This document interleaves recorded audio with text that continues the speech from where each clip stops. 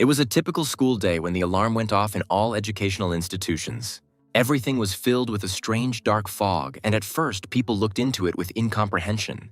Many people thought that someone suddenly started filming a movie and the doll looked strange. In the middle of the bus stood a goblin with a huge axe and terrifying red eyes, and fangs protruding from his mouth. That day, many saw hell, in which most died a terrible death. Some were overcome with panic, horror, and fear, while others tried to call the police with trembling hands. People on the bus fell one after another, and the horrific images quickly caused general panic. 5 goblins would attack someone, hanging over them and continuing to strike. In the eyes of the people, there was horror, fear, and hopelessness of this situation and the confined space.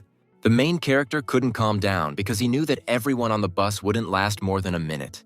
He knew that both children and adults would be killed, and 80% of Seoul's population would be wiped out. Can someone with a player talent value of 0 survive? For some reason, the main character was a mediocre player, but he had to resist this attack.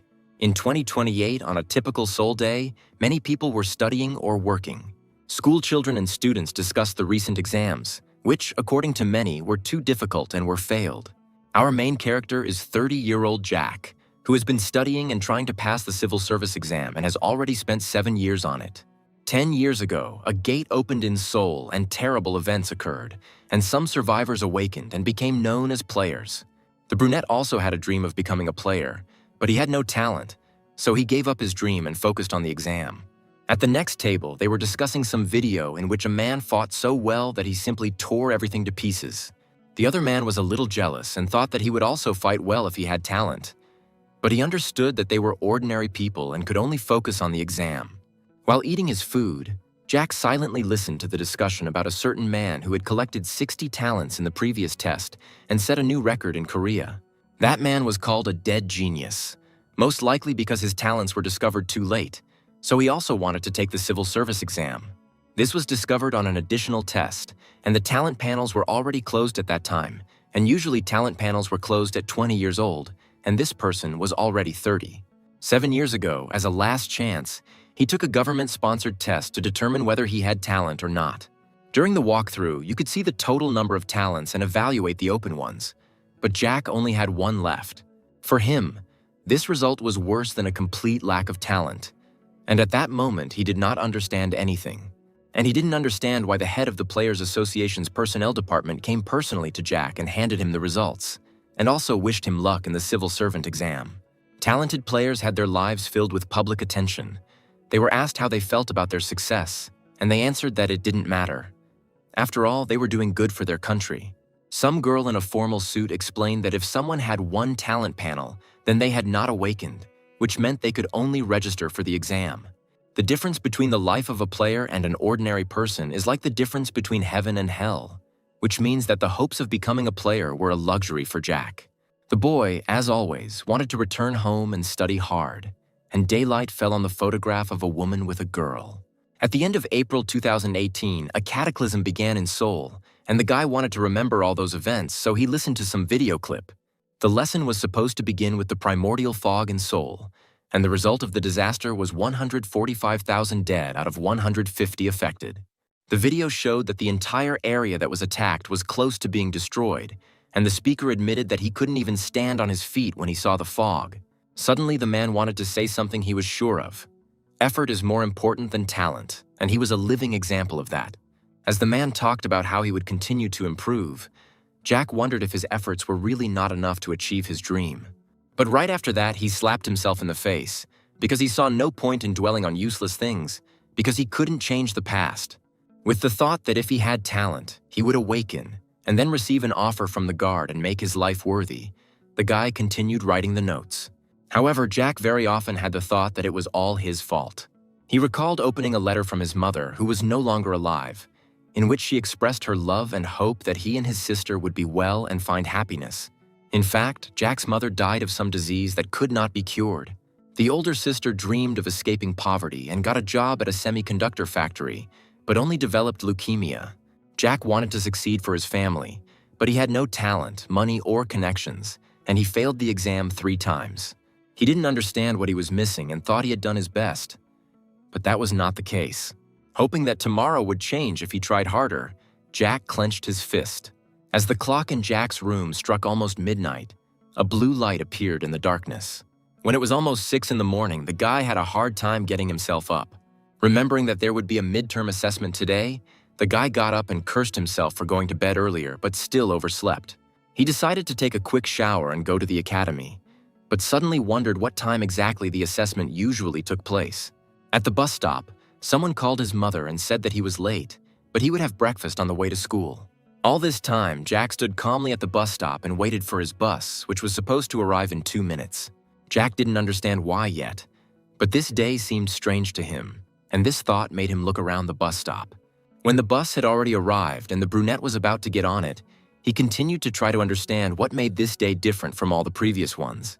Having already entered the bus, the guy decided that it was all about his mood and decided to read his notes instead.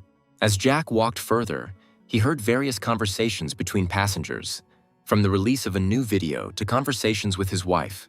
Sitting down in his seat, the guy was surprised that the old group had become popular again, but he couldn't know about it because he doesn't watch TV.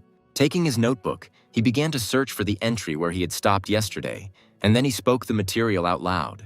While the guy was repeating his notes, you could hear passengers talking about how it was too cold for April, but they didn't want to get out other clothes. While Jack was talking out loud about how the training had begun with the primordial fog, one of the passengers noticed something strange. The commotion that arose on the bus made the guy look up from his notebook. He immediately noticed that all the passengers were looking to the right and discussing the strange fog, because of which it was impossible to see anything. People were very surprised by this because the forecast did not mention anything like this. At the same time, Jack felt a sharp smell of sewage, which made him immediately cover his mouth with his hand. However, when the guy thought that everything around was strange and the smell was too disgusting, he turned his attention to his vibrating phone. It turns out that he received an emergency message on his phone about an emergency situation. The message said that fog could lead to accidents on the roads. But what was more terrifying was the date that was given in the message. April 27th, 2018. Jack couldn't believe it and, out of anxiety inside, he clenched his teeth and squeezed his hand on his chest. Jack finally realized that he was now in the events of 10 years ago and no one suspected what awaited them. Only one man knew now that 145,000 people out of 150,000 would die. People started to get a little worried because it was getting as dark as night and asked the driver if they would continue driving. Jack knew there was a 97% chance he would die during this training. But suddenly, at that very moment, a sign appeared in front of him that he had never seen before. The time countdown began on the table and all players were asked to get ready for the start of training. 10 years ago, during the beginning of training, monsters emerged from the dungeon and this led to a brutal massacre with no chance of resistance. The cataclysm lasted almost a week, and during this time, almost 150,000 died in just one region. But later, people appeared who were called players and who gradually dealt with the disaster. Various guides for specific locations and recordings of various player battles began to appear. And later, thanks to this, it was possible to create virtual dungeons for developing strategies, and the world began to recover from the disaster. Jack was able to remember many of the notes and completed the dungeons many times. Even though Jack couldn't become a player, he continued to go through dungeons because that's where he could be the best player. Jack knew about the notifications that appeared after the cataclysm began, but he only knew about it in theory, and now he saw it personally. Suddenly, the bus crashed into something and the panic among the people only increased. Many were worried because nothing was visible or clear from the outside, and school children were worried that they would be late for school. Meanwhile, Jack, realizing what would happen next, tried to calm himself down because it had already happened. Jack figured that he was the only one who received the notification, which meant he was the only player, and now he had to use all the information he knew to survive. Suddenly, he started receiving notifications that someone was watching him and wanted to give him bonuses, and this really surprised the guy. The fate of each was decided by what bonuses the guards would give, and the guards themselves were one level higher than the players. Suddenly, Jack saw that the bonus he had received was the eyes of a cold-blooded observer. At that very moment, the guy admitted to himself that he himself began to feel much calmer, as if he were observing from a third person. With 10 seconds left before the training began, the driver announced that the fog was too thick and everyone would have to get there on their own. When everyone was about to leave the bus, Jack suddenly shouted at everyone to lie down on the floor, because this was the only way to survive. At the same moment, he received a notification that an unknown observer was interested in the brunette. Suddenly, one of the passengers pointed ahead and asked what was there. The driver turned around and saw that there was a strange blue funnel inside the bus. At that moment, a girl appeared from there, and a notification came that mid-level administrators were now appearing. The girl with blonde hair, who resembled an angel, introduced herself as the mid-level administrator Sania. With an impassive look in her yellow eyes, she said that now everyone gets into training. Then Jack received information that he had to hold out in the training zone for 7 days, but he couldn't leave it, and further difficulty would be determined by the number of survivors. People didn't understand what was going on and asked for an explanation of what was going on, hoping that it was just a movie being filmed. Turning to the girl, the guys worriedly said that they were not in the mood for pranks. Then Senior replied that during training they needed to use all their strength to survive.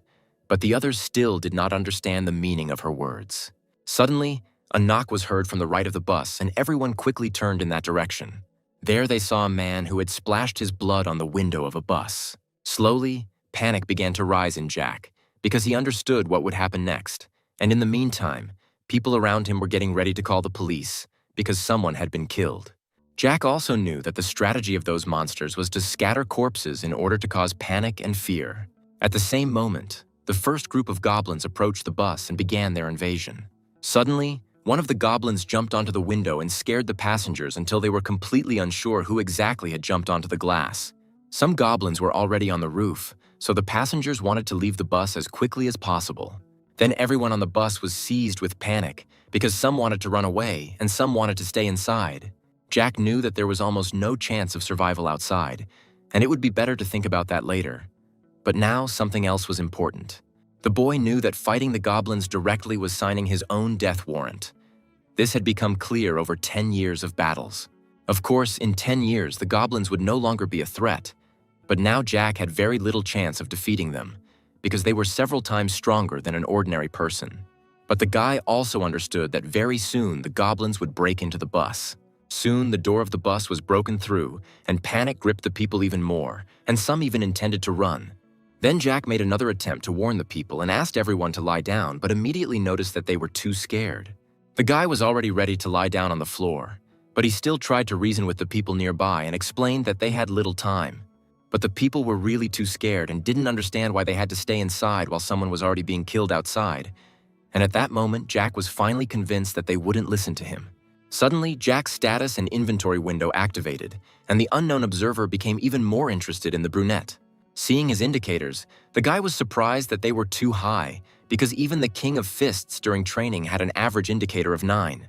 But Jack didn't have time for these thoughts because the goblins were constantly getting closer and closer to them with every second. At that moment, one of the goblins broke through the door with his club. At that moment, a multitude of goblins burst into the bus and began to attack people with weapons, wearing creepy smiles. People tried to run and save themselves, but one by one they were caught and killed in cold blood despite their screams and pleas to stop. Afterwards, they looked with pleasure at all their victims and the work they had done in the bus, which was full of blood. Suddenly, one of the goblins noticed the brunette lying on the floor. Frowning slightly, the goblin walked up to him and poked the guy in the side with his club. At that moment, Jack was able to activate the cold observer's eye and was grateful that his plan was working.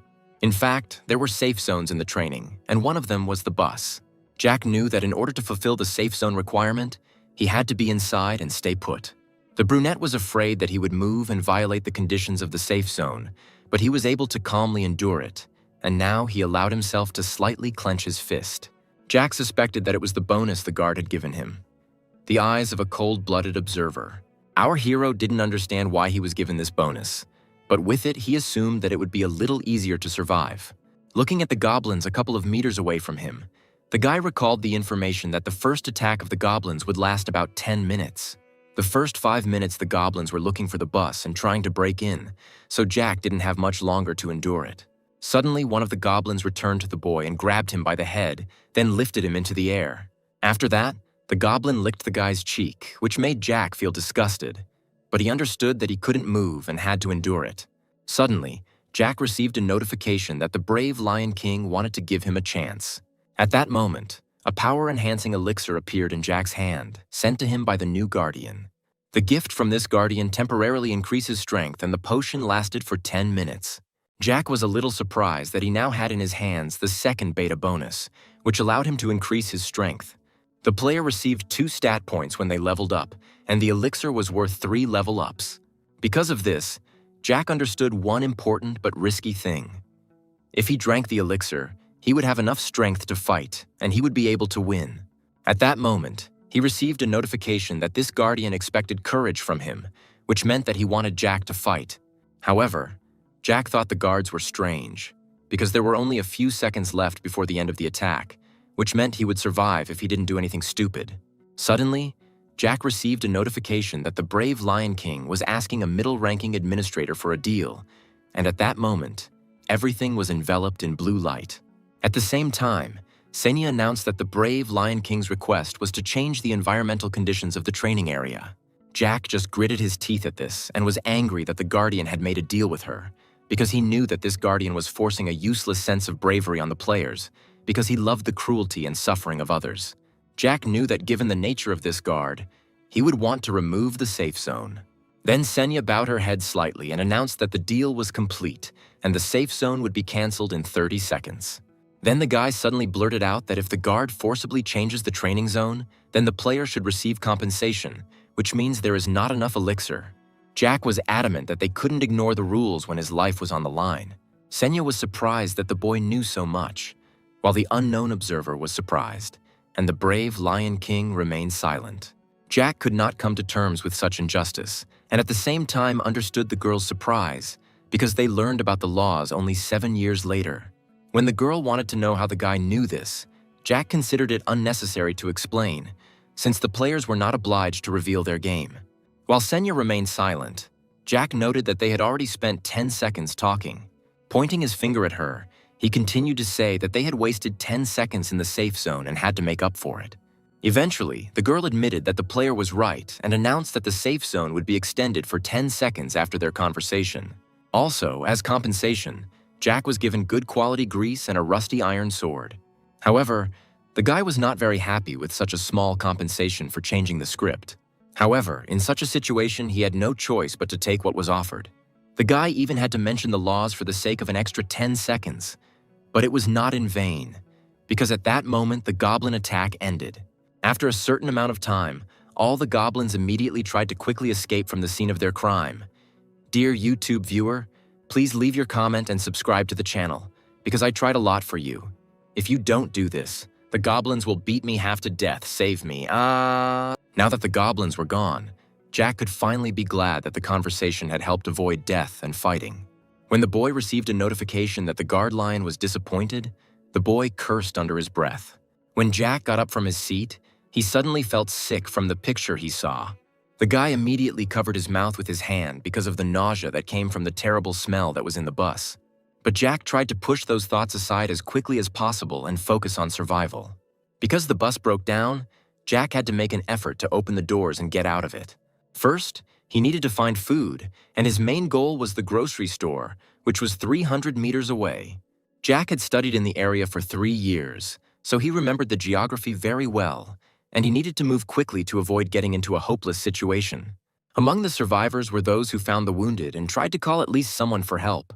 Jack assumed there must be other survivors nearby, but he had difficulty getting his bearings because of the fog. For some reason, Jack felt calm being among the corpses and assumed it was because he had been given those skills. But suddenly he looked down and saw someone's small hand next to his leg. At that moment, the guy thought that he had accidentally almost stepped on a corpse, but suddenly he heard a child's voice. The little girl, with tears in her eyes, asked for salvation and help. He was surprised. Jack stepped back a little and did not yet know what he should do. At the same moment, on the other side, he saw a lone goblin, who for some reason did not leave after the first wave. The goblin grinned evilly and was about to cut the girl's leg with a sharp knife. At that moment, the girl was still begging Jack to help her. With tears in her eyes, the girl admitted that she just wanted to see her mother. Having come to his senses, the guy realized that the girl was still not injured, although the goblin tried to cut her. Besides, the girl was screaming not from pain but from fear, and the goblin was strangely focused. Because of all this, Jack assumed that the girl had a talent that he could only hear about. Suddenly, Senya appeared and said that even a first-level goblin would be difficult for a newbie to kill. After thinking about her words, the guy decided that if she was telling the truth, then it was impressive. Jack understood that because of fear and panic, the girl did not notice her very rare talent. Jack also understood that if he left her here, then other goblins would come and kill the girl. Then Jack was about to make a decision and opened his inventory. In fact, Jack was more familiar with the training conditions than many and could compare the theory and experience of virtual dungeons.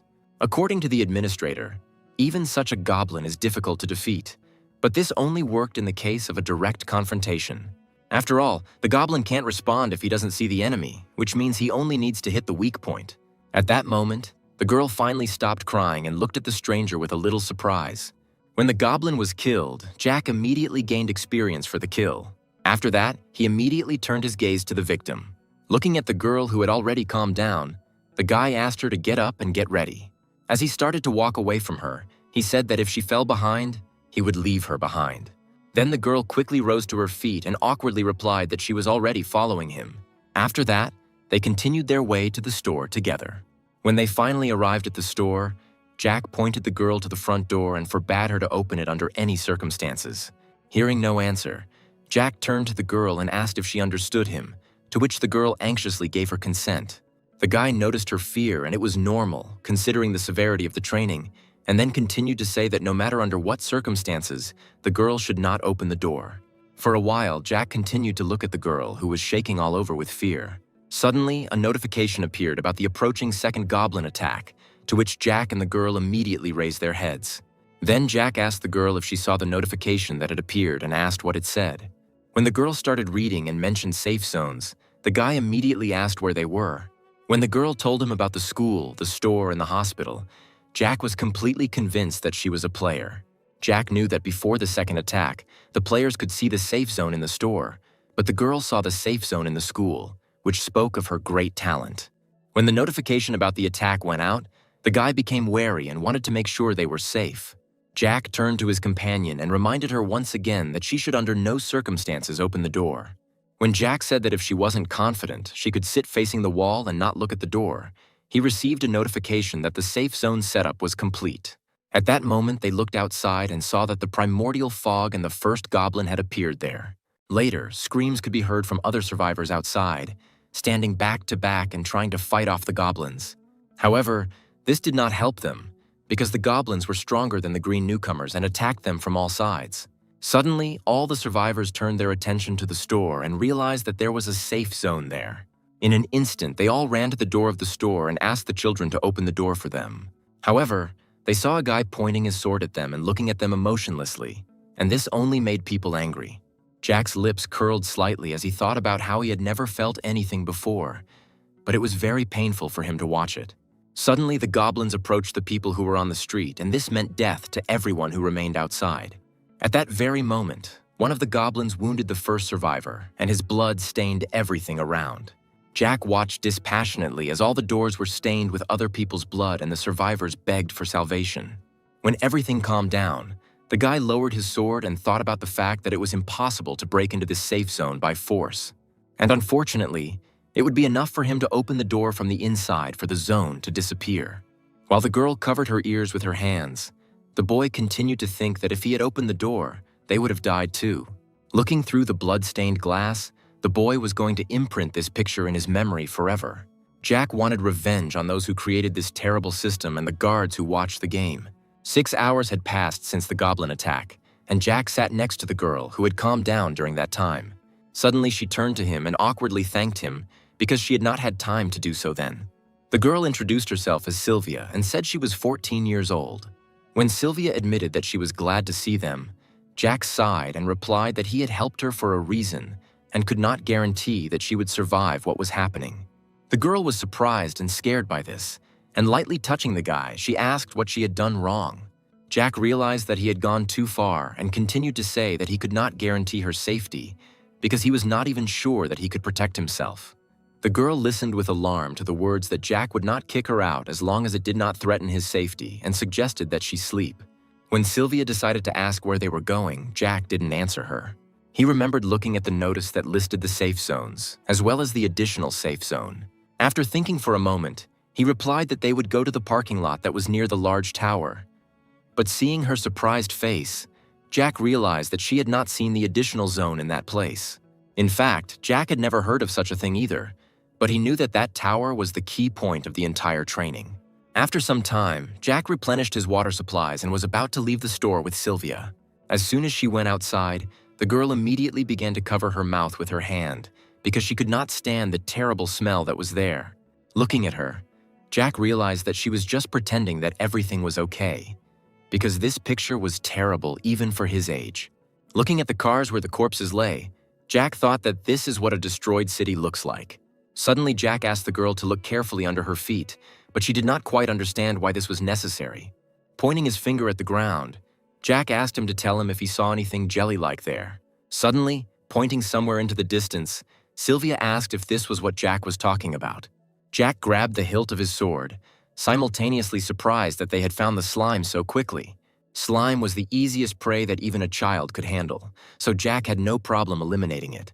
At the same moment after killing the monster, the boy thought that it was his first time using a sword, but it seemed like he was very familiar with this feeling. Right after that, Jack explained to Sylvia that the slime is the weakest monster, and if they appear on their way, the guy will kill them. That's why Jack asked her to be careful, but he was surprised that the monster was found so quickly. And a little later, looking at his rusty sword, Jack again thought about the fact that he had previously used swords only in virtual dungeons. But as he squeezed his hand on the hilt of the sword, he thought about how the feeling was so familiar, as if he had used the sword often. After some time, Jack killed the fifth monster and also noticed that Sylvia noticed the monsters much faster than him. After the fifth killed monster, Jack's level rose to the second, and the guy also received 2 points to all characteristics and 1 bonus point to a random characteristic. When the girl asked why Jack's body started glowing, the boy replied that he had raised his level. Then the girl listened with delight to how killing monsters allows you to level up. When Sylvia replied that she would try to level up too, Jack turned to look at her with an impassive gaze. Then Jack killed monsters and realized that he was doing it for the first time, but the feeling and the sword were very familiar. But once the guy leveled up to level 3, he stopped and thought about how he was leveling up too fast and was also getting random points. Then Jack remembered that the famous King of Fists, who was able to complete the training, mentioned this in his notes, but even he had a hard time getting those glasses. And Jack had already received them twice, although he was only at level 3. When Jack was told about the retest, they said with certainty that he had no talent. Because of this, Jack assumed that the talent panels were open when he returned, although the guy was sure that they were closed at that time too. Looking back, Jack thought that he might have been the one who showed progressive growth only in the beginning. But he thought it was even better this way, because he managed to survive, reach the 3rd level, and attract the attention of some guards. And if this assumption was correct, then Jack has a chance to achieve his goal after training. In 3 years, a disease-curing potion was supposed to appear on the market that would cost 1 billion won, and with it, Jack would be able to cure his mother. So Jack was going to survive this training and confidently move towards his goal, saving money. On the way to the tower, our heroes continued to kill slugs, and at first the guy was surprised by the bonus points. But then he discovered another important point. It turned out that after level 5 it was possible to create groups, so Jack immediately sent an invitation to his companion. While Jack looked at the girl and thought that she too would become stronger, an unknown observer showed interest in them. Suddenly Sylvia thanked Jack and with tears in her eyes said that she would try to help and asked him not to abandon her. Jack continued to look at her and thought that the girl was still worried about this, and he felt sorry for her. However, the guy had a lot of his own worries, so he exhaled and asked his girlfriend to show this with actions, not words.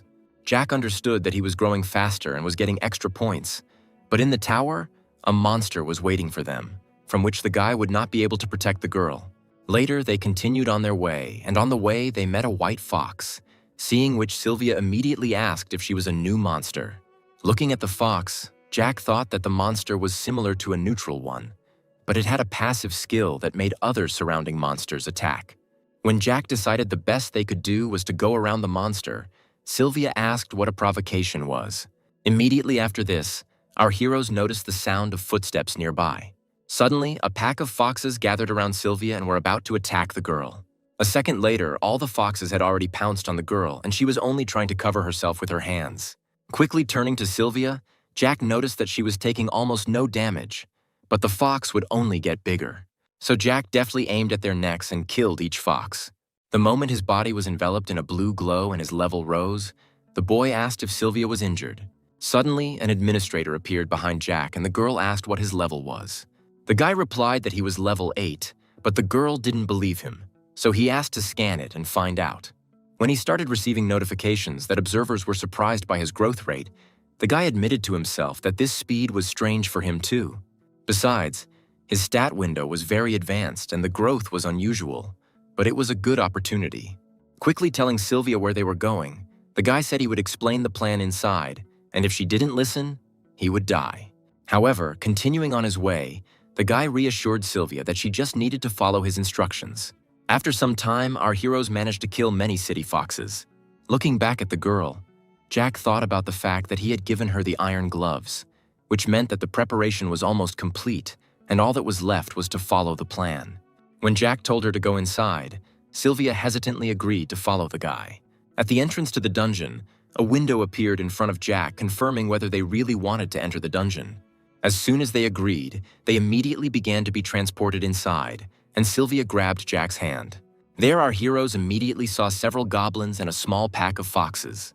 As soon as people appeared in the dungeon, the goblins immediately turned their attention to them. Turning his gaze to Sylvia, Jack asked if she had remembered exactly what they needed to do, and she confidently replied that she had remembered everything. Jack said to start with the goblins, so Sylvia immediately ran towards them. The goblins were also ready to attack and were advancing straight towards the girl. Without losing her composure, Sylvia immediately hit the first goblin in the face with her left hand.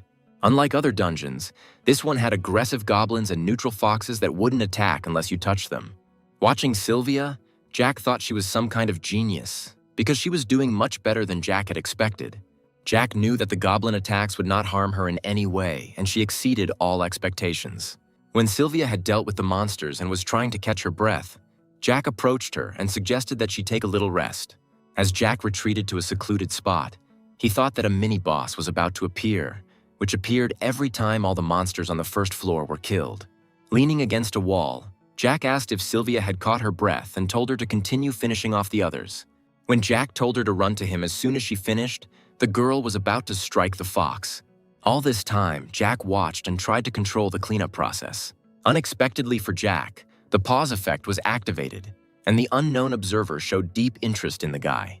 Realizing that the pause would stop all activity in a particular area, Jack clenched his teeth slightly and turned toward the stranger's voice. The pause was the effect of the administrators, and now one stood in front of Jack and asked if the guy had gone crazy. Jack asked what the girl meant, and he himself thought that the effect was very expensive, and for some reason they decided to use it on Jack. Senya noticed that Jack acted as if he knew what was coming and asked if this was all part of his plan. The guy didn't understand why she was interested in this, and the girl didn't understand why Jack was acting so unreasonably.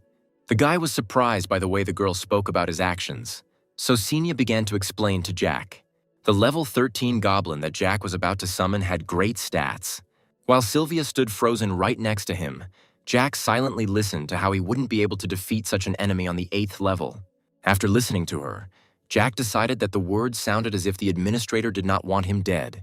However, Senya did not understand what he was talking about, which Jack immediately recognized as an attempt to lie and was convinced that he had become someone who attracted a lot of attention. Senya said that Jack was a player who knew the future, but in reality, he had become a rare figure who could attract the attention of the guards. Because of all this, Jack concluded that it was not in her interest for Jack to die, and besides, he did not hear about her in the future. When there was silence, the guy chuckled and told her that she couldn't even come up with an excuse. Jack thought she was such a bad administrator that she was destroyed before she even got any notoriety. The girl asked if it was an insult, but Jack replied that he was just telling the truth and that she did not know how to take advantage of the situation. Suddenly, Jack told her that if she wanted to entertain the guards, she should say after a pause that he could not defeat the goblin. Jack was supposed to win in the end, but Senya still didn't understand how the guy was going to do it with the girl. However, the guy continued to talk about his idea of how a level 8 player would defeat the boss. Jack claimed that the guards would go crazy if they saw something like this, and Senya would be able to increase her rank. In exchange for this little show, Jack wanted to offer the administrator a deal. However, at this point, Senya lost her temper and, intending to punish the player, said that his arrogance had gone too far and her patience was not limitless. To this, Jack calmly replied that if she wanted to, she would have already killed him. Jack continued to assure her that a deal with him would benefit her, and then finally the girl asked what he was proposing. Once the terms of the deal were agreed upon, everything was back in motion, with Sylvia fighting the monsters. After some time, she turned to Jack and said that she had finally dealt with all the monsters. Once all the conditions were met, a goblin soldier immediately appeared and a boss monster zone began to be created. At this time, Jack and Sylvia were sitting in a secluded place, and the guy asked his partner to be quiet and hide. As soon as the goblin noticed the people, he immediately swung his huge spear at them. Jack hid from the goblin because he knew the most effective way to defeat him. He knew the most important thing was to avoid the most dangerous skill, the spear throw. As soon as the first task was completed, Jack immediately rose from his seat and called Sylvia to follow him. At the same moment, turning to Senya, the guy asked her to look carefully. After all, Jack promised her an interesting battle, as a guy of the 8th level would defeat the boss. As soon as the boy appeared in front of him, the goblin pointed his spear at him. Gritting his teeth a little, the boy thought that the boss really was more frightening than all the other monsters. Jack also knew that after the spear attack, the goblin would rush at the survivors, which Jack could now observe. At that moment, Jack could only watch carefully because there were 2 options for attack. The first option is a thrust, and the second is a swing, which is what the goblin chose. But Jack managed to avoid the swing and was immediately able to attack the goblin when he opened up. However, Jack's attack did not do much damage and only angered the goblin, which was expected. The enraged goblin immediately rushed at the guy and this time wanted to use the puncture. The attack was very fast, but Jack managed to repel it again. But suddenly, unexpectedly even for himself, Jack discovered that he could predict movements. Jack was about to use all his strength to kill the goblin, and his sword was already leaving a bloody trail. Sylvia was not far from there and was going to deal with all the other low-level monsters. However, now she was sticking to Jack's plan and had to endure all the monster attacks. Senya, who was watching everything, suddenly saw that a lot of unknown observers had gathered, showing interest in the battle. When asked if it was true that a level 8 player was fighting a monster, the girl confirmed it. Senya herself had a hard time believing it and assumed that Jack was hiding his true level. She noticed that the movements were different from the way other players moved, but in her opinion, it was still not enough. She understood that weak attacks could not kill the boss and only exhausted the player. The battle between Jack and the boss continued, and this time the goblin was going to hit the man with all his might. At that moment, Jack called out to Sylvia and said that they could now move on with their plan. This was a signal to Sylvia that she could now kill monsters. At that very moment, she raised one hand up and the goblin was surprised by this, because before the girl had simply stood motionless. One hit was enough to kill a monster, and from this, Sylvia immediately gained experience. Senya watched this and tried not to show her surprise, although it was difficult for her to believe what was happening. Killing Sylvia also gave Jack experience, which increased the guy's level but only made the sword dull. Leveling up gave stat points and restored health, something Jack could use due to the low level of the zone and the rapid growth of his own abilities. Turning to Sylvia, Jack told her to keep the monsters at bay and to be prepared. Jack understood that while Sylvia was sharing her experience and the goblin was distracted by Jack, the guy could improve his characteristics and restore his health. As Jack dodged another blow, he continued to think that he had a chance to win. The guy hoped to hit the goblin's weak spot, the back of the neck. He decided to check the status window again and look at his experience when he himself was already covered in sweat and could hardly withstand the onslaught of the boss. Sylvia continued to try to raise Jack's level once again. Jack was forced to take one of the goblin's attacks. The blow landed on the guy's shoulder. At that moment, the guy's level rose and he was about to strike the goblin with his sword. Jack delivered one deft blow and drew his sword across the goblin's neck. However, this did not kill the boss, and he only turned to look at the man who was behind him. Jack immediately took advantage of the goblin's opening and struck at the back of the neck. It was at that moment, when the rusty sword broke, that Jack received a notification that he had defeated the goblin. While Jack was being credited with experience for the battle, the boy tried to catch his breath. As Sylvia ran up to Jack with concern, the boy received a notification that the system had assessed his passage as solo. Sylvia ran up to Jack and hugged him tightly, and the guy hugged her too, but he did it mechanically. Suddenly, he received a notification that one of the conditions of the hidden figure had been met, but Jack knew nothing about the hidden boss. At the same time, in another area there were also survivors who were fighting monsters. People around were amazed at how some guy killed level 8 monsters with one hit. Everyone around was praising that player and asking him not to be modest. However, the guy was embarrassed by all these compliments in his direction, and he did not consider himself so strong. But suddenly he noticed two more survivors who were separated from everyone else. Noticing them, the player immediately raised his hand and tried to attract their attention. Jack couldn't get the thought out of his head whether he really had no talent. However, realizing that he had defeated the mini-boss, the guy denied his lack of talent. Jack knew some of the events of the future, but even this was no guarantee that it would be easy for him in the dungeon. In addition, Jack now attracted the attention of a woman with scales, a guard whose character was close to absolute good, and unlike the Lion King, she always put the safety of the players first. Jack stood there in bewilderment that the guard, who always provided reasonable support and compensation, would pay attention to a player like him. The boy turned slightly to the side when he thought that such attention was given to him because of Sylvia. Looking at the girl, he thought that to others the situation might look like he was rescuing an abandoned child. At that moment, a sword began to appear in Jack's hand as a reward for defeating the boss. When the boy received the weapon and quickly assessed the sword, which was twice as good as the previous one, Sylvia asked where they were going now. Turning around, Jack said that they would go and kill as many wolves as they could. Jack explained that the wolves were level 7 and their leader was level 9, and they were able to deal with these monsters. Senya watched with disbelief as the boy said that he knew so much because he had heard about it from someone before. As he left, the guy thought about how he originally wanted to stay in the safe zone until the King of Fists attacked the second floor of this tower. Now Jack had a new goal. He decided to collect money because now he definitely had the talent of a player. Jack was going to take advantage of every opportunity, whether the talent was something he had always had or was acquired through training. The excited guy asked our heroes in surprise how they managed to survive. It was the first time Jack had met the King of Fists in person, but he recognized the guy right away. The guy knew that later the King of Fists, Sam, would be in the top 8 famous players in Korea, but for now the guy looked much simpler. Sam tried to cheer up the strangers, and Jack, amazed at how many people Sam had already saved, realized that the title of trained was not given for nothing. Sam immediately awkwardly offered the strangers to join their group if they wanted to, of course. Sam thought they had a better chance as a group, but Jack was in no hurry to give an answer. After thinking for a bit, our hero politely refused, which greatly surprised everyone watching. Jack explained that it was enough for both of them to hold out, and he was confident that together they could handle it. Having received an unexpected refusal, Sam awkwardly scratched the back of his head and wished the strangers good luck. While Jack politely wished him luck in return, the others began to whisper that the guy was acting so arrogant because he hadn't seen Sam's powers. Jack had already started to leave, but suddenly stopped and decided to give Sam some advice. Pointing to his eye, Jack warned that if they encountered an opponent that was too strong, they should aim for the left eye. Sam was a little surprised by the stranger's strange behavior, but in the end he thanked him anyway. When they had moved a decent distance away, Sylvia suddenly asked if those people could handle it. Turning around, Jack said that they would most likely be okay since the guy seemed strong. Jack reassured his partner, but knew that those people would face problems. If we are to believe the memoirs of the King of Fists, then he and 10 survivors had to go into the dungeon of the tower.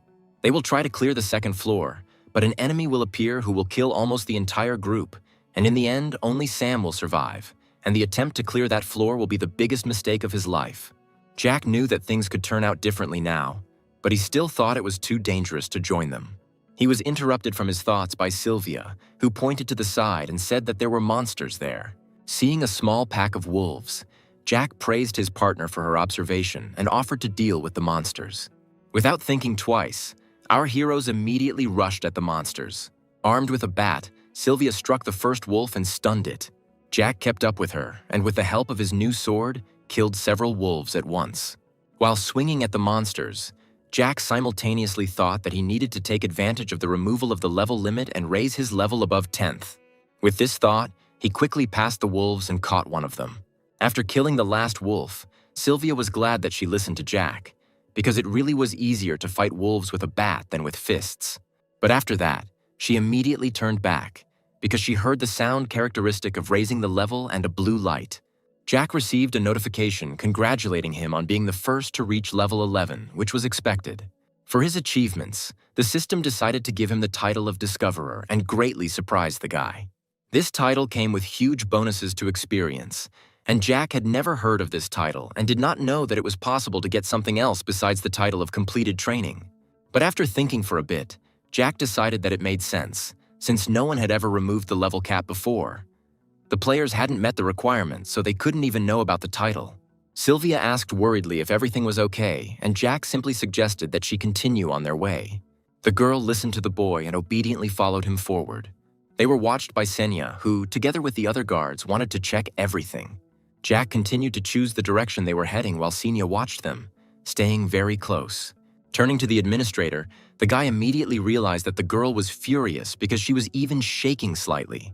Yesterday, Senya asked if the guy had received the title, and Jack was surprised, but did not rush to answer. After thinking for a bit, the guy slowly replied that he had received a title, and Senya asked what kind of title it was. When Jack said he wasn't going to answer her question, Senya immediately became furious, but tried not to show it. Jack knew that the guards couldn't know the player's title unless the player told them, so they continued to press Senya. Our hero understood that it was probably hard for her, but he had no reason to tell her about the title. While our heroes continued to kill wolves and level up, Sam's team had already arrived at the tower. Sam drew everyone's attention to himself and began to talk about how there was a dungeon nearby that everyone already knew about, but they didn't know what danger could be inside. The guy tried to inspire everyone with fighting spirit and talked about how the world had changed and now risk brought greater reward. People looked at him in surprise when he said that they could all enter the dungeon together if they agreed. Very quickly, the first volunteer appeared who wanted to follow Sam, because Sam had previously helped the man a lot. Immediately after him, a second guy responded, who thought that going together was a very good idea. After this, absolutely every member of the team was charged with fighting spirit and everyone wanted to enter the dungeon as soon as possible. A multitude of wolves suddenly appeared on the stream, which Jack and Sylvia were hunting. Without giving the monsters time to attack, the guy immediately struck the first blow. Suddenly, Sylvia noticed that they were doing it much faster now, and Jack agreed, citing the fact that they had repeated it many times. They had been hunting wolves for the second day already, and during this time, Jack had risen to level 12, and they were killing them faster than new wolves appeared. Suddenly, Sylvia noticed that one wolf appeared on the other side of the stream. Slowly approaching the monster, Jack believed that this wolf was the last one in this area. The guy dealt a quick blow, to which the wolf did not even have time to react and was immediately killed. Suddenly, a red notification appeared in front of Jack, the appearance of which immediately alerted the guy. It turned out that all the conditions of the hidden figure were met, despite the fact that Jack tried to avoid any fears, and now the lycanthrope was supposed to appear. Jack immediately turned to Sylvia and told her to run as a red and black portal appeared in front of the boy. As she ran away, Sylvia asked what it was, but Jack refused to explain, since there was no time for that now. Turning around, Jack saw that a werewolf had already appeared from the portal. The lycanthrope howled, and the howling effect was immediately applied to the body, making it harder for our heroes to move. Sylvia's body soon became paralyzed and she fell to the ground, unable to move. Jack immediately shouted at her to hide behind the car, but in that case, the girl did not understand how Jack would cope without her. Gritting his teeth and looking at his enemy, the boy thought that he had guessed that there might be a hidden figure in the training, but he never thought that he would meet a werewolf. Looking at the monster, Jack tried to assess its physical abilities and decided that the werewolf was stronger than the monster on the second floor of the tower.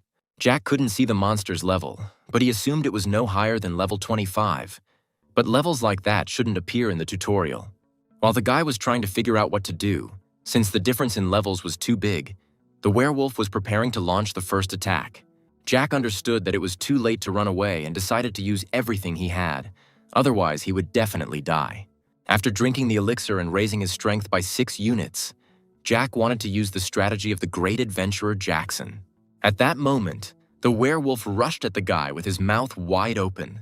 For a while, Jack stood motionless and waited for the right moment to begin his actions. Sylvia watched the whole thing from behind the car, but she was worried about whether Jack would be able to cope without her.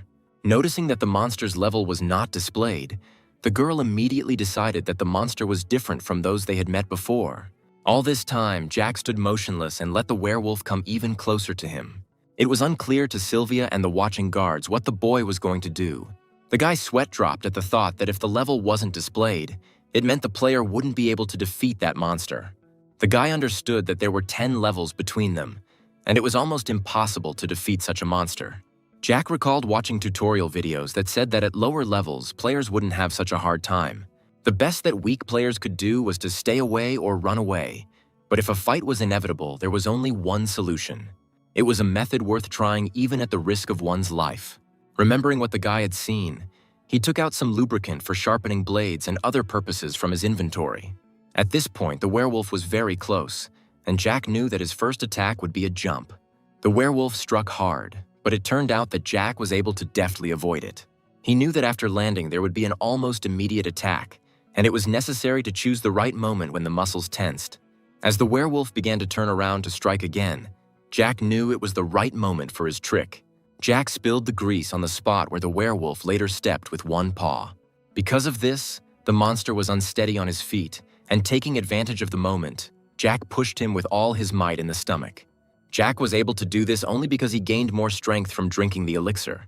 That video talked about using all your strength and any methods to throw the werewolf into the water. Jack actually managed to do it, so he watched as the monster struggled in the water. At that moment, something strange began to happen and the werewolf became noticeably smaller. Sylvia watched this in surprise and did not understand why the werewolf suddenly became smaller. While trying to catch his breath, Jack simultaneously said that water always had a similar effect on them, making them look like ordinary wolves. Sylvia asked if Jack had studied any martial arts, but the boy only replied that he had not had time for it and was busy preparing for the exam.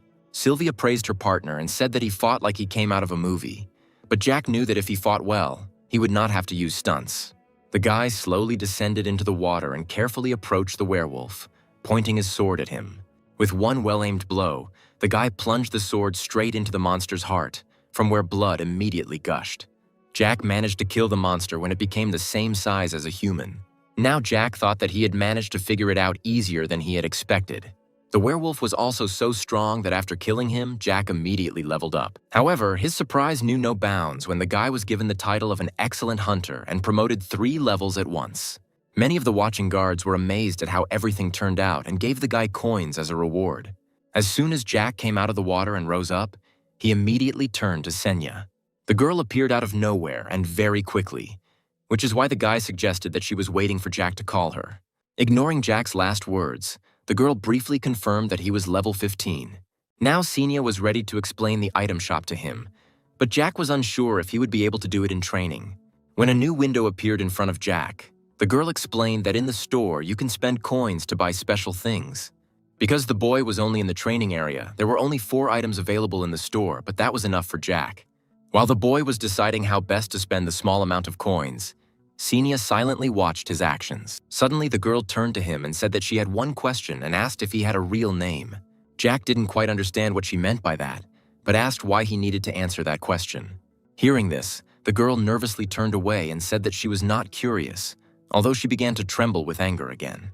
When she asked if the guy would check the title, he replied that she did not have to be present when he checked it. Jack realized that she was hoping that he would show her the status window because he was inexperienced. But Jack decided to maintain the mystical atmosphere. When Jack told Sylvia to get ready to leave, the girl asked where they were going this time. Jack answered her dispassionately that they would go to the 2nd floor of the tower. The girl was a little surprised by this decision, because earlier Jack said that there were dangerous monsters there and the guy again confirmed his words. Meanwhile, on the 2nd floor of the tower, many people were already seriously injured or even killed. Sam was also covered in blood, but he held on and tried to figure out where that monster had suddenly appeared from. In front of them was a huge ogre, which Sam did not know how to defeat because it was too strong. Sam knew it would be all over if he gave up, so the boy put all his remaining strength into his punch. No matter how strong the blow was, the monster was able to easily block it and did not receive any damage. The blow only angered Ogre, and now he struck the man with all his might. Unfortunately for the guy, his arm was now broken, while the monster stood before him unharmed after multiple attacks. Sam began to feel anxious at the thought that they would all die here if he didn't come up with something. Suddenly, he remembered the strange guy he had met earlier who had given him strange advice. At that moment, it dawned on Sam and he decided that the advice was specifically for this monster. However, he had no time to think because the monster was trying to punch the man in the head. Luckily, Sam had good reflexes, so he was able to deftly dodge the blow. But this trick was not unexpected for the ogre and he simply hit the guy with his free hand. Sam was thrown to the side and blood began to flow from his mouth due to the force of the blow. At that moment, the guy despaired and decided that he could not defeat such an enemy and that their end had come.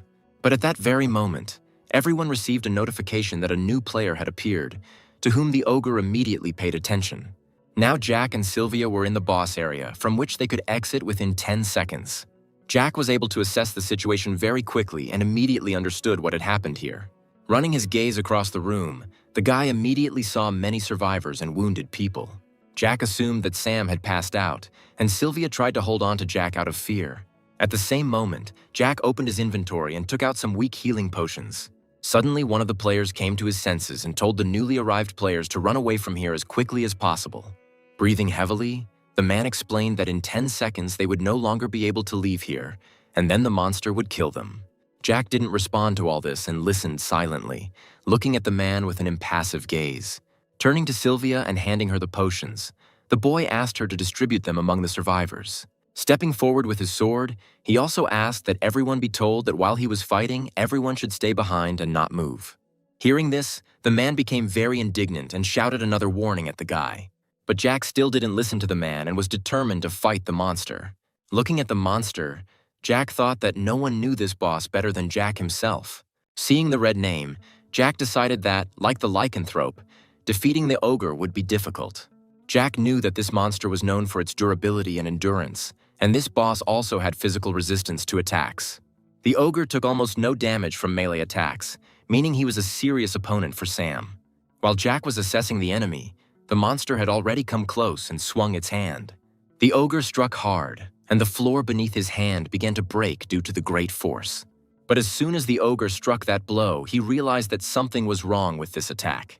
In fact, Jack was faster and was able to easily avoid the attack of the large, clumsy monster.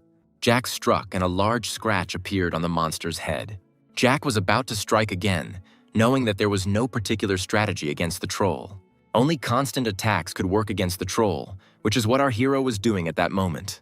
The king of fists that Jack knew was able to kill the monster and receive the title of trained. Sam then managed to win due to constant attacks and not allowing the troll to recover. While Sylvia was handing out medicine to everyone and watching Sam anxiously, other people were watching the fight in amazement. When the excellent hunter effect was activated, Jack immediately began to see the trajectories of attacks and was able to dodge. Jack also knew that he could relieve fatigue with the help of potions that he had previously bought in the store. Jack believed that if he played it safe, he could win. The ogre was enraged by the constant attacks and attacked the guy. Jack immediately noticed this, and standing sideways to the monster was about to launch his attack. The people who had already recovered from the potions began to watch the fight and wondered who this stranger was. Everyone was surprised and wondered how long the fight had been going on and if the guy had really come here to help them. Jack constantly dodged attacks and deftly wielded his sword, and those watching did not understand how a man could fight for so long. One of the observers thought that Sam was a genius, but now, watching the fight, he believed that this stranger was much stronger. After a long fight, Jack was already tired and breathing heavily, while at the same time he used items from the slots. Jack now understood how difficult the fight had been, but the monster was no longer standing firmly on its feet, meaning its end was near. Gritting his teeth, the guy thought that the previous him would never have thought of getting involved in a fight. But now Jack believed that all this was in the past, because now he intended to become a player. Raising his sword higher, the guy tried to concentrate because there were 15 minutes left until the chance to finish everything. Jack was about to strike when suddenly he received a notification that the brave Lion King wanted to help him, and this greatly surprised the guy.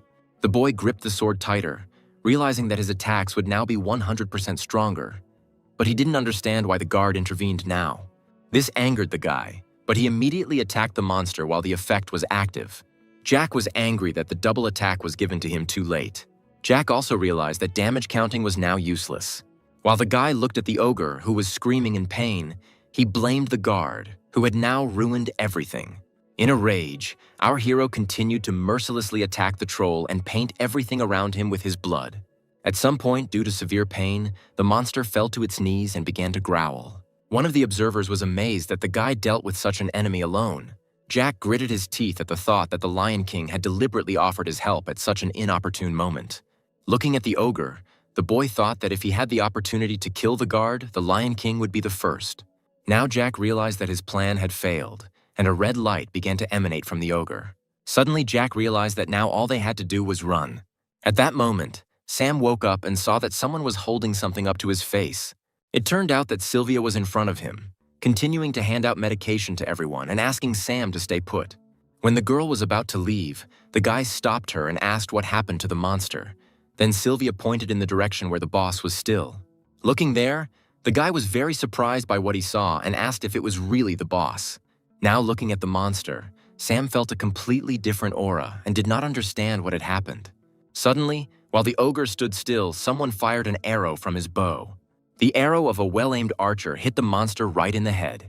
While Jack looked at the monster in surprise, the archer was happy that he had killed the boss. The guy started laughing and talking about how he couldn't give their loot to a stranger.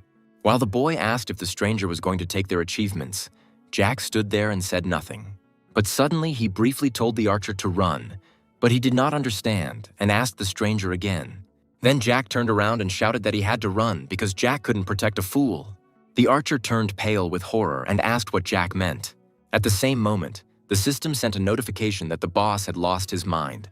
While the ogre was going berserk, Jack immediately ran to Sylvia and wanted to get out of there as quickly as possible. As she ran away, the girl asked where they were running, and Jack told her about the escalator. Meanwhile, the boss was already standing in front of the archer, and the guy looked at him with horror and did not dare to move. At some point, he woke up and started running away from the monster with all his might.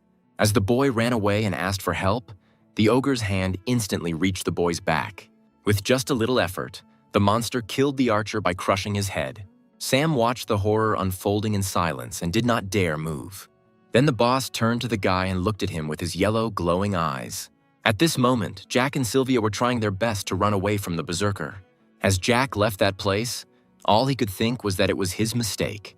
Jack replayed in his head the events that existed for the entertainment of the guards and the events that occurred due to the greed of other players. The guy felt guilty for not thinking about these little things, and now, due to the berserker state, the boss area disappeared. Jack knew that there were no safe places in the dungeon except the parking lot, so he tried to go down with Sylvia. While Sylvia didn't understand why they needed to go there, the guy suggested using the fire escape. Jack went there because he knew there was a safe area on the second floor of the parking lot. When Jack abruptly opened the door, Sylvia was standing behind him, trying to catch her breath. However, the guy immediately heard a rumble next to him and turned in that direction. There he saw a menacingly striding monster that was approaching them, and this only meant that everyone on the second floor had already been killed. With this thought of the guy, the monster suddenly rushed towards them and growled angrily. Jack managed to somehow react to this and tried to pull Sylvia towards him. A second later, the monster's hand was where the people had been, but they were able to avoid the attack and fell down. Jack fell on his back, softening Sylvia's fall. The guy tried to calm himself down and repeated that there was no need to panic and everything was bearable. Looking at the boss, Jack only thought that if they were touched even once, they would die. A second later, the berserker was about to step over the railing and follow the survivors. As Jack ran down from the boss, he thought about why the safe zone was so far away. A few seconds later, Jack already saw the door behind which the safe zone was supposed to be. Jack stopped in front of the door and was about to open it, but suddenly he received a notification that the system saw a critical situation. Jack was sweating from not turning around, but he saw the boss raise his fist, which was supposed to kill the guy. Under the created conditions, Jack's forced ability, the sixth sense, awakened, and turning around, the guy saw that fist in exactly the same way. Jack began to shake as he thought about how he was going to die. But at that very moment, Sylvia shielded him and took the full blow. Tears immediately started flowing from the girl's eyes, and blood appeared from her mouth. Jack only managed to shout the name of his partner, who decided to risk herself. The girl watched everything from the side and could not come to terms with the thought that this could happen. Looking at the monster, who had already begun to strike, she thought that now everyone would die. At the moment when Sylvia decided to save Jack, the woman with the scales gave her the ability to use the Platinum Shield skill because she was impressed by the girl's bravery. When the Platinum Shield detected excessive physical force, it could not withstand it and distributed the damage evenly. Jack managed to catch his wounded partner, who lost consciousness. Looking at the girl, the guy guessed from the sound during the attack that she used a Platinum Shield. Now Sylvia was in bad shape and was breathing heavily. At that moment, the boss wanted to strike again, but Jack managed to avoid it. Taking the girl in his arms, the guy began to run away with her to the safe zone. Jack knew that there was very little time left and he just had to cross the line. All the guy had to do was go through the glass door in the parking lot. Jack ran through the door and fell on his back again. After his fall, Jack immediately raised his head and looked at the berserker who was furiously approaching them. But as soon as the boss approached the door, he encountered an invisible wall that did not let him pass. Now the guy was trying to catch his breath when he saw that the boss couldn't get through the safe zone. The boss became furious at this and started pounding his fists on the door. Amidst the loud crash, Jack tried to bring the girl to her senses. Jack saw the girl's mangled arms and couldn't believe she had tried to stop the attack. When Jack gave her the potion, he didn't know when Sylvia had that skill, but it saved her. But the problem was that due to the distribution of damage, the brain could be damaged. The guy continued to think about all this under the loud sounds and growling of the berserker. Jack gritted his teeth and muttered that he hoped the monster would die soon. Jack assumed, based on the berserker's state, that he had almost no health left. Looking at the monster, Jack took out another bottle of potion and opened it. At that moment, the monster began to roar even louder and new wounds appeared that began to bleed. The next second, Jack watched as the monster seemed to be torn apart. At the moment when the system recognized the death of the monster, Senya appeared and announced that the murder would go to Jack. However, the guy looked at her and seemed to have no intention of answering. The guy looked sad when the system started to determine the difficulty based on the number of surviving players. In the end, the system counted just over 5,000 survivors, and everyone was glad that the training was now complete. Jack tensed at the thought that the number of survivors was the same, even though he and Sylvia had survived. At that moment, the system began to give out rewards and titles to all survivors. The system also gave Sam the title of the completed training, and an entry about this player appeared in the Hall of Fame. The bottle flew down from the fact that Sam was once again the only survivor on the second floor.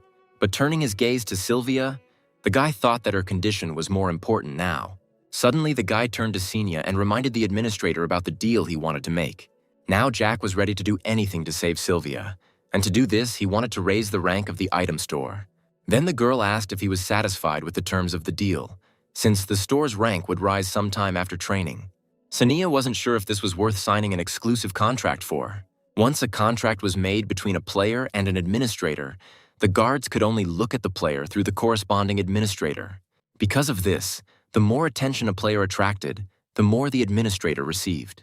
Jack assumed that he had become known as a troublemaker and therefore must be highly valued. Giving the elixir to the girl, Jack only briefly said that she did not have much time. Jack believed that he didn't need any other reasons, because without her, he would have already died. Looking at the girl, the guy thought only about the fact that he owed his life to her and was ready to do anything just to save her. Having already used too many bottles of potions, the guy hoped that his partner would soon wake up. After some time, Sylvia finally woke up and was surprised that she was still alive. Breathing a sigh of relief, the guy confirmed this and said that the sight was incredible. When Sylvia got up, she still couldn't believe that she was still alive. Then her gaze fell on the 3 empty bottles next to her. Turning to Jack, she reminded him of his words about leaving her if she caused problems. Jack thought for a moment and told her that she had miraculously survived, and it would be wrong to abandon her. The girl immediately burst into tears upon realizing that no one had abandoned Sylvia. Then the guy turned to the administrator and asked to count the individual awards. Just when Senya had already agreed to do this, Jack suddenly remembered something. A slight grin appeared on the guy's face, and he wanted to talk about raising the store's rank. When Jack said that they hadn't signed anything, the girl again began to shake with anger and indignation. The guy looked at the inexperienced administrator impassively and thought about the fact that he needed to sign the document for the system to confirm it. Jack chuckled and said that it was her own fault for not preparing a contract. Having accepted her mistake, the girl tried to calm down and start handing out individual awards. Jack looked ahead in surprise and could not hide his surprise. The guy stood in front of 2 windows from the system and did not yet understand what to do. But Jack quickly realized what it was and already wanted to choose something for himself.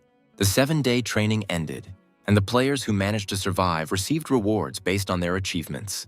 Jack knew that it was impossible to repeat this without knowing the strategy of combat, and due to his influence, the training changed greatly. Also, Jack hoped that the reward would be different, but he was wrong. The title changed and 3 additional points were given. Senya announced that the excellent hunter had been promoted and offered the guy to look at the effects. A smug grin immediately appeared on Jack's face, and he replied that of course he would look, but on his own. Jack was surprised to see that excellent hunter was a good title, and now it had good damage and speed increase added to it. The guy didn't understand whether it was normal to receive such a salary during training, and then immediately decided to check the conditions for the promotion. Jack defeated the lycanthrope after reaching level 10, so he got a good title. But Jack believed that even this title could not compare with the latest award.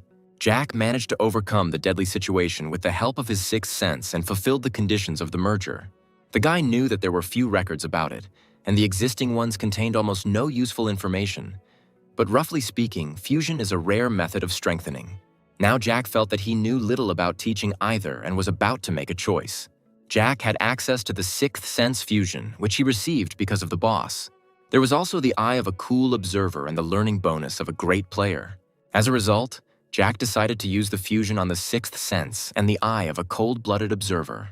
But suddenly at one point the guy felt ill and bent over, clutching his chest. Sylvia immediately looked at Jack with concern, and tears appeared in her eyes. Jack's body immediately became covered in sweat and began to shake, and his heart felt like it was ready to explode. The fusion process was accompanied by severe pain, and if the player was unable to withstand it, he would die. At that moment, Jack was a little indignant about this, because something like this should be warned about in advance. When it was all over, Jack was lying on the floor, trying his best not to pass out. The last thing Jack remembered was a blurry silhouette of Sylvia and the notification that the Eye of Perception had been received. When Jack opened his eyes, he was already lying in a cozy bed. The boy stood up and felt a little alarmed and surprised that he was still alive. Turning back, he thought he heard some kind of alarm signal. But behind him, he saw a girl who was sitting next to him and was his sister. Jack was surprised that Alla was here, and his sister's face looked angry. Alla began to shake with anger, and she said that Jack had gone to school and returned a week later, and the guy looked surprised. Standing up from her seat, the girl asked if Jack had thought about how he and his mother would react to this. As she left the room, the girl gritted her teeth and muttered that it was good that at least Jack was alive. Looking at the door, which slammed loudly, Jack thought that his sister would not change in 10 years. But Jack was very surprised to hear sobs behind the door. Tears appeared in Alla's eyes, and she said that he should have died if he had already decided to do so, and that there was no point in making him worry like that. Jack stared at the door silently, trying to collect his thoughts. Then he finally realized that the fusion had ended the moment he lost consciousness. Jack decided that he heard his sister crying because of her new ability and apologized to his sister for making her cry. Now Jack was glad that his sister wouldn't have to go to the factory for him. Later, the door to the ward opened and Jack saw his mother at the entrance. The mother slowly walked up to Jack's bed and covered her mouth with her hand, trying to hold back her tears. Almost immediately after this, Sylvia flew into the room, also wanting to see Jack. Jack and his mother looked in surprise at the girl who appeared out of nowhere. Sylvia immediately rushed to Jack and hugged him, saying that she was glad he was alive. As usual, tears flowed from the girl's eyes, and a familiar blush appeared on her cheeks. A warm smile appeared on Jack's face, and he lightly ruffled the girl's hair. Jack went back in time to a time when the 7-day training was so horrible that even 10 years later, people still remembered the horror. Jack was able to survive in hell, where the player's talent and luck were tested. He also managed to gain abilities that he could not even imagine. After some time, another blue portal appeared in the middle of the street. People immediately became frightened by this and were going to report it, but some decided to run away immediately. But Jack and Sylvia were about to go inside while everyone else was running away from the portal. Exactly 1 month has passed since the greatest disaster in one of the districts of Seoul. The news anchor announced that out of the 150,000 victims, only about 5,000 people survived. The shock of that event has still not passed, and many people still live with a huge emotional wound because they lost loved ones and neighbors, the host announced. The man said that at first they wanted to express their condolences, and on the memorable date, they decided to invite a special guest. Turning to the guest, the host spoke of him as someone who had undergone training and who, even in hellish conditions, could lead people. The special guest was Sam. The presenter continued to talk about how, according to survivors, Sam played a key role in the incident. Sam was known to have killed goblin and wolf monsters with his bare hands and also saved many people. The presenter also mentioned that Sam was given the title of having completed the training. When the man asked what the boy had to say about it, Sam remained silent. At that moment, the boy had a flashback to his first meeting with that mysterious stranger. After that, Sam hesitantly replied that he was just lucky. Sam admitted that he was not the hero of the training and only took all the credit for it. The man replied that modesty was considered a quality of a hero, but it was obvious to everyone that the main character of that incident was Sam. However, Sam was certain that it was not modesty.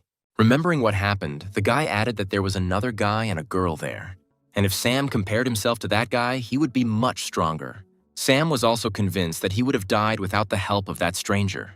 The guy sat there and refused to think about the fact that the guy had died and was sure that such a strong player had managed to survive. Sam was determined to repay the favor, and in the meantime, a new training was about to begin. Jack knew that the new gate that had appeared must have led to the underground of Seoul Station. Panic arose among the crowd, because everyone understood that most likely monsters would appear from the portal again. Sylvia quietly asked if they were going to go inside. After reading the notification from the system, Jack responded that their decision should be obvious. As soon as our heroes entered the portal, the guards were immediately able to observe them. Taking his sword, Jack remembered that many came to this dungeon in order to raise their level, and if you know the tactics, then it becomes even easier here than in that tower. Turning to the girl, Jack asked if she remembered his words, and Sylvia answered him positively. But suddenly the guy heard a female voice, which advised him to take 5 more players with him. Senya appeared in front of Jack and, as an administrator, warned the guy about the possible danger. Senya said that the manual says that a group of 7 people should go into this dungeon. The girl advised him to leave and return with the group, but the guy only sighed heavily. As always, Jack decided to ignore Senya and simply walked past the girl who did not know what to answer. But as he was leaving, the guy asked if Senya had forgotten his words. And turning to her, Jack repeated that he was going to show his game. Sam explained to his company's boss that he wanted to leave and take a different path. The man in glasses did not understand the decision of the young guy who had passed the selection, but quickly let him go. Walking among the crowd of ordinary people, Sam thought only about how the world had changed. Now weak monsters like slime appeared even outside the dungeons and scared ordinary people. While Sam was thinking about all the new changes, he suddenly heard people nearby discussing the need to escape. Sam immediately tensed up when he heard about the new gates at the station. Then Sam's administrator appeared and said that the first dungeon after the tutorial had finally appeared. An administrator named Neptune suggested that the guy go to that dungeon, but first find the required number of people. Suddenly, some notification came, and Neptune was surprised that 2 people had already entered. But he decided not to attach any importance to this and suggested that Sam find 4 more people to enter. Sam then decided to read the information that the dungeon would collapse if it was not cleared in time, and that monsters would break out if the dungeon was breached. While Sylvia was amazed at how the dungeon looked, Jack asked her to look more carefully under her feet. But right after that, Jack thought that this dungeon was a cold, damp cave. Jack also knew that there shouldn't have been any danger in the first half of the dungeon. But what surprised Jack more was that Sylvia was already level 15 thanks to her efforts. Suddenly, Sylvia saw something ahead that immediately attracted her attention. It turned out that the road ahead split, and some circles were drawn on the ground. At that moment, Jack realized that they had come to the crossroads of 7 paths. Jack knew that each of the roads led to caves where different items could be obtained, which is why it was recommended to take 7 players. And when a person steps on each circle, then a path of surmountable difficulties opens up for 7 players above the 10th level. And no matter what path our heroes chose, the probability of dying was very high, because there were only 2 of them. Jack chuckled at the thought that these were exactly the thoughts that Senya had. Suddenly, Jack told Sylvia that he would be back soon and that she should stay here. Then the guy, armed with his sword, walked in an unknown direction. Suddenly, he came to the first path, and when the road was activated, a bright light appeared under his feet. A grin appeared on the guy's face at the thought that he could now begin to go through the dungeon. In fact, it was necessary to clear each path and get a reward, because each of the rewards was necessary in order to complete the dungeon. And when one of the players entered the path, the difficulty was automatically set as for 7 people. That is, the 2 of our heroes should have been equal to 7, but Jack was not worried about this, because he knew the strategy for passing. This dungeon was one of the first to be opened, so even secret strategies became public knowledge. But Jack also knew that in such a situation there had to be a way to clean up with fewer people. Jack stood calmly on the circle drawn on the ground and waited for the road to activate. The guy looked back and thought that it would have been enough to take advantage of the fact that activating the path set the difficulty. The guy knew how to make things easier for himself, so he went to the next path and activated it. In fact, for 7 paths there was a difficulty of 7 people, and if one path received a difficulty of 7, then the difficulty would decrease with each activated circle, and if 7 circles were activated, then the difficulty of each would be 1. After that, Jack immediately returned to Sylvia, and he himself thought that in the conditions of the cleansing there was no task to pass the paths simultaneously, so his strategy was possible. Immediately after this, Jack turned back sharply and held his gaze, and then suggested to Sylvia to begin the cleanup. At the same time, people were crowding around some building and trying to understand what was happening, but they themselves looked worried. A police officer announced over a loudspeaker that they were investigating the situation at Seoul Station and asked citizens to follow instructions and evacuate. However, ordinary citizens were skeptical about the policeman's request and had no intention of leaving. Among the crowd was Sam, who knew that the gates to the dungeon were inside. There was also a guy with dark skin there, and with his mouth twisted, he complained about the noise from the people. When he turned to the police, they all turned around, a little scared, to look at the mysterious guy. The guy was literally walking on air and asking why the people who had gathered were interfering with his broadcast. As the boy continued to grumble, people around him were amazed that he could walk on air.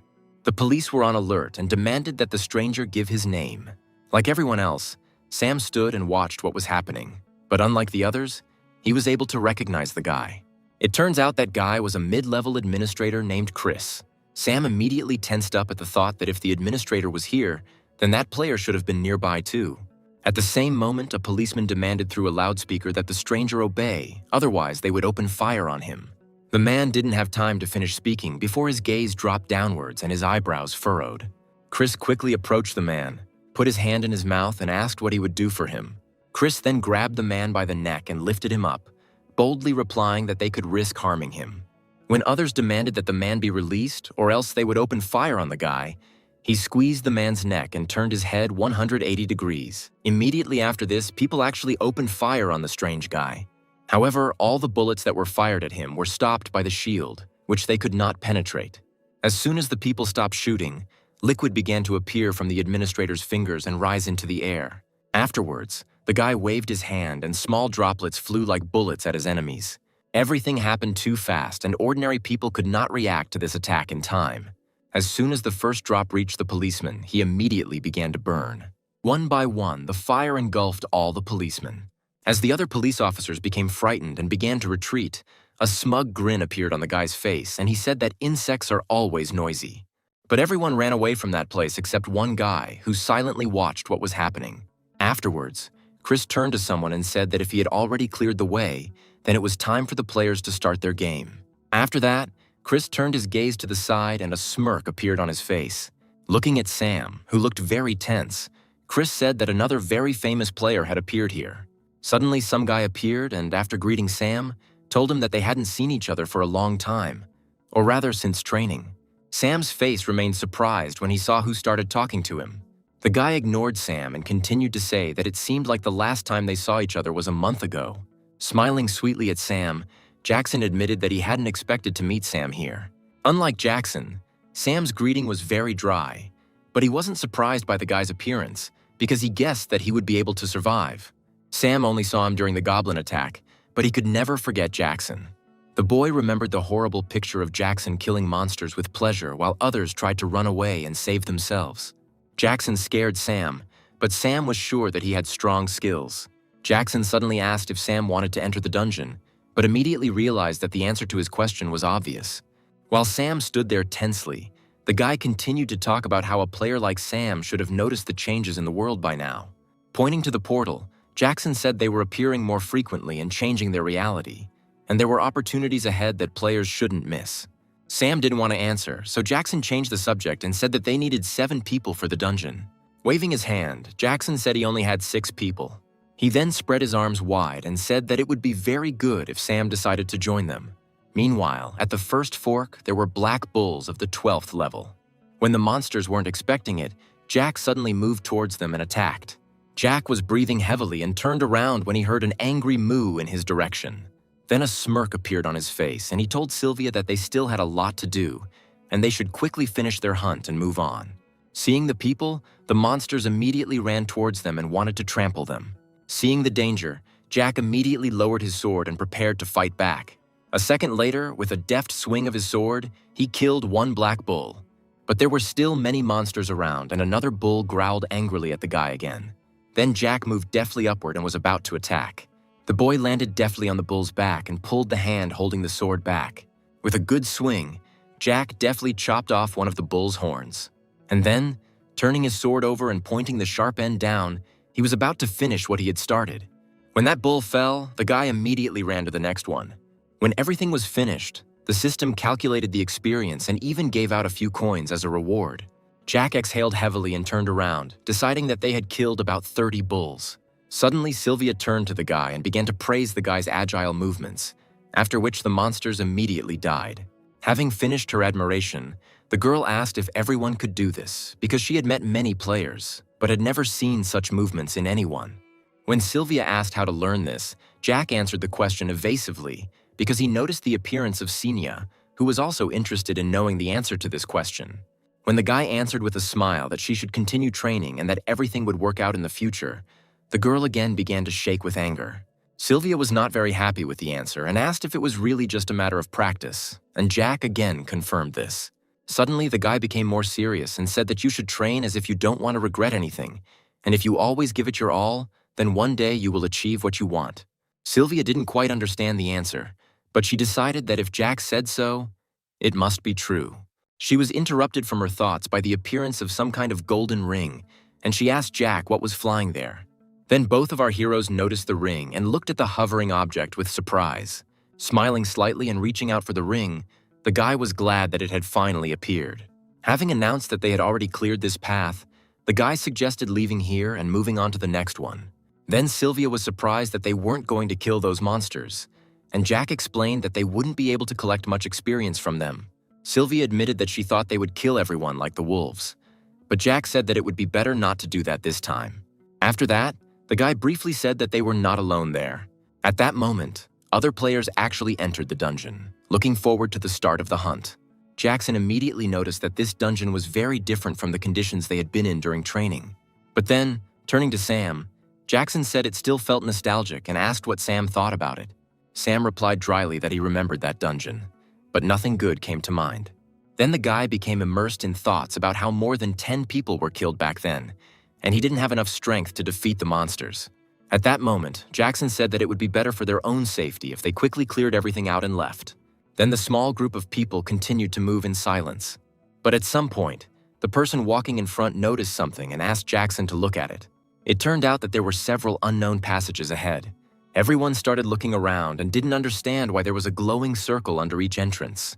Suddenly pointing his finger at the nearest passage, Jackson suggested checking it first.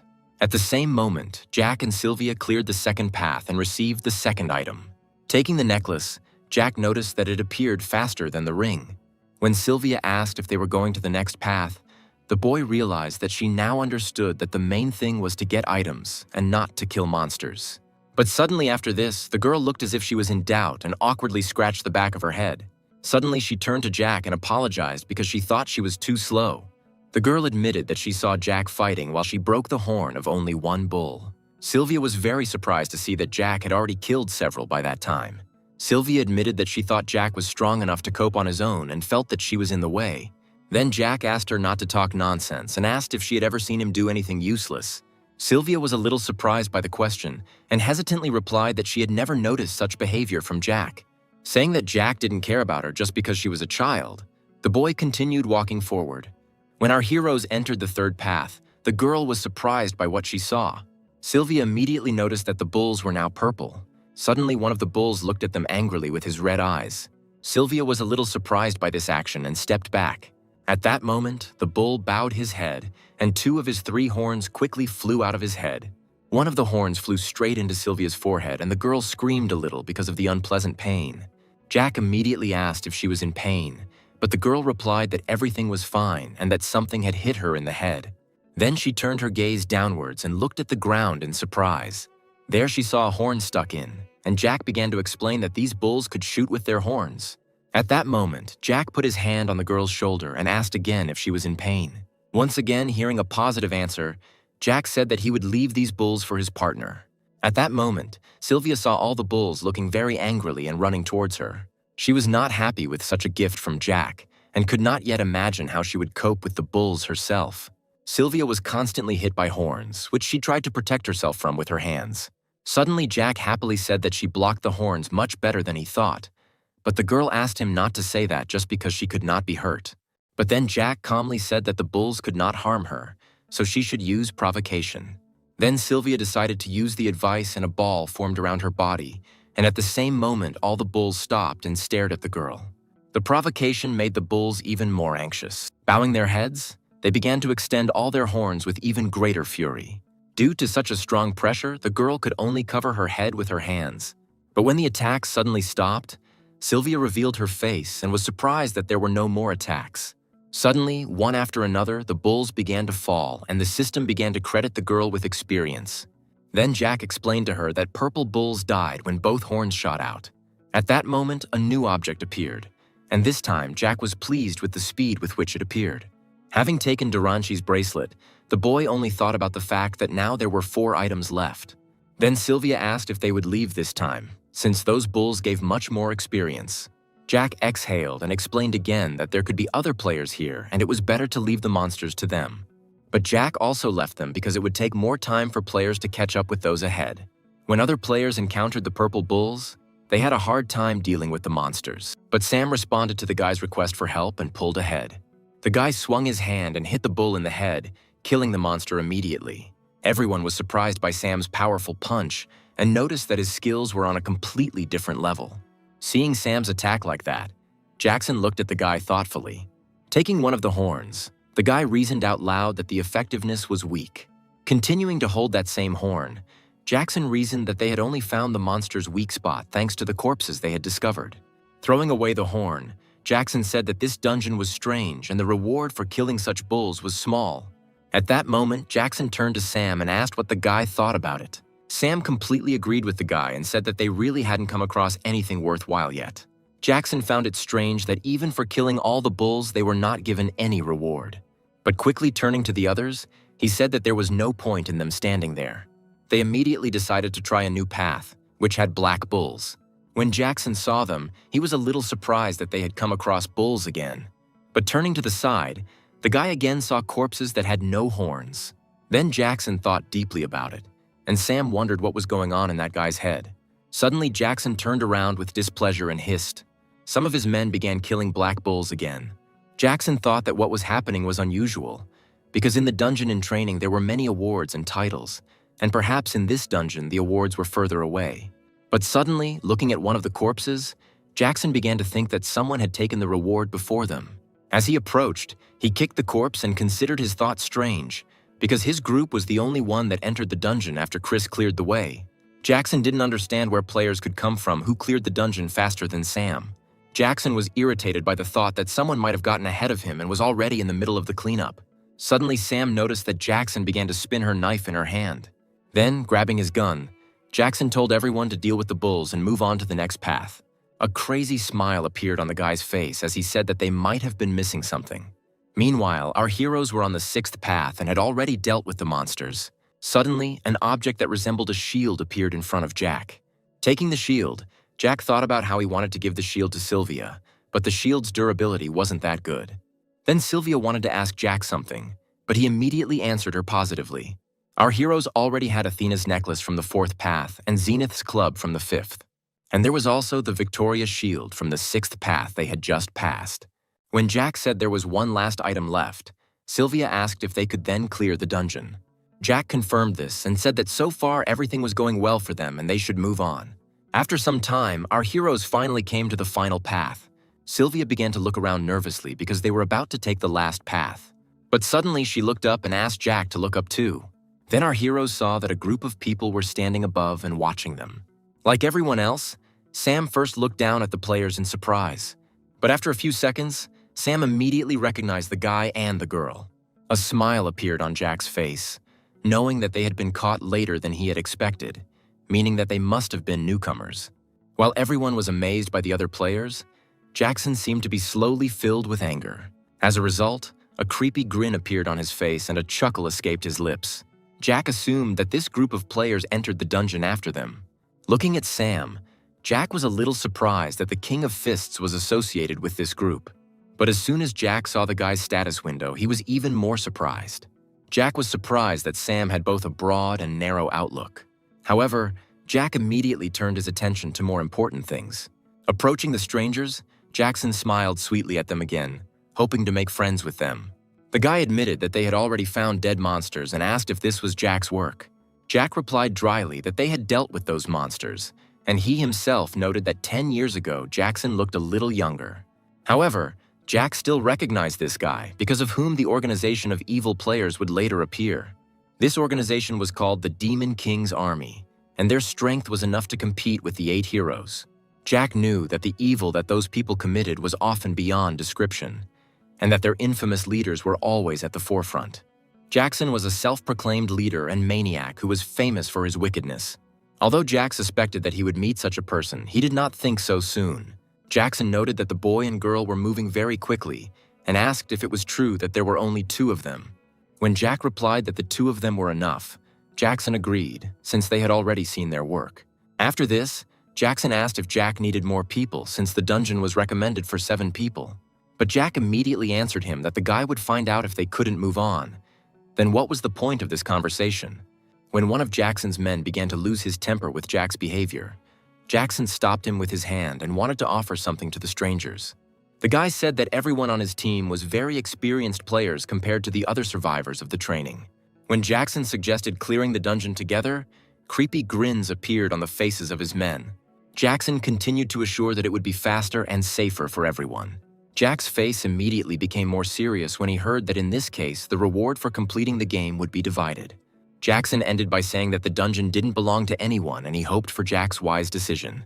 While Jack stood there in thought, Sylvia looked at the strangers with excitement and a bit of fear. When Jack finally decided to agree to Jackson's offer, he looked happy that he had managed to lure 2 people to his side. However, Jack set one condition for them. The key item of the 7th path must be given to him. When our heroes reached the 7th path, they began to fight with the bulls. Now, a large group of people dealt with the purple bulls together. Suddenly, the players noticed that more bulls were approaching, and then they suggested luring them one by one and killing them. Sylvia immediately noticed that they were doing things much faster together, but she felt like something was wrong. It wasn't long before she noticed that Jack wasn't moving as quickly or as efficiently as he had before. Sylvia looked worriedly at the boy who could previously cope on his own, but now looked exhausted. After killing one bull, Jackson thought about what he thought Jack had hidden, but now the guy didn't stand out with any special skills. Immediately after this thought, the guy turned his gaze to the light that appeared. Lakatula's earrings appeared in front of him, and Jackson thought that this was the item Jack had spoken of earlier. Jackson immediately took the earrings and checked their statuses and saw that the stats were low and the durability was as bad as it could be. Immediately after this, Jack approached him and asked if they had managed to find the last item. Jackson walked up to the guy and handed him the item, asking why he needed these earrings since there was nothing special about them. Then Jack immediately replied that the item was needed to complete a quest that the first players who entered the dungeon received, and now Jack could complete this quest. At that moment, Jack remembered the promised reward and a notification appeared in front of Jackson that he had been given 500 coins. A smile appeared on Jackson's face at the thought that robbing strangers would be much easier than he thought, since they gave him the coins so easily.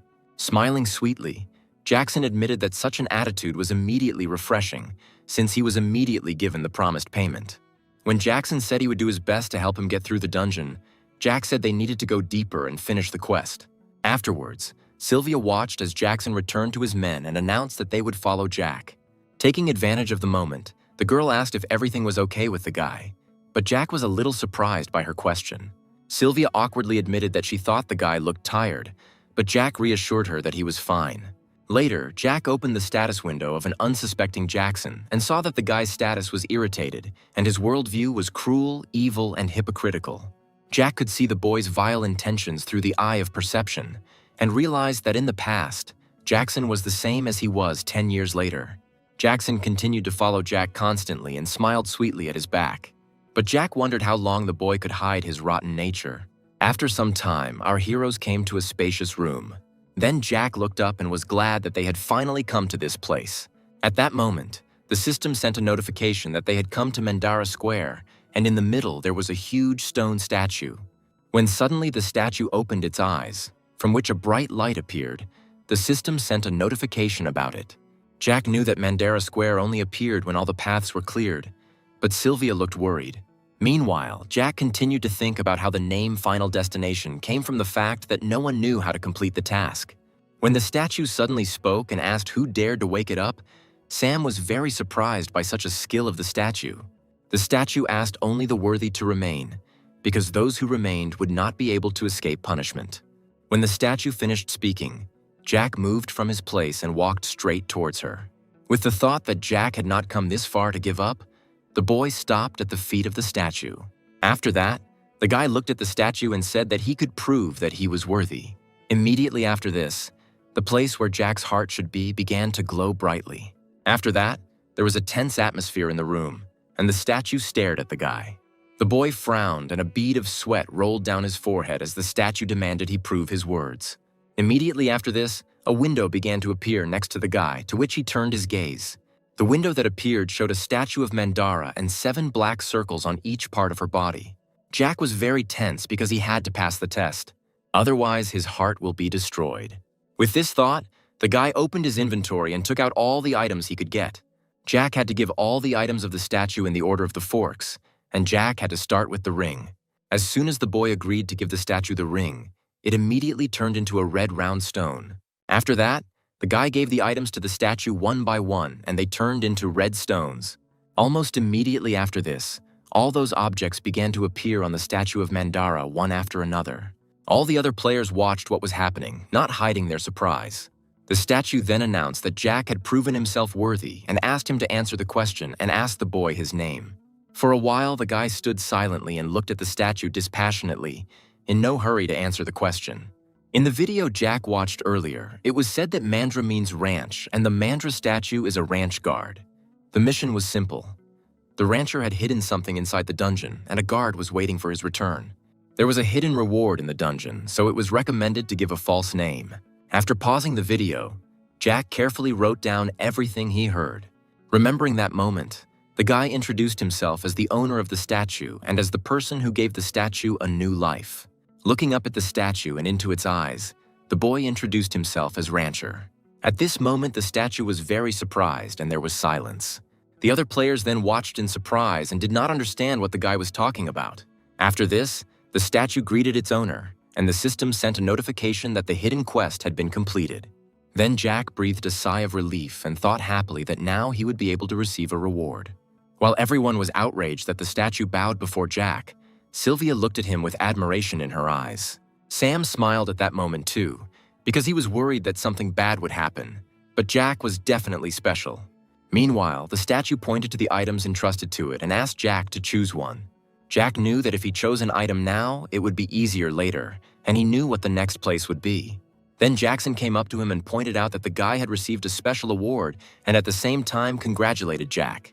Jackson admitted that he had not seen anything yet and assumed that he needed to wait, which Jack confirmed. Smiling sweetly, Jackson said that everything was fine then and Jack could deal with whatever he had planned. As Jackson turned and started to walk away, a mad smile spread across his face. Jack stood with his back to the departing man and did not respond to the guy's last words. Using the ability of the eye of perception, Jack could see everything that was happening around him. After walking some distance, Jackson turned back and grinned. He looked at Sylvia, who had just approached Jack and was saying something to the guy. At that moment, Jackson looked like a real madman who had his own plans in his head. Jack could feel the madman's gaze and knew he was aiming for Sylvia. Thinking that Jackson's essence was revealed at the moment when the guy thought Jack wasn't looking at him, our hero decided to choose a reward. Jack decided to choose Mandra's gloves, and the statue immediately agreed to give the item to the guy. The guy looked in surprise at the shining gloves, which were resistant to poison and protected the owner from many infections. When the boy accepted the item, the statue said that she hoped he would need the gloves on his journey. At that moment, the next quest called Two Paths began, and some window appeared in front of Sylvia. When the girl asked about the 2 roads mentioned in the description, Jack replied that it was the last crossroads and the raid on the dungeon was almost complete. Because they weren't finished yet, Jack asked Sylvia to stay close and not relax, and the girl reassured him that she would be right behind him. But at that moment, someone called out to them and asked them to wait for them. Suddenly, Jackson said he was disappointed in Jack because the guy didn't seem to think of them as a team. Jackson said it looked like they had to follow orders, but they didn't agree to that. Since they had to split into 2 teams, Jackson asked to do it wisely, and Jack agreed to clear one path, since he and Sylvia would be enough for this. Jackson noted the guy's confidence, but he didn't understand why Jack was so sure that 2 would be enough. As Jackson continued to talk about how great it was to feel confident in a new place, Sam began to shake with anger. The guy was even more infuriated by the words that because of such self-confidence, everything could end badly. After a moment of silence, Jack decided that there was some sense in Jackson's words. And then, looking up at his interlocutor, the guy asked how they would share. Jackson suggested thinking about balanced groups, that is, 3 or 4 people. Jackson believed that Sam could make up for the lack of strength of a 3-man group. Jackson suggested that Jack become the leader of such a group, but Sam was very surprised. However, Jackson's proposal did not end there, and he wanted to offer something else. Looking at Sylvia, the guy invited her to join a group of 4 people. After that, with a creepy expression on his face, he asked Jack what the guy thought about such a distribution. This made Sylvia tense up, and she too waited for Jack's reaction. But at that very moment, his strong hand fell on her shoulder. Pulling the surprised girl towards him, Jack repeated Jackson's question to himself with a smile. But the next second, his face changed completely, and he said that he had no desire whatsoever to agree to this. Jackson said that such an answer was difficult to understand. But Jack replied that it was his decision and he was not going to convince anyone of it.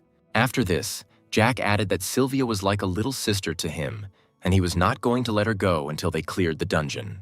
Jackson thought about the guy's words for a moment and asked if they would be together until the very end. And then the guy said that now he was even more interested in finding out where this self-confidence came from. When the guy suggested that Jack was getting information and help from the guards, Senya immediately became a little tense. Jack confirmed the guy's guess, which greatly surprised his administrator, but he didn't care, and all his information was taken from the future. When he received a notification that some guards were interested in the source of his knowledge, the guy got angry, because if they were so interested, they could have shared something themselves. Jackson believed the guy and understood why he was so self-confident, and after that, said that they would not take Sylvia with them. Turning around, he suggested that Sam go with them since it would be okay if they separated in this way. When Jack said they had no objections, Sam was very surprised. Sam bowed his head slightly and replied that he agreed to go with Jack. After that, it was agreed to meet when everyone had cleared their paths. But Jack noticed that Jackson had a crazy smile on his face again. When our heroes finally reached the first path, the system sent notifications asking players to keep going and announcing that there would be a clearing hint at the end of the road. Because less than 5 people entered, a safe zone was temporarily established, and Sylvia asked if it was enough for them to go all the way. When Sam suddenly turned to Jack and asked if he was the guy Sam thought he was, Jack immediately turned his gaze to the guy. Sam said he thought he met Jack during training, when he fought the troll boss and for the first time near the stream. Sam admitted that he might not have recognized Jack after a couple of meetings, but he remembered that the guy was always with the child. At first, Sam was skeptical, but now he was sure that this was the guy in front of him, and Jack confirmed that they had met before and asked why Sam remembered this. Sam didn't dare answer this question right away and only clenched his fist. Bowing his head slightly, Sam said he wanted to thank the boy for saving him. Jack had not expected such behavior from Sam and looked at him in surprise, while Sylvia looked at her partner with interest. Sam raised his head and admitted that Jack was his hero, and he would have died already if Jack hadn't taken the troll away with him. However, Jack was just trying to run and survive, but decided not to say it. While Sam talked about how surprised he was at how quickly they saw each other. Sam said that he would never forget about that servant and asked to give him the opportunity to repay the guy for his deed. Jack was surprised by this, because he didn't think that he would ever receive a favor from the King of Fists, and replied that he would remember Sam's words. When Sam addressed Jack very respectfully, the guy was surprised because he and Sam were the same age. While the boys were talking among themselves and deciding who would address whom and how, Sylvia watched them with a smile. After some time, our heroes walked in silence along a road lit by torches. When they finally arrived at the right place, Jack immediately glanced around the room. The first thing that caught his eye was a dungeon clearing crystal. Jack was a little disappointed that the crystal was intact, but he expected it to be that way. Suddenly, he turned to his partners and told them to sit down and rest, which surprised them. Then Jack explained that they were faced with a tiresome mystery. When Sam asked if they could rest right there, Jack explained that the temporary safe zone was still operational. Jack said that they could deal with the crystal later, but for now, they better gather strength for the attack. Suddenly, Sam turned to Jack and said that he could be on first-name terms with him, and Jack was surprised and wondered if Sam had always been like this. Suddenly, Sylvia intervened in the conversation and asked what she should call Sam. After thinking for a moment, Sam said that she could call him whatever she wanted. As they discussed how to address each other in the background, Jack thought about how hard it was for him to get used to the way Sylvia addressed him. When Sylvia suddenly said that she would call Sam uncle, the boy was surprised and upset. While Sam was in a despondent mood, Jack handed the girl a glass and asked her to drink its contents. Turning to Jack, Sam asked if the destruction of the crystal was supposed to tire them out so much. Then Jack said that clearing the crystal was directly related to clearing the entire dungeon, and since there was a final battle there had to be traps. Jack said that, roughly speaking, they had to be prepared for anything, but Sam didn't quite understand that answer.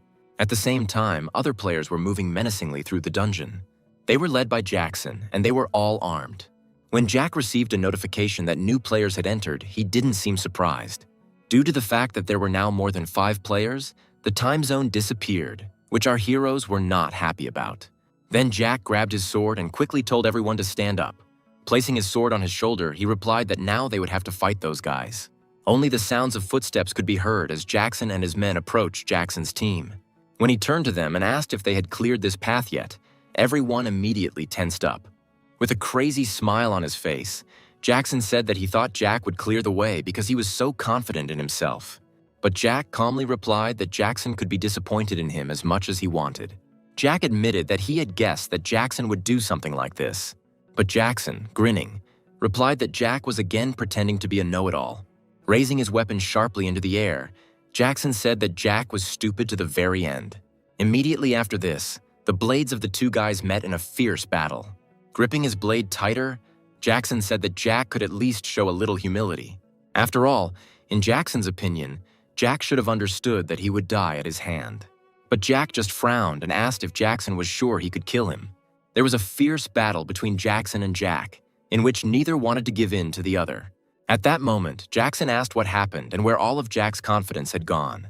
After throwing another punch that Jack was able to dodge, Jackson asked how long Jack was going to continue dodging and blocking punches. At that moment, Jack managed to get into a more advantageous position and pulled his sword back. He then launched one powerful punch, but Jackson was able to block it. Immediately after this unsuccessful attack, the guy asked if this was all Jack was capable of.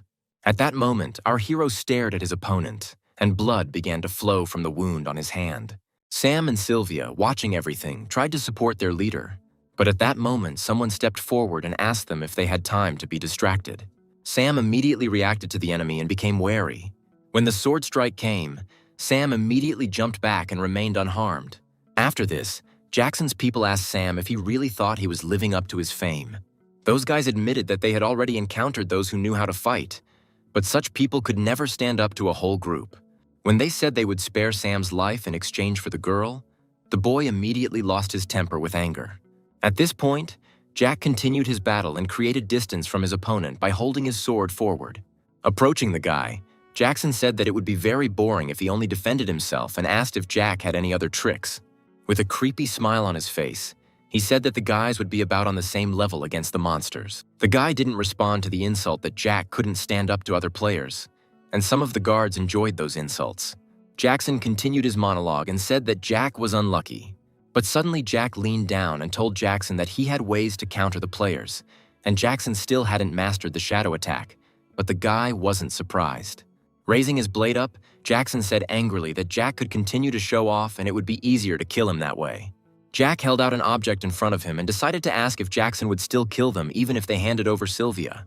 With his blade held out in front of him and a creepy smile on his face, Jackson said that he could have just let Jack go earlier. Saying that he would now kill them and take Sylvia for himself, Jackson rushed at Jack. While the guy was running furiously towards him, Jack stood calmly, also holding the object in front of him. As Jackson reached Jack, our hero ducked, avoiding the blade, and struck Jackson in the chest. The blow was so strong that the guy immediately started bleeding from his mouth. Sylvia and Sam watched the fight between the two leaders with equal surprise. Saying that everything that happened next was the result of Jackson's decisions, Jack stepped back and raised his sword up. An hour earlier, one of Jackson's men had asked if they would go inside, since the administrator had blocked the entrance to the dungeon. Jackson himself told them that they could no longer continue the entire performance. With a creepy smile on his face, the guy admitted that he would rip Jack's head off and take the girl for himself. Jackson decided to attack after they finished clearing their path, and Jackson would not go his way in order to have strength. Jackson was sure that Sam couldn't do anything to him, no matter how tough he thought he was. When someone asked about Jackson responded with a relaxed air that killing bulls was his limit. He believed that Jack's stats were no higher than theirs, and that it was Sam they needed to worry about.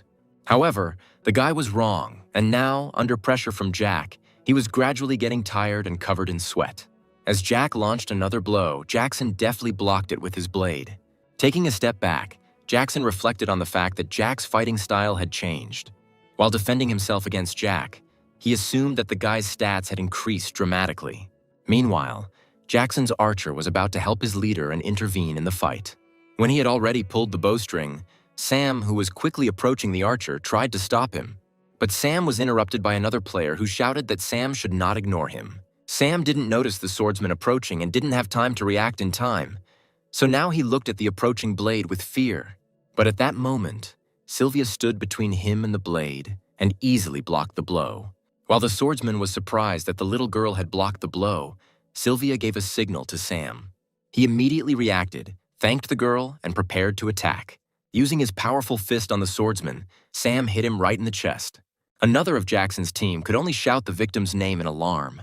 After telling the archer to help Jackson, the guy immediately ran to the victim. Immediately after this, the archer released one arrow, which flew towards his enemy. At this point, Jackson was already having a hard time holding back Jack's attacks. Jack could deftly dodge arrows and deliver attacks because he could sense the trajectory of each blow. The whole situation only made Jackson sweat even more, and he became silent. Sam continued to watch Jack without hiding his surprise. The archer was surprised that his arrow could be dodged, even though it was coming from a blind spot. Jackson's archer was the main pillar of all their group's surprise attacks.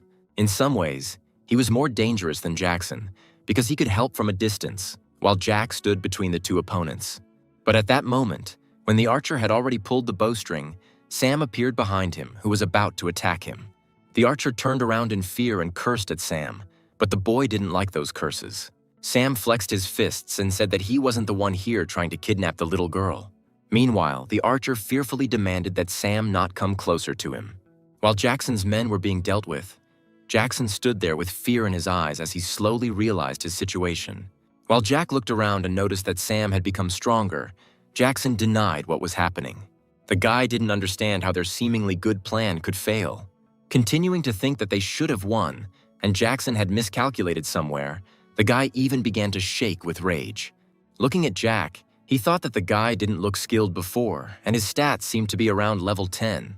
Jackson breathed out heavily and continued to think about how Jack was now on the same level as Sam. After that, he got into a good stance and tried to calm down and find an opportunity to counterattack. A mad grin appeared on Jackson's face at the thought that Jack could be stronger, but he didn't know Jackson's skills. Just as Jackson was about to attack, Jack got ahead of him and attacked himself. Jackson, not expecting the attack, tried to dodge, but the liquid still hit him.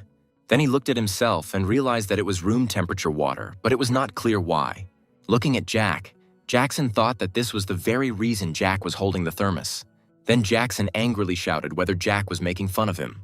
A slight smirk appeared on Jack's face, and he denied Jackson's assumption.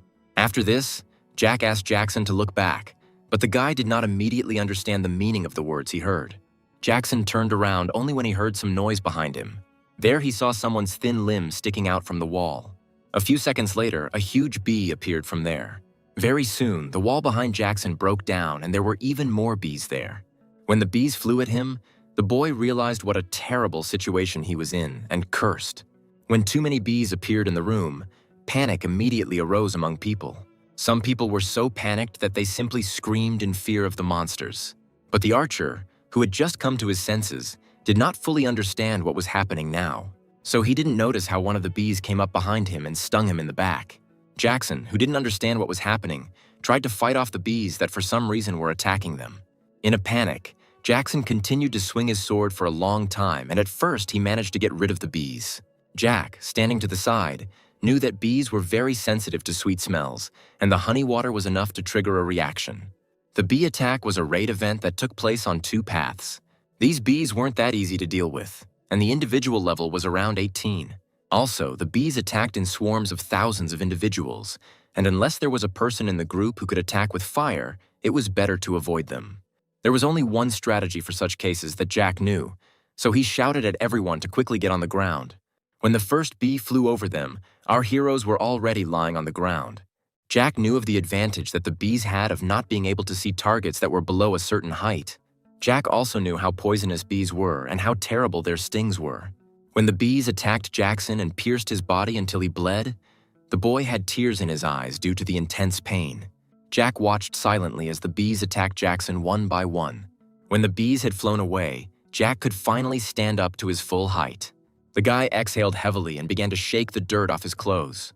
After that, he silently turned his gaze to Jackson's mutilated body.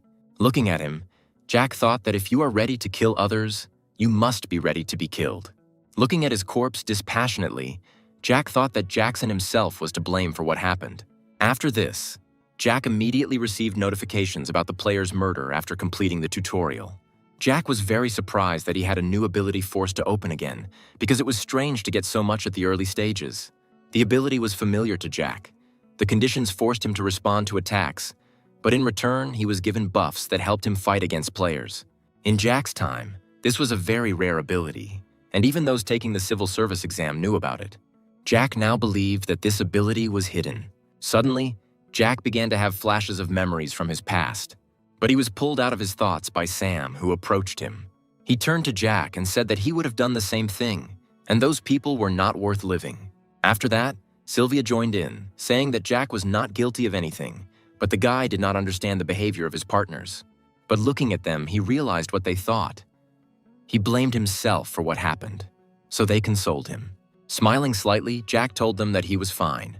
Jack admitted that he didn't feel anything good, but he thought it was strange to let people go who wanted to kill them, because it would ultimately lead to our hero's death. So Jack didn't regret what he did to Jackson and his group. Jack said dryly but confidently that it was better to become a killer than to let yourself be killed. While Sam and Sylvia were changing their statuses to trust, the Libra woman understood Jack's feelings and wanted to give him a big gift. Jack was impressed by the strong emotions of his partners, but the situation did not shock him much, even without the support of his partners. But suddenly he froze from the realization that he had been much calmer about what was happening than usual. After some time, our heroes were able to return to the clearing crystal. Jack felt a little better at the thought that the dungeon was almost cleared, and the crystals of the two paths needed to be destroyed. Suddenly, the crystal changed its color from blue to lilac, and a strong wind began to emanate from it. Shortly after, the system issued a notification that the Soul Station crystal was not happy with the intruders.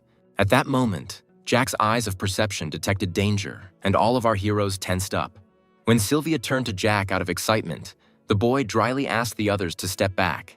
When Sylvia asked what Jack was going to do, he replied that he needed to sort it out. Having assured the girl that everything was fine and that she shouldn't worry, the guy took out bee stings from his inventory. Covering his face with his hand, the boy thought that he was preparing measures against the poisonous gas of the crystal. In fact, Jack chose the gloves as a reward only because of their resistance to poison, even though the stats were weak.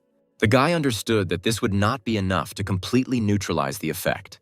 So Jack's job was to destroy the crystal before the effect became too strong. After this, Jack got into a more comfortable position and pulled the glove back. Now the haze became quite dense, and Jack could not see anything in front of him, and the crystal disappeared from his field of vision.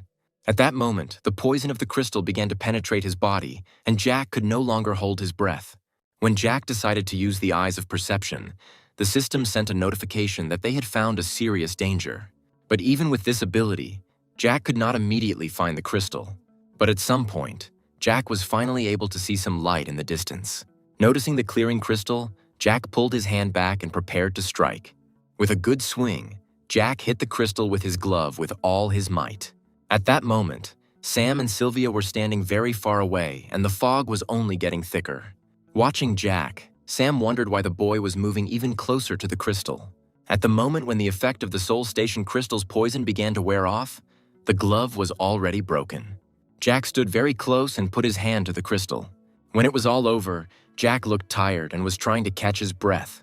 Sam and Sylvia looked at Jack warily as his hands shook, as it turned out to be more difficult than he thought.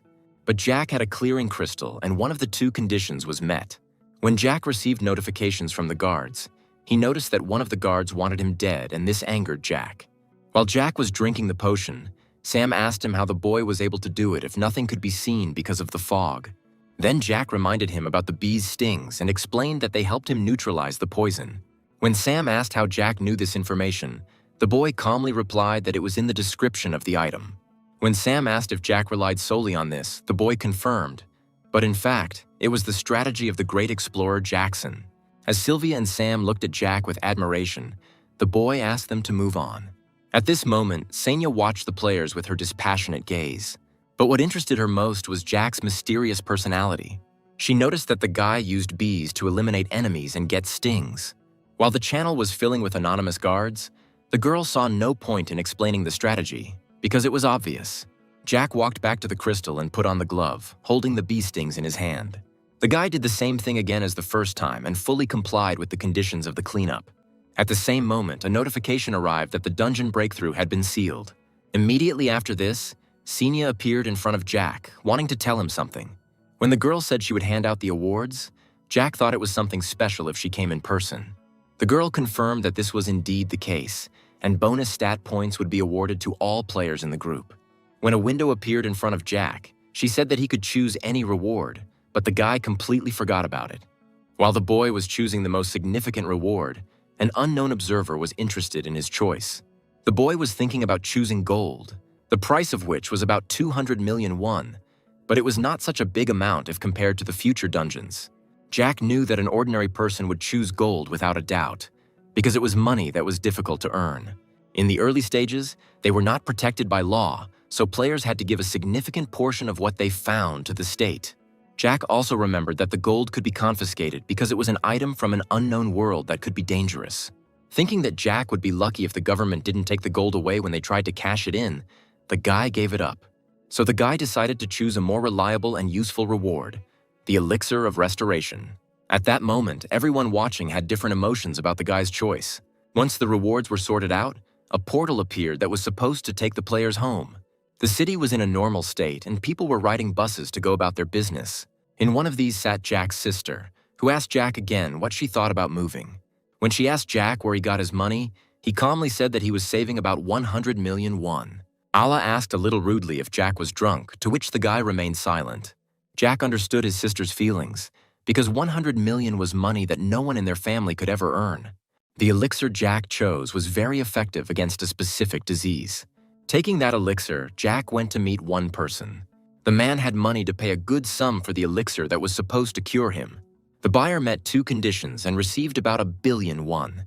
Jack could only hope that everything would be as it had been last time and that the deal would be successful. As soon as the buyer received the item, he immediately intended to open the elixir.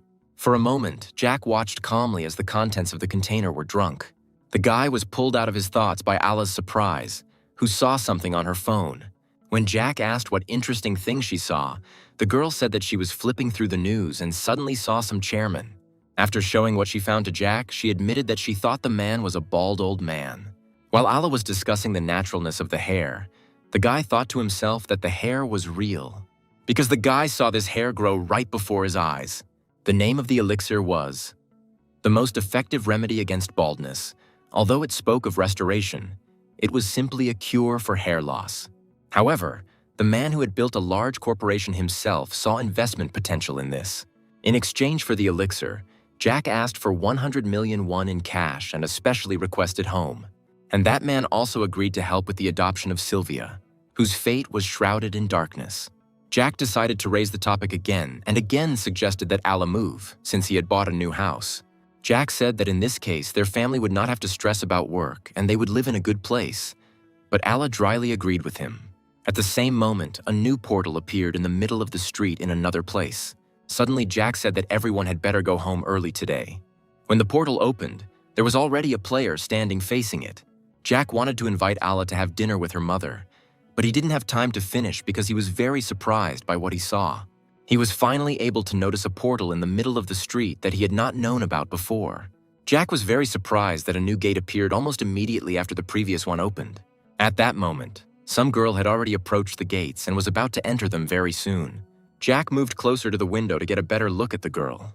Taking a closer look, the guy recognized the girl as Charlie. Then Jack pressed the button on the bus and shouted to Allah that he had urgent business. Jack thought that there was only one gate that could appear in this area, namely the Sword Empress dungeon, the clearing of which was described very briefly. Also, records about that dungeon remained not because it was somehow special. Charlie was the first player to successfully complete that dungeon. Approaching the girl, Jack immediately asked if she was going to go in there, and the girl asked if he had also seen the gate. Jack briefly said that he was also a player, and he himself recalled that he could not find information about Charlie, and the girl's aura was different from her nickname, which she was given. A two-faced killer. When the girl asked how much the guy knew, Jack checked her status window and saw that the girl was curious and positive. Jack briefly said that the thing was called a gate, and if the dungeon was not cleared in time, monsters would come out of it. And Charlie remembered that the administrator had told her about this. Jack continued to say that this didn't happen because the other dungeons were cleared, but even the trained one said that it was possible, so what he said had to be true. While the girl was surprised at who exactly Jack was talking about, the guy was thinking that during this time, not a single breakthrough had happened because he used his knowledge to clear the gates.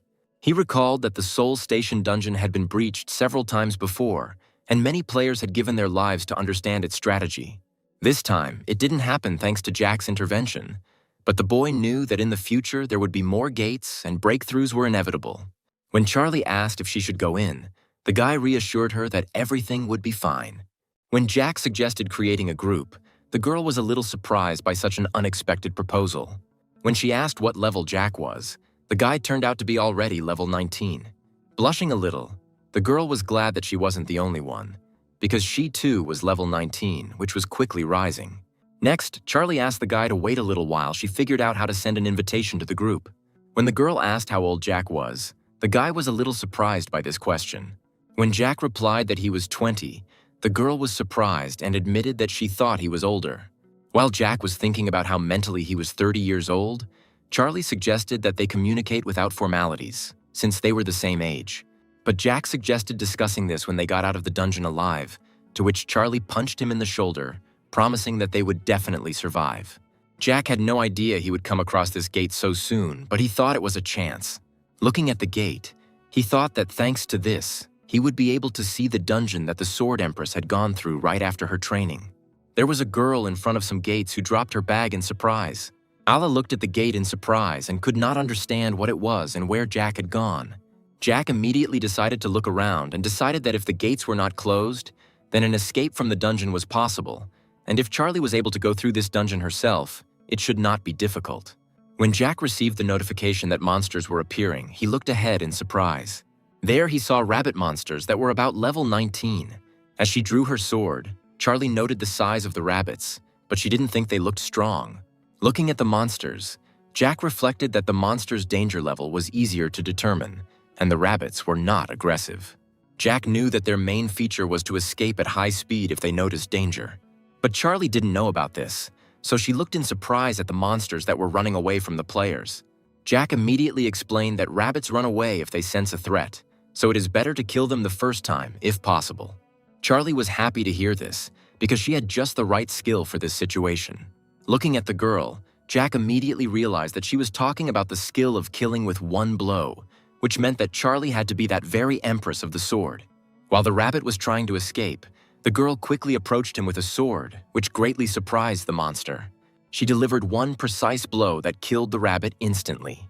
Immediately after this, the system began to credit the girl with experience and coins as a reward for the kill. Watching her, Jack was surprised that the girl had learned to use her unique ability so quickly. Jack also noticed that the atmosphere changed immediately as soon as the girl started fighting.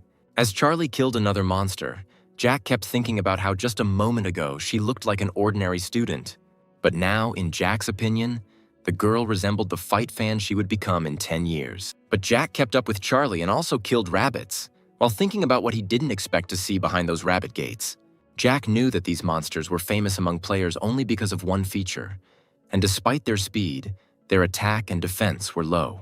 By killing rabbits, Jack hoped to get some item, but so far he has not found it.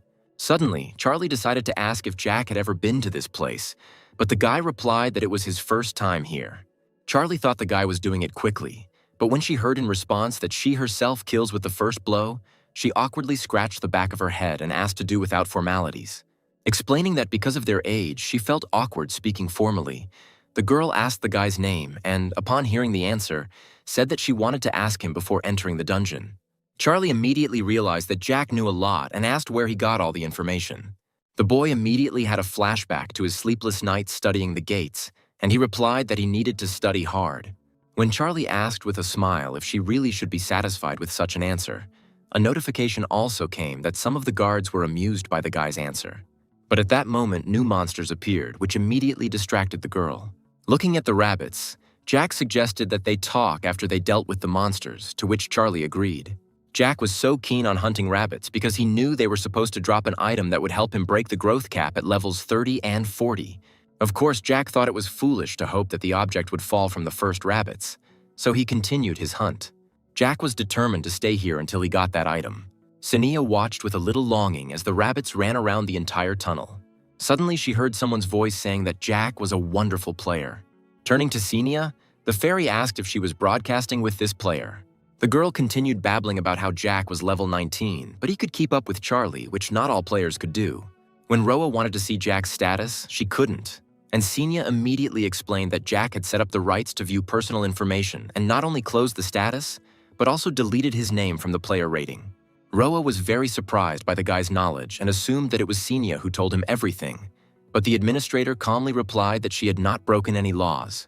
The girl continued to be indignant that Jack had pulled this off and thought that he was the kind of person who would take advantage of frivolous players. But it seemed that Senia did not want to listen to her. But suddenly Roa suggested that the guy was bringing in a good income and asked if she could broadcast it. The smile fell from her face when she heard from Senya that this was also impossible. When the girl admitted that she had signed an exclusive contract, Roa was again outraged by this, because there were only 3 attempts, and Jack could only show his growth at the beginning.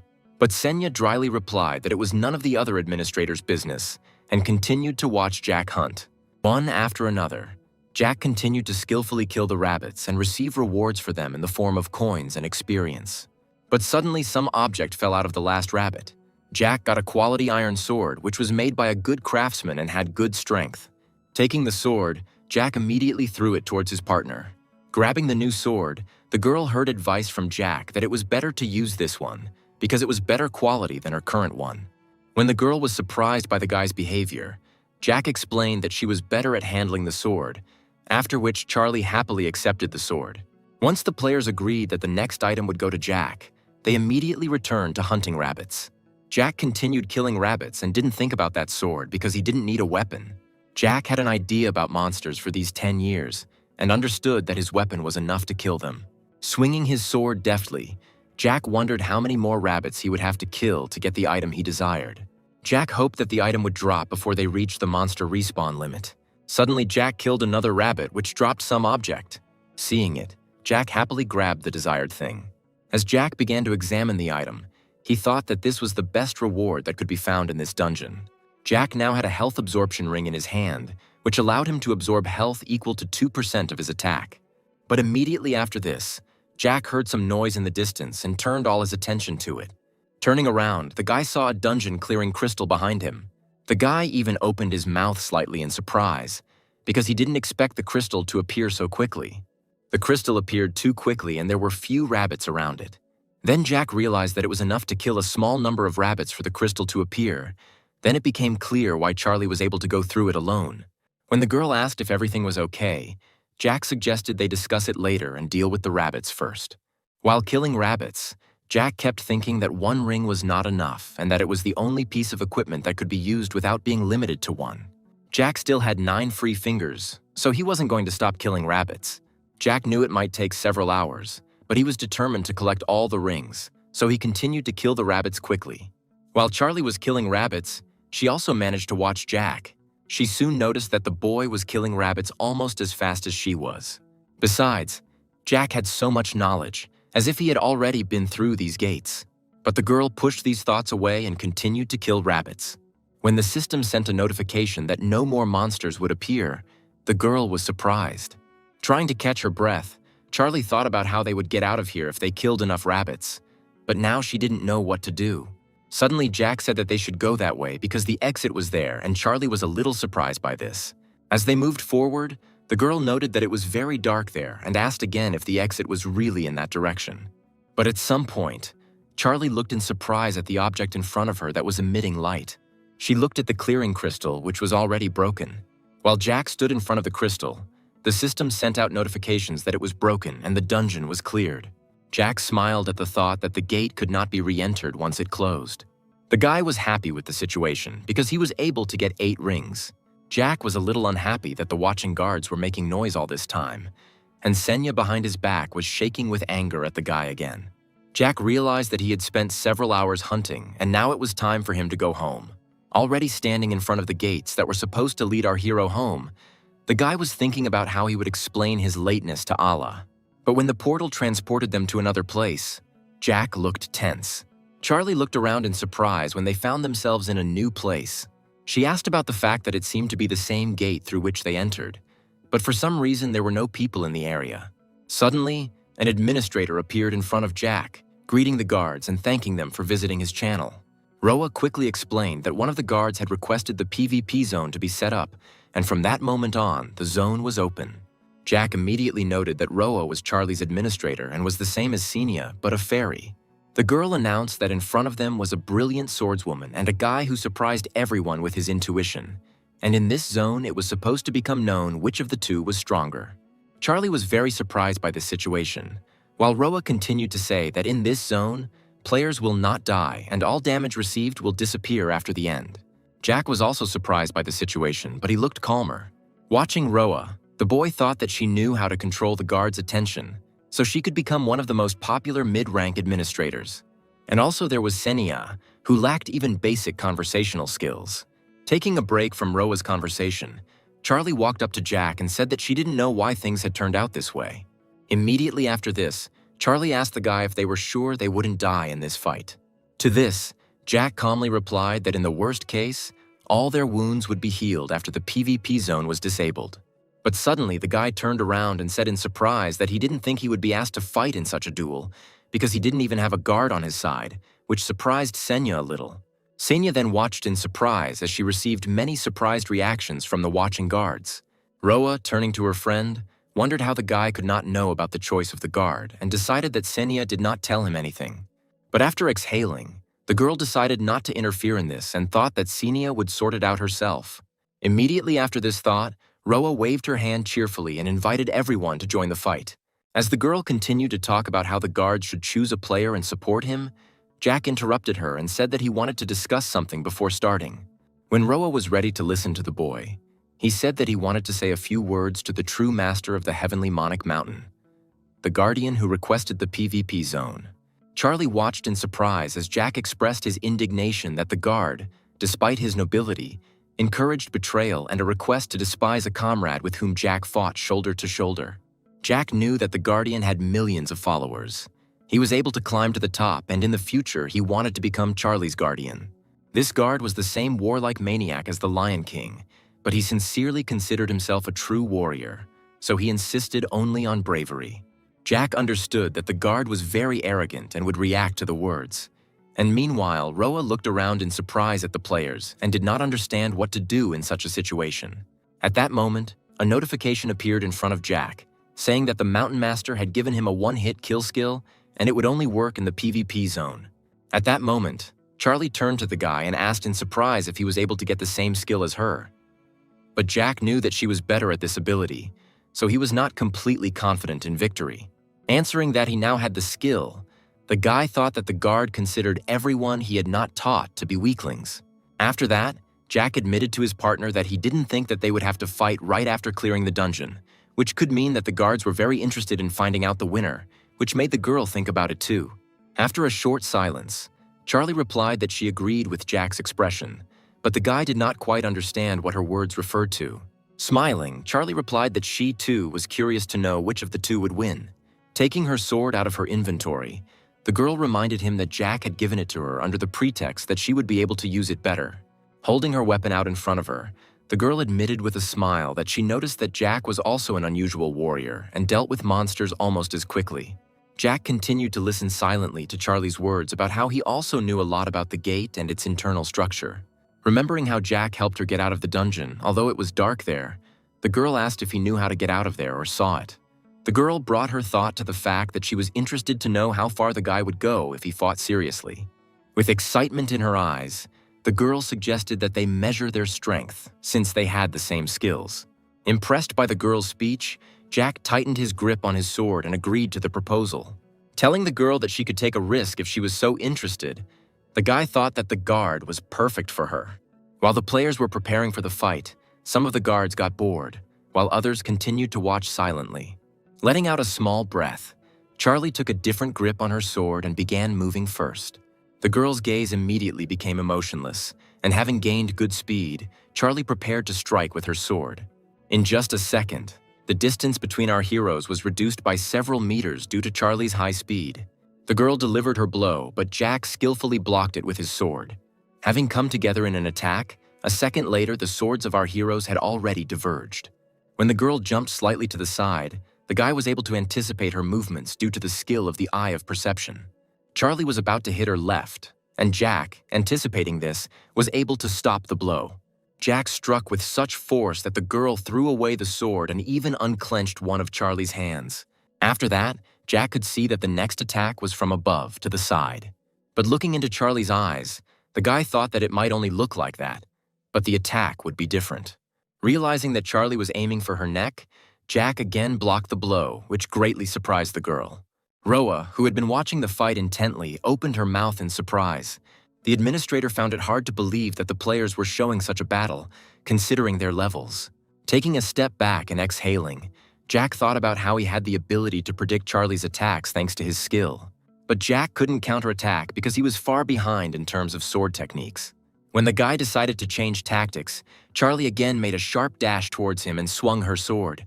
But Jack was able to anticipate this again and again, blocked her blow with dexterity and ease.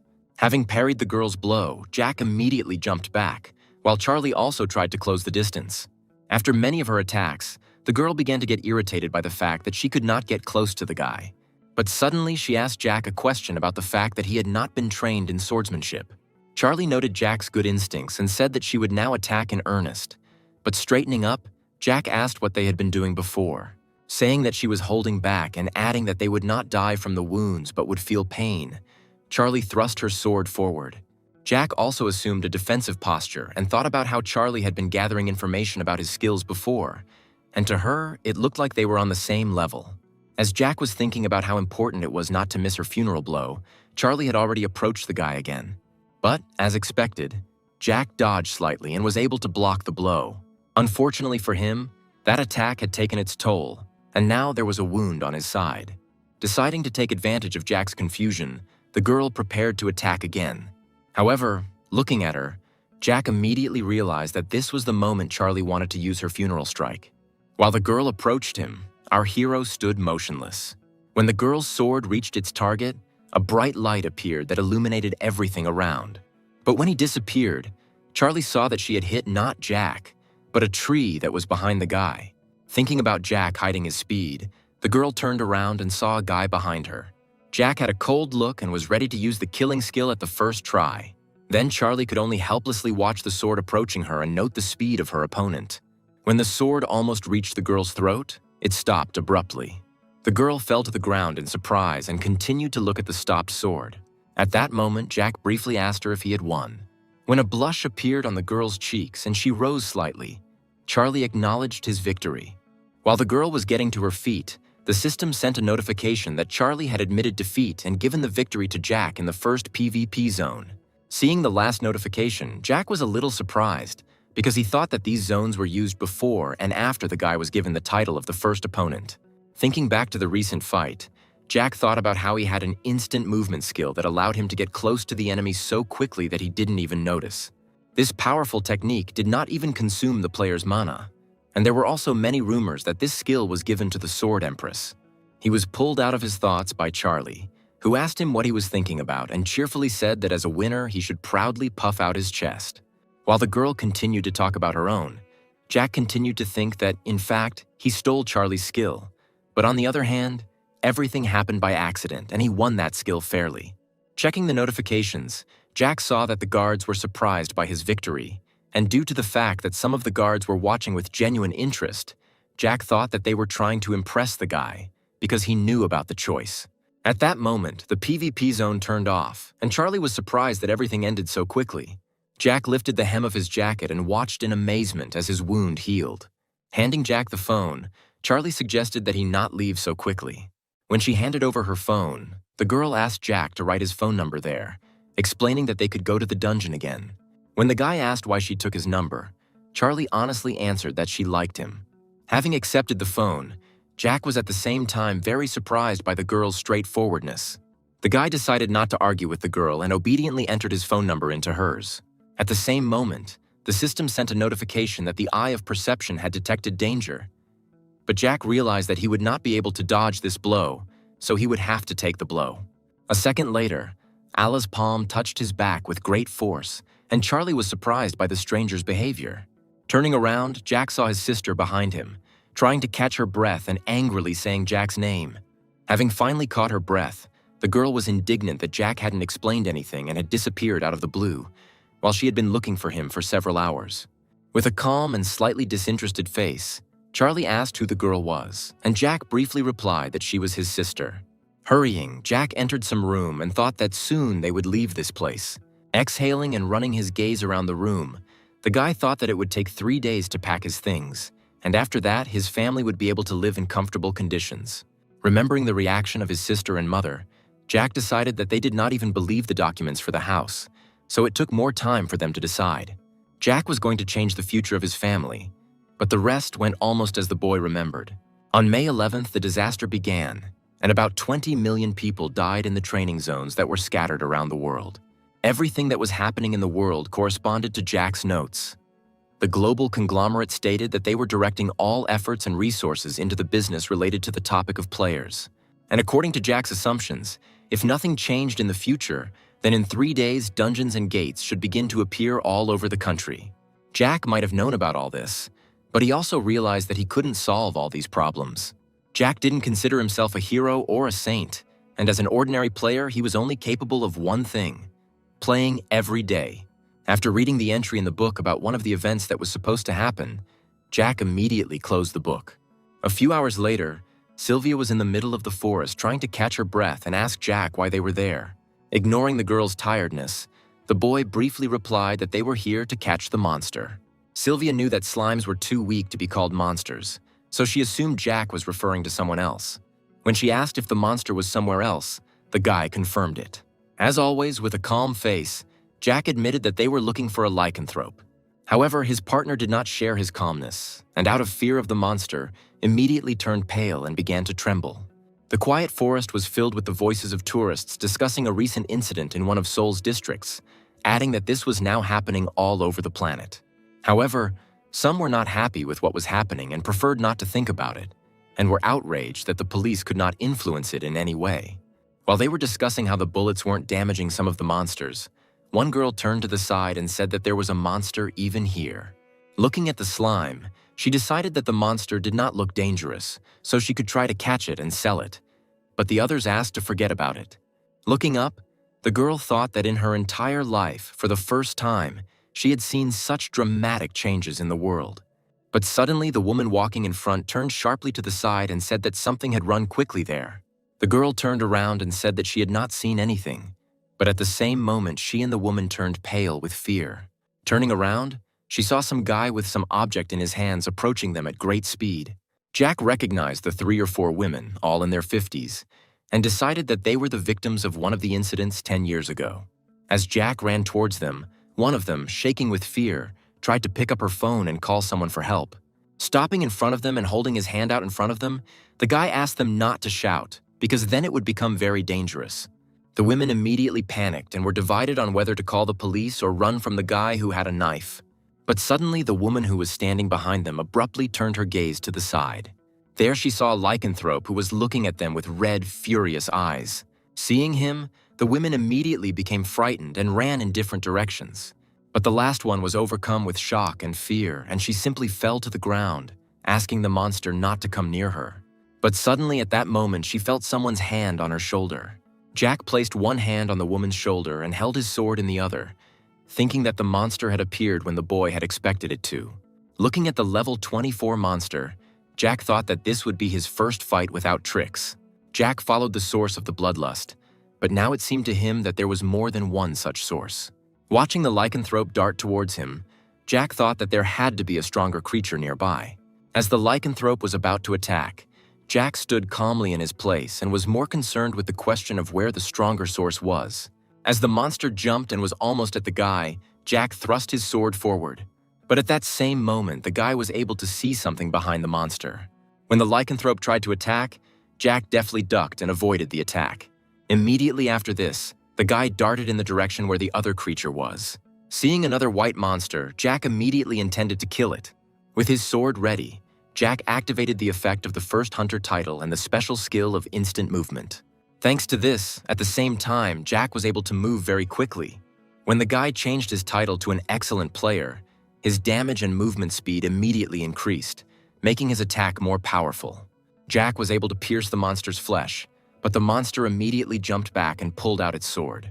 Meanwhile, having spotted the monster, Jack was surprised that the six-tailed fox had appeared so early. After this, the monster jumped back and, bending slightly, growled at the man. When the fox disappeared, Jack began to think that this monster was a spirit, using camouflage, surprise attacks, and even a little magic. Jack was comforted by the knowledge that he knew all about the fox, but he didn't understand why the monster had appeared so quickly. At the same time, in another place, another monster attacked the girl and took away her arm. As the girl fell to the ground and bled, the lycanthrope slowly approached her. At some point, one of the skills began to spread to the monster. Having approached the monster, Sylvia used provocation on it. When the monster turned its attention to her, the girl was reassured by the fact that this was not the first time she had fought him. Since Jack wasn't around, Sylvia decided to think like him and wondered what the guy would do in her place. While Sylvia was thinking about this, the lycanthrope began to scream at the top of his voice. At that moment, her body was under the effect of the howl, but the girl recognized this skill, from which she wanted to hide last time. But now she felt no fear of the monster and was preparing to hit him with her fist. At that very moment, the lycanthrope had already pounced on her and also wanted to attack the girl. When his paw almost reached the girl's body, Sylvia managed to activate a platinum shield and defended herself from the blow. When she managed to block the blow, she gained confidence in herself and decided that she could defeat the lycanthrope. Grabbing the werewolf's paw, Sylvia remembered that Jack believed in her and what he taught her. She grabbed the monster's paw tightly and, not intending to let go, fell to the ground.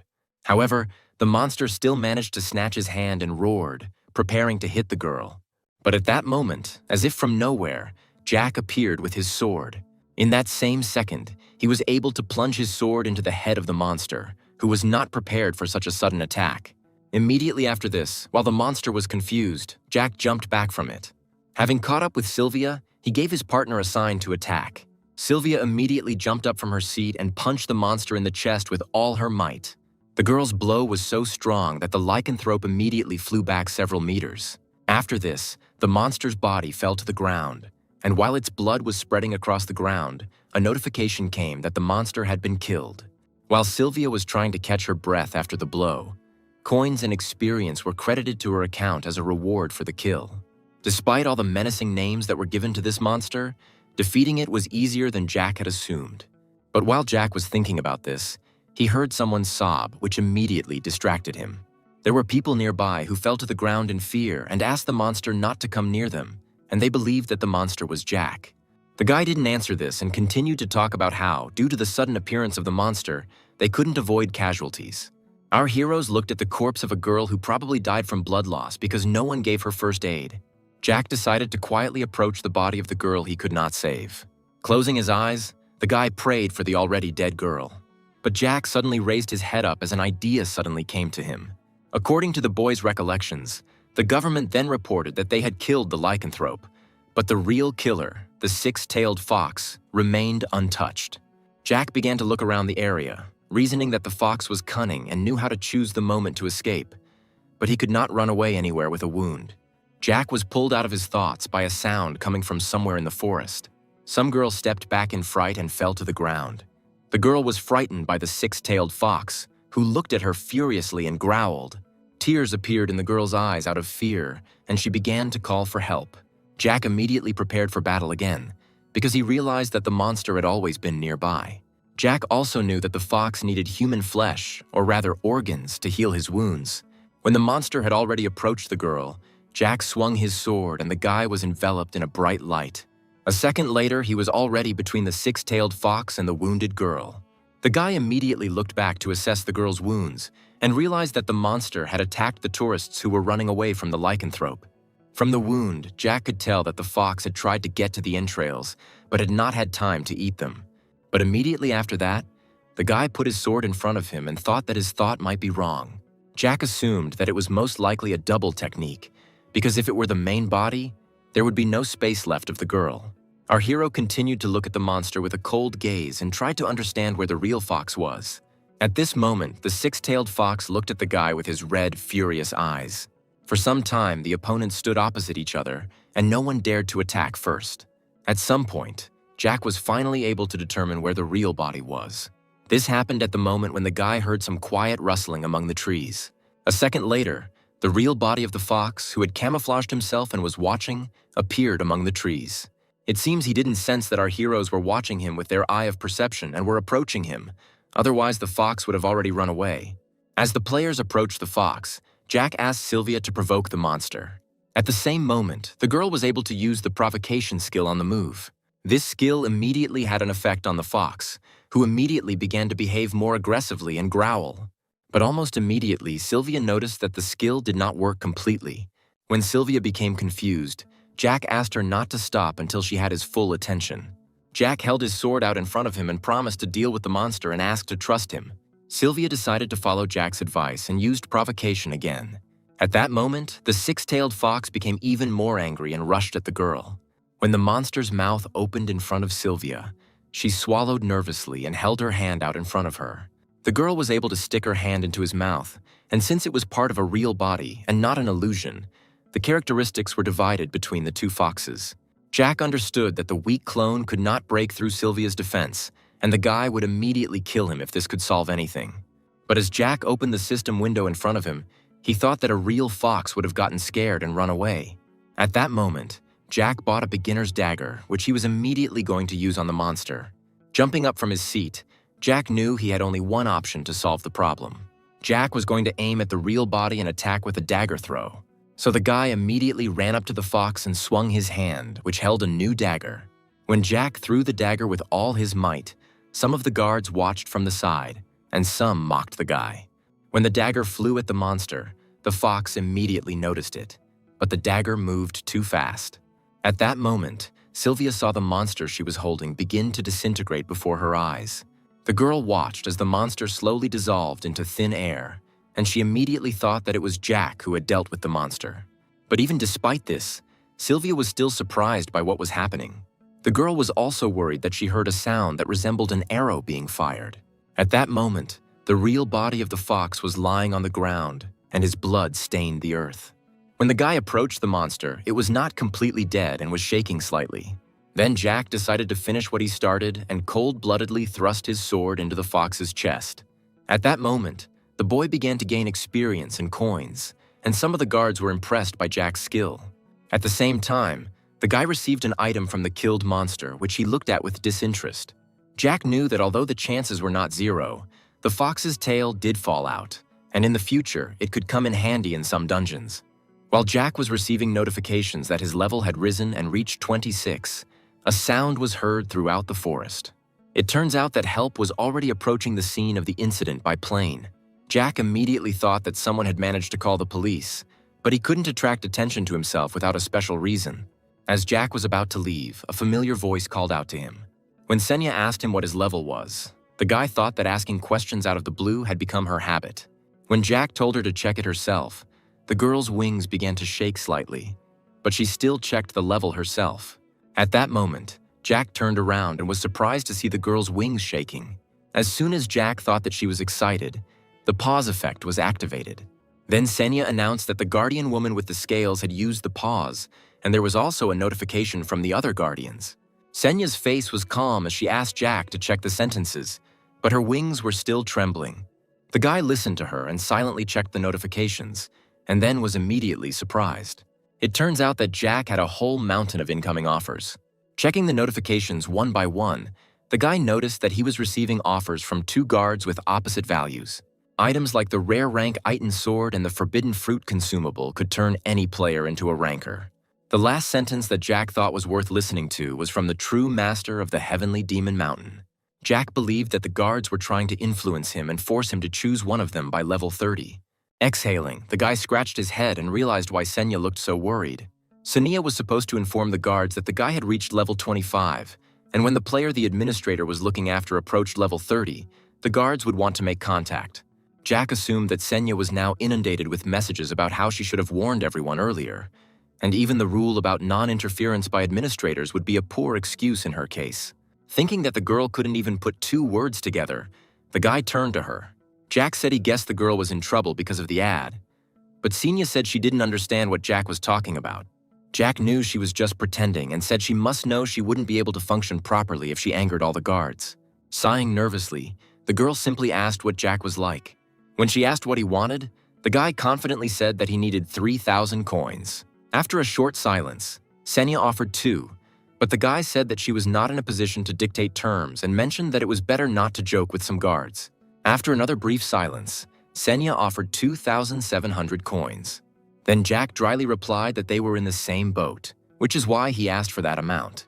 As soon as Jack said that he could name the same conditions for strangers, the girl immediately agreed to give him that amount and told him not to ask for more. At that moment, the effect of the pause wore off, and the guy extended his hand forward, asking for a contract. As it grew dark and the sun set, Jack sat in the car with Sylvia sleeping on his shoulder. Suddenly, the guy heard a phone ring, which he immediately paid attention to. When Jack picked up the phone, he heard the familiar female voice of Charlie. Smiling slightly, the guy asked what this sudden call was, and the girl replied that she had already read the news and assumed that Jack was involved. After that, Charlie thanked her and said that she called only for this reason. She also told Jack that without his help, her mother would already be dead. The girl spoke about this with a warm smile on her face and added that she would never forget this act of Jack. While the girl said that she would do anything and could take care of Jack, these words confused the guy. Then Jack said that he wanted to call anyway, because he had a question about whether Charlie wanted to go somewhere with him in a few days. When Jack voiced his idea to all his partners, they all looked at him in shock, and only Charlie decided to speak. When the girl was surprised by the offer to go to Japan tomorrow, Jack was absolutely calm and continued drinking his drink, and also added that they were going there to clear the gate. Remembering what the guy was talking about, Charlie asked if the guy was referring to the place where they had been hunting for 5 hours straight. To this, Jack calmly replied that they would have to go inside to understand what the gate was like, and the only thing that was certain was that the gate could be breached. The guy also added that countries around the world have begun preparing for training after what happened in Korea, but the preparation will not help them protect people from sudden gates. But Jack was forced to admit that the gate he was targeting was about to break through. Everyone listened in surprise to Jack's words that the monsters could break out, and then there would be about 100 victims, including awakened ones. Meanwhile, Jack calmly continued to say that if a prepared group arrived there in advance, it would be possible to reduce the number of victims. Putting his drink aside and looking down, the guy said that he would understand if they refused. After all, this was not a vacation. Everyone continued to listen in surprise to Jack, who was also able to pay for the tickets and all expenses, while the rest were only required to take their documents with them and come to the airport. Charlie let out a heavy sigh and admitted that she couldn't believe the call was just about work. While the girl was saying that she should have guessed about everything earlier, Jack again mentioned that it was not a raid and asked why she even thought about a simple trip. Leaning her head on her hand, Charlie wanted to ask the guy a question. When the girl asked where he got this information from, the guy's face didn't change at all. After thinking for a moment, Jack answered briefly that he had had a prophetic dream. When the guy said that he hid the prophetic dreams because it was more profitable, Charlie asked doubtfully how possible that was. Taking the glass in his other hand, Jack continued to say that things were now appearing in their world that had never existed before. Although Jack believed that whether to believe him or not was only their decision, the guy knew what he was talking about, so he was ready to leave even alone. Charlie looked at the boy doubtfully and asked why he had gone so far, adding that Jack looked too serious. Sighing, the girl said that she would get bad grades if she skipped classes, but suggested to Jack that they consider it a date. Sam pounded his chest and said that he would follow Jack anywhere because he owed him his life. When Sylvia asked what about her, Jack promised to take care of the formalities, and if she didn't want to, then it would be better to confess. When the girl's face turned pink, she admitted that she wanted to go and excitedly said that she had never flown on an airplane before. While everyone was recovering from such an unexpected offer from Jack, our hero was thinking that at least one of them would have refused. But with such a team, he had nothing to worry about. Remembering the abilities of each of his teammates, Jack believed that this was the strongest team if you choose among the newcomers. And tomorrow, our heroes were supposed to fly to Osaka. As was supposed to happen the next day, our heroes were sitting on board the plane and waiting for takeoff. While the safety briefing was going on, Sylvia was delighted with the new experience. When the girl turned to Charlie and asked if the plane would definitely take off, Charlie confirmed it and told Sylvia that if she didn't fasten her seatbelt, she would fly out of her seat. Hearing the absurdity that Charlie was saying, Jack immediately turned to the girls. Turning away, the guy exhaled and thought that there shouldn't have been any problems on the road, but Jack didn't know when exactly the gates were supposed to appear. Jack only had information that training had begun in Tokyo shortly before the breakout, and that his survival rate was 33%. And soon after that, gates with weak monsters appeared, and sometimes even inadequately strong ones. But this was more an exception to the rule. Based on the information that the gate breakthrough had caused many casualties among the awakened, the guy had two thoughts. Either the gate appeared during training when people were not ready, or that very exception to the rule occurred. While Sam fell asleep next to him, Jack thought that he would soon be able to see everything for himself as soon as he got to Osaka. Suddenly, Sylvia said awkwardly that it was a little awkward to ask about it now, but could they be away for so long? But then Jack simply reminded her that Sylvia herself had seen how much her sister and mother liked the new house. Alla turned to the guy in surprise and asked what he had managed to do. Alla found everything suspicious, but Jack knew that they liked everything and were happy. After these words, Sylvia breathed a sigh of relief and said that she would take Jack at his word. As the announcement was made that the plane would soon take off, the guy silently looked at the girl and smiled slightly. A few hours later, our heroes had already arrived in Dotonbori and could enjoy the beautiful sky. They finally arrived at the place where the gate that had not been cleared last time was supposed to appear soon. In fact, Jack himself admitted that he would like to find the gate immediately to avoid a breakthrough. While Jack was thinking about how to show up after the monsters appeared and minimize the damage, Charlie was admiring everything that was around them. However, Jack, unlike the others, was only preoccupied with worrying about how many days it might take them to solve this problem. Jack's train of thought stopped when he saw the gate that had just appeared right next to him. But it turned out that it was simply Senya who decided to appear at such a moment, which frightened our hero. As soon as the girl showed up, Sam immediately noticed her, and a slight blush appeared on his cheeks. Senya didn't pay attention to this, and calmly said that now only the players could see her, and if they didn't want to attract unnecessary attention to themselves, they should have allowed only Jack to speak. When Senya asked the guy about the purpose of his visit to Japan, he briefly replied that he came on vacation. Senya said that it was a strange combination of people for a vacation, and was sure that Jack had other goals in mind. And then Jack asked if there was some event that was supposed to happen here that would somehow be related to the players. To this, the girl calmly replied that the law prohibited her from disclosing information that could affect the game, so she could not answer. But opening the system windows in front of her, the girl said that there are exceptions if the guards themselves ask to give the player a quest. Due to many guardians requesting the quest, Senya was willing to create a quest called Turtle's Nest. While Jack lied about coming to rest but now being forced to complete a quest, others were surprised that he didn't tell Senya the truth. After asking the girl if they should complete the quest before returning to Korea and receiving an affirmative answer, Jack promised that there would be no problems. Turning to his partners, the boy asked if they were hungry, and Sylvia immediately admitted that she wanted to try gyukatsu. As the players went to look for a suitable restaurant, Senya turned to Jack. In her opinion, it seemed like Jack was playing it safe, but now she felt like the guy was trying to get the most out of it. When Sam was surprised that they had just gotten away from the guard, Senya was silently surprised that Jack was able to use even the guards. A few days ago, a situation occurred that surprised Senya. Jack said he was grateful to all the guards and said he didn't deserve such attention, but he wanted to confess. After bowing at 90 degrees, the guy said that he was not going to accept any of the offers. The girl watched in surprise as Jack admitted that he couldn't choose one guard, but he wouldn't dare choose them all either. Jack continued to say that the only thing he could accept was their support. Standing up straight, Jack promised to show him the game in the future in which all the guards were waiting for him. Sania was very surprised that for one bow the guy received 3,000 coins for a contract with her, as well as good impressions from the guards. And the result of all this was today's competition of guards as sponsors in the quest. Assuming that this was his plan all along, Senia felt that Jack should think twice about the fire he was playing with. Finally, our heroes managed to find a suitable restaurant and they wanted to go inside. But suddenly Jack heard a sharp sound very close to him and turned in the direction from which it came. At that very moment, many people fled in panic from that very direction. But our heroes had no intention of running away and were already seriously prepared for battle. At the most unexpected moment, they came across a gate that was located inside the room. Sam immediately asked Jack with a dispassionate look if they were going inside. Jack immediately answered in the affirmative and told Sylvia to go through the gate first. As Sylvia walked towards the gate, the others watched the girl go. This made Jack grin, because he knew that most likely the others were not used to letting Sylvia go first, because she was a child. But they should have gotten used to the fact that she was the strongest of them. As the others passed through the gate, Jack followed them. As soon as the guy stepped through the gate, he immediately found himself in a different place.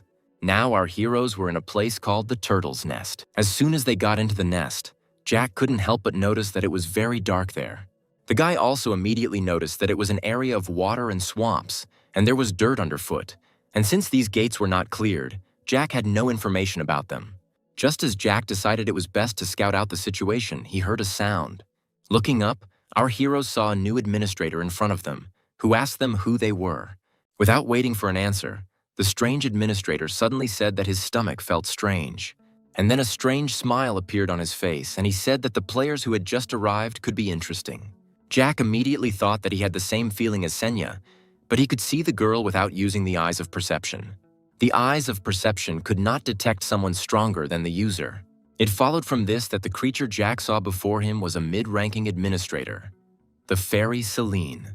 Once on the ground, Celine continued to talk about how Jack was the weirdest of them all, and after a quick glance at the guy, she assumed that Jack was an experienced young player. While Celine noted that Jack came from the Korean server, the guy thought about how in the past, this admin was known by the nickname of someone who hunted promising players, and also held the third place among streamers of the Japanese server. Jack assumed that there must have been a player from her broadcast next to her.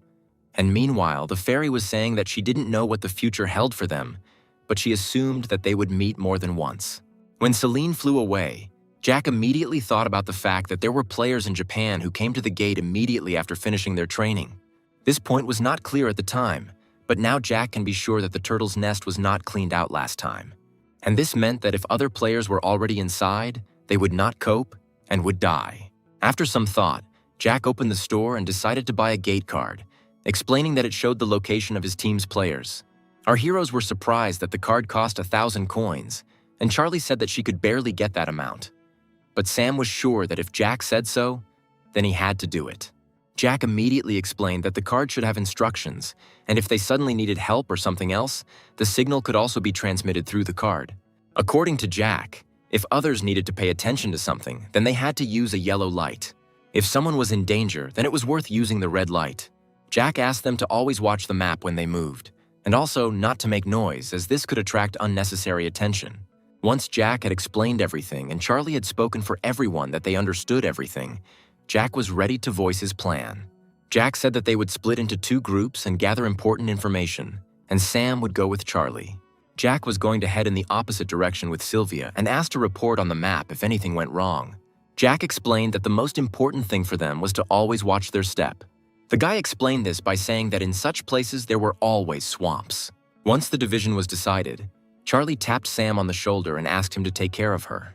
As Sam went on his way with the girl, his administrator was surprised when he checked the viewers on his channel and noticed that many had left. The administrator didn't understand what had happened, because Sam and Charlie, who the true master of the Heavenly Demon Mountain was interested in, were on his channel. Having checked all the information, he turned back nervously. Looking at Senia, he immediately thought that all the guards had gone to her channel. At that moment, the situation irritated the administrator, because he was losing the battle for content and did not understand why the guards were so carried away by the player Senia. Remembering that the guy was moving forward in unknown ways, the administrator smiled and thought that he could use this. In his opinion, nothing was known about Jack because of the exclusive contract with Senya, and he was going to voice his thoughts to the guards. With a crazy smile on his face, the administrator said that Jack knew about all the events on the Korean server and was now teaching other players how to use the gate map. The administrator tried to stir up the guards' interest in this, asking if they wanted to know if Jack had used any prohibited methods. As they walked, our heroes noticed that it was indeed easy to fail if they didn't watch their step. But suddenly Sam noticed something not far from him, and then he immediately had a surprised look. He immediately informed Charlie that there was some kind of monster there. It turns out it was a level 11 golden turtle, which was small for our heroes. When Charlie suggested killing the turtle, Sam said they should have told Jack about it first. Sam immediately used the red light on the map, allowing Jack to understand what had happened to his partners. When a sound was heard nearby, the turtle immediately raised its head and turned to the side. Sensing danger, the turtle immediately hid, which surprised Sam a little. Suddenly, Charlie looked to the side in surprise and asked Sam to look there too. Looking to the side, our heroes saw a guy carrying something in a bag. When the guy heard that they were speaking to him in English, he immediately turned in that direction. Sam awkwardly asked if the guy was a Japanese player and asked if he hunted. Raising his hand and showing class, the guy replied that it was not quite so and that the turtles had high protection. When Charlie asked what the guys were talking about, Sam assumed from the conversation that the guy couldn't kill the turtles because of the high defense, so he was just collecting them for now. Sam continued to assume that the guy would pull the turtles out of the water and then kill them, but Charlie was surprised that he had gotten so much information from just a few words. Playing with her hair, the girl asked if they would wait for Jack, and Sam said that since they had not figured out the situation, that was what they would do. But at that very moment, the guy who was catching the turtles heard a sharp, loud sound behind him. A human scream was immediately heard around the area, which scared Charlie a little, and she immediately looked in the direction from which the scream was coming. The Japanese guy ran as fast as he could towards the players, calling for help in Japanese and saying that a monster was chasing him. But at that very moment, scarlet blood poured into the water, and the guy's face twisted in pain. Under the screams of the Japanese, Sam looked around and managed to assume that the monster was in the swamp. As the boy was pulled under the water, he stretched one arm forward and shouted that he didn't want to die. At that moment, Charlie noticed that the guy had managed to grab her leg with one hand. When the guy squeezed Charlie's leg, the girl wondered where he got so much strength from. Immediately after this, she raised her head up and was surprised at what she saw.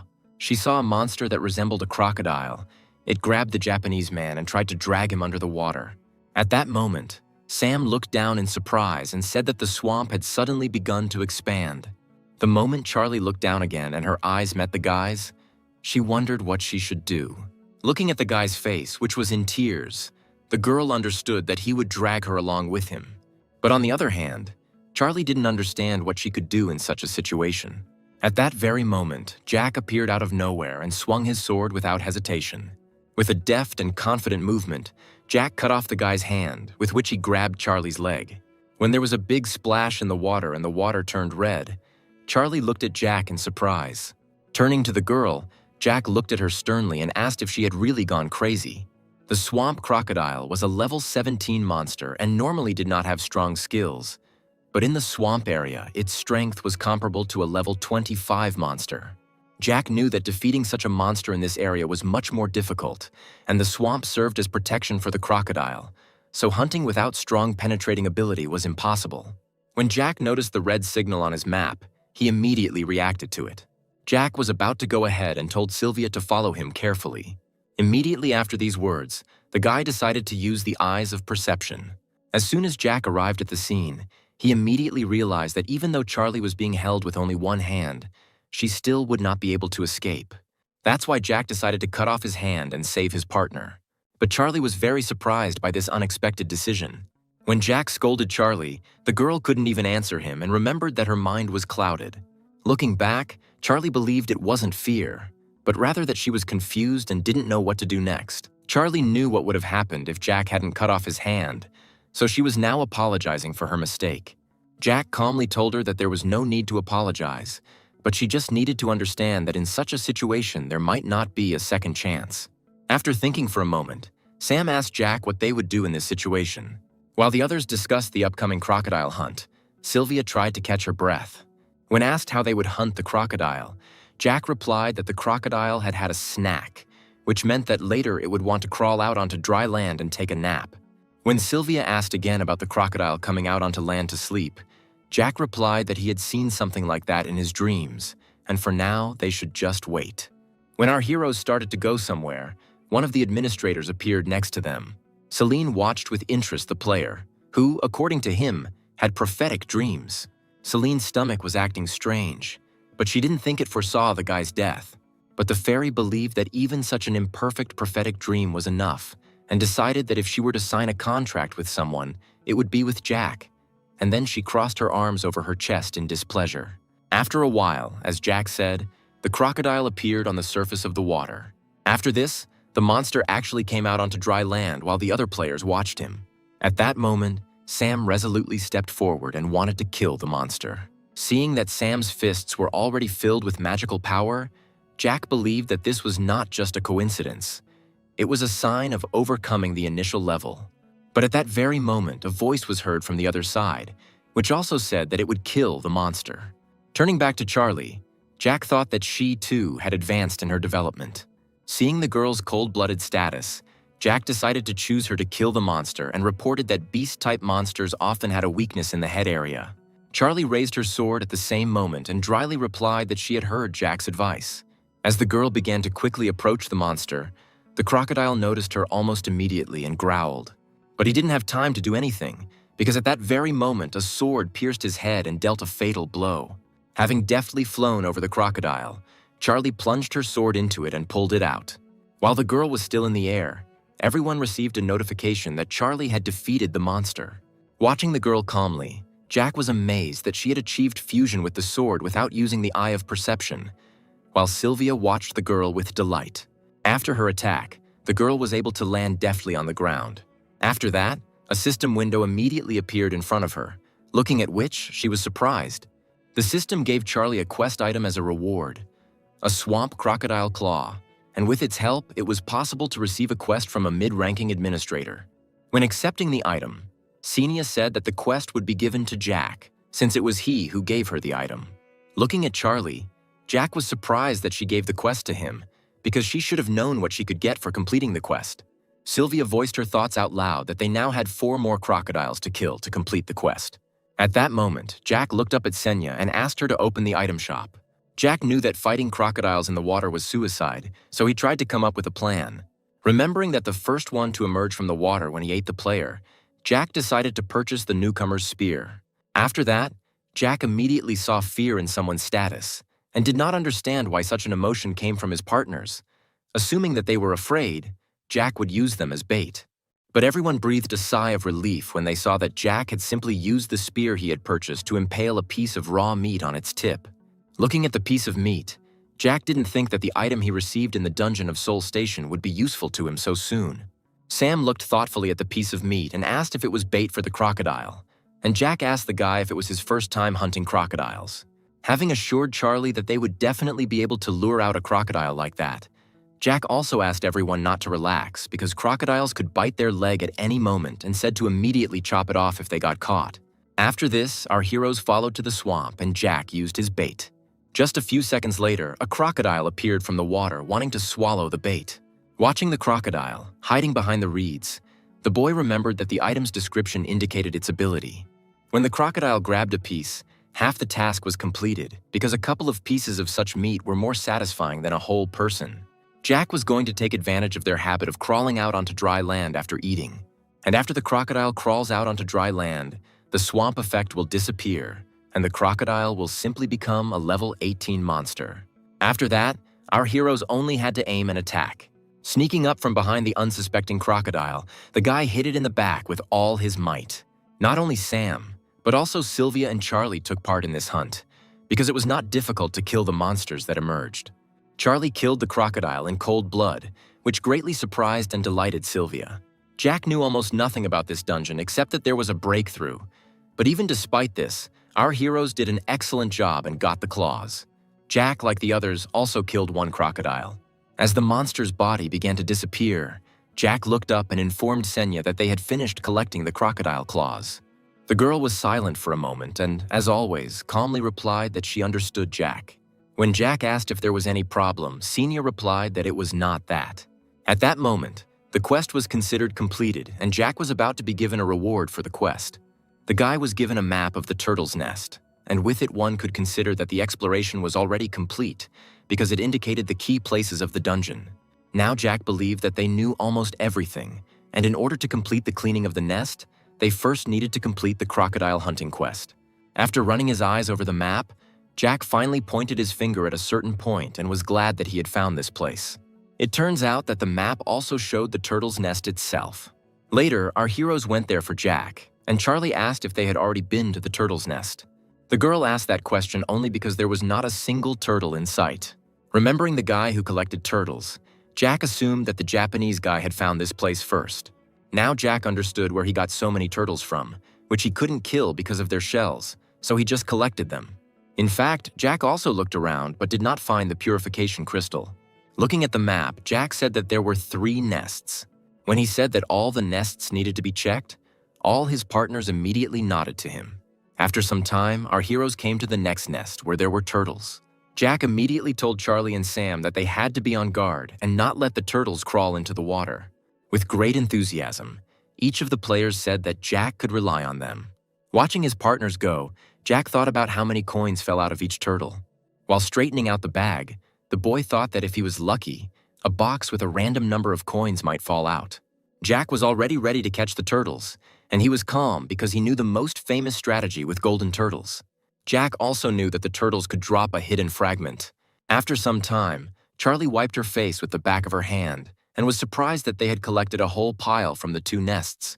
But looking at Jack, who was dragging a bag of turtles somewhere, she asked why it was impossible to finish off the turtles right away, and in response, she heard that hunting all the turtles at once was much better. When Jack received a notification that the hidden fragment was completed, the guy thought that in the future it would be strange to call it hidden, because everyone would know about it. The condition was that 40 turtles had to be collected in one place, and after that, farms were supposed to appear where turtles would be raised. When the system window suddenly appeared in front of Jack, he looked at it in surprise. After reading a short message about his titles, Jack decided to ask for more information, and there he read about a hidden monster. Jack knew that it was a poisonous golden turtle, the level of which was higher than 30, and perhaps even higher than 35. It was difficult to deal with without high resistance to poison, and since the task was not forced, the guy decided to refuse it. When Charlie cheerfully asked what Jack was doing and the guy replied that he needed to check something, Charlie went on to say that she had received a notification saying that some drop chance had increased. After this, the girl continued to talk about how she had gained experience, so she would not be greedy because of gold. And the girl was also glad that she considered it a date. But Jack looked at her doubtfully, because he did not understand how it looked like a date. Then Sam started talking and said that he came here to help Jack. Therefore, he did not claim a reward, and Sylvia was simply ready to do what Jack told her. Jack was silent for a moment and then asked if anyone had a large, blunt weapon. After thinking for a moment, Sam said that he had a huge hammer, and Jack immediately asked to give him a weapon. When Jack finally got the hammer in his hands, he noted that the hammer was heavy and wouldn't hit a moving monster with it. However, the targets chained to the ground were easy to hit, and turning to his partners, the guy said that now they would start collecting coins, and Jack would take 70,000 for himself. Jack offered to divide the remaining gold among the others, and the others were very surprised by the guy's generosity. As Jack slowly pulled the turtles out of the bag, Charlie replied that she would be grateful for such a gesture. Standing over the turtles, Jack thought about the fact that he hadn't planned to take everything from the start, because the others also needed to be motivated somehow. After this, the guy immediately raised his heavy hammer upward.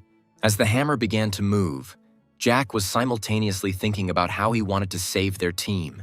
To begin with, Jack targeted one and the very first turtle.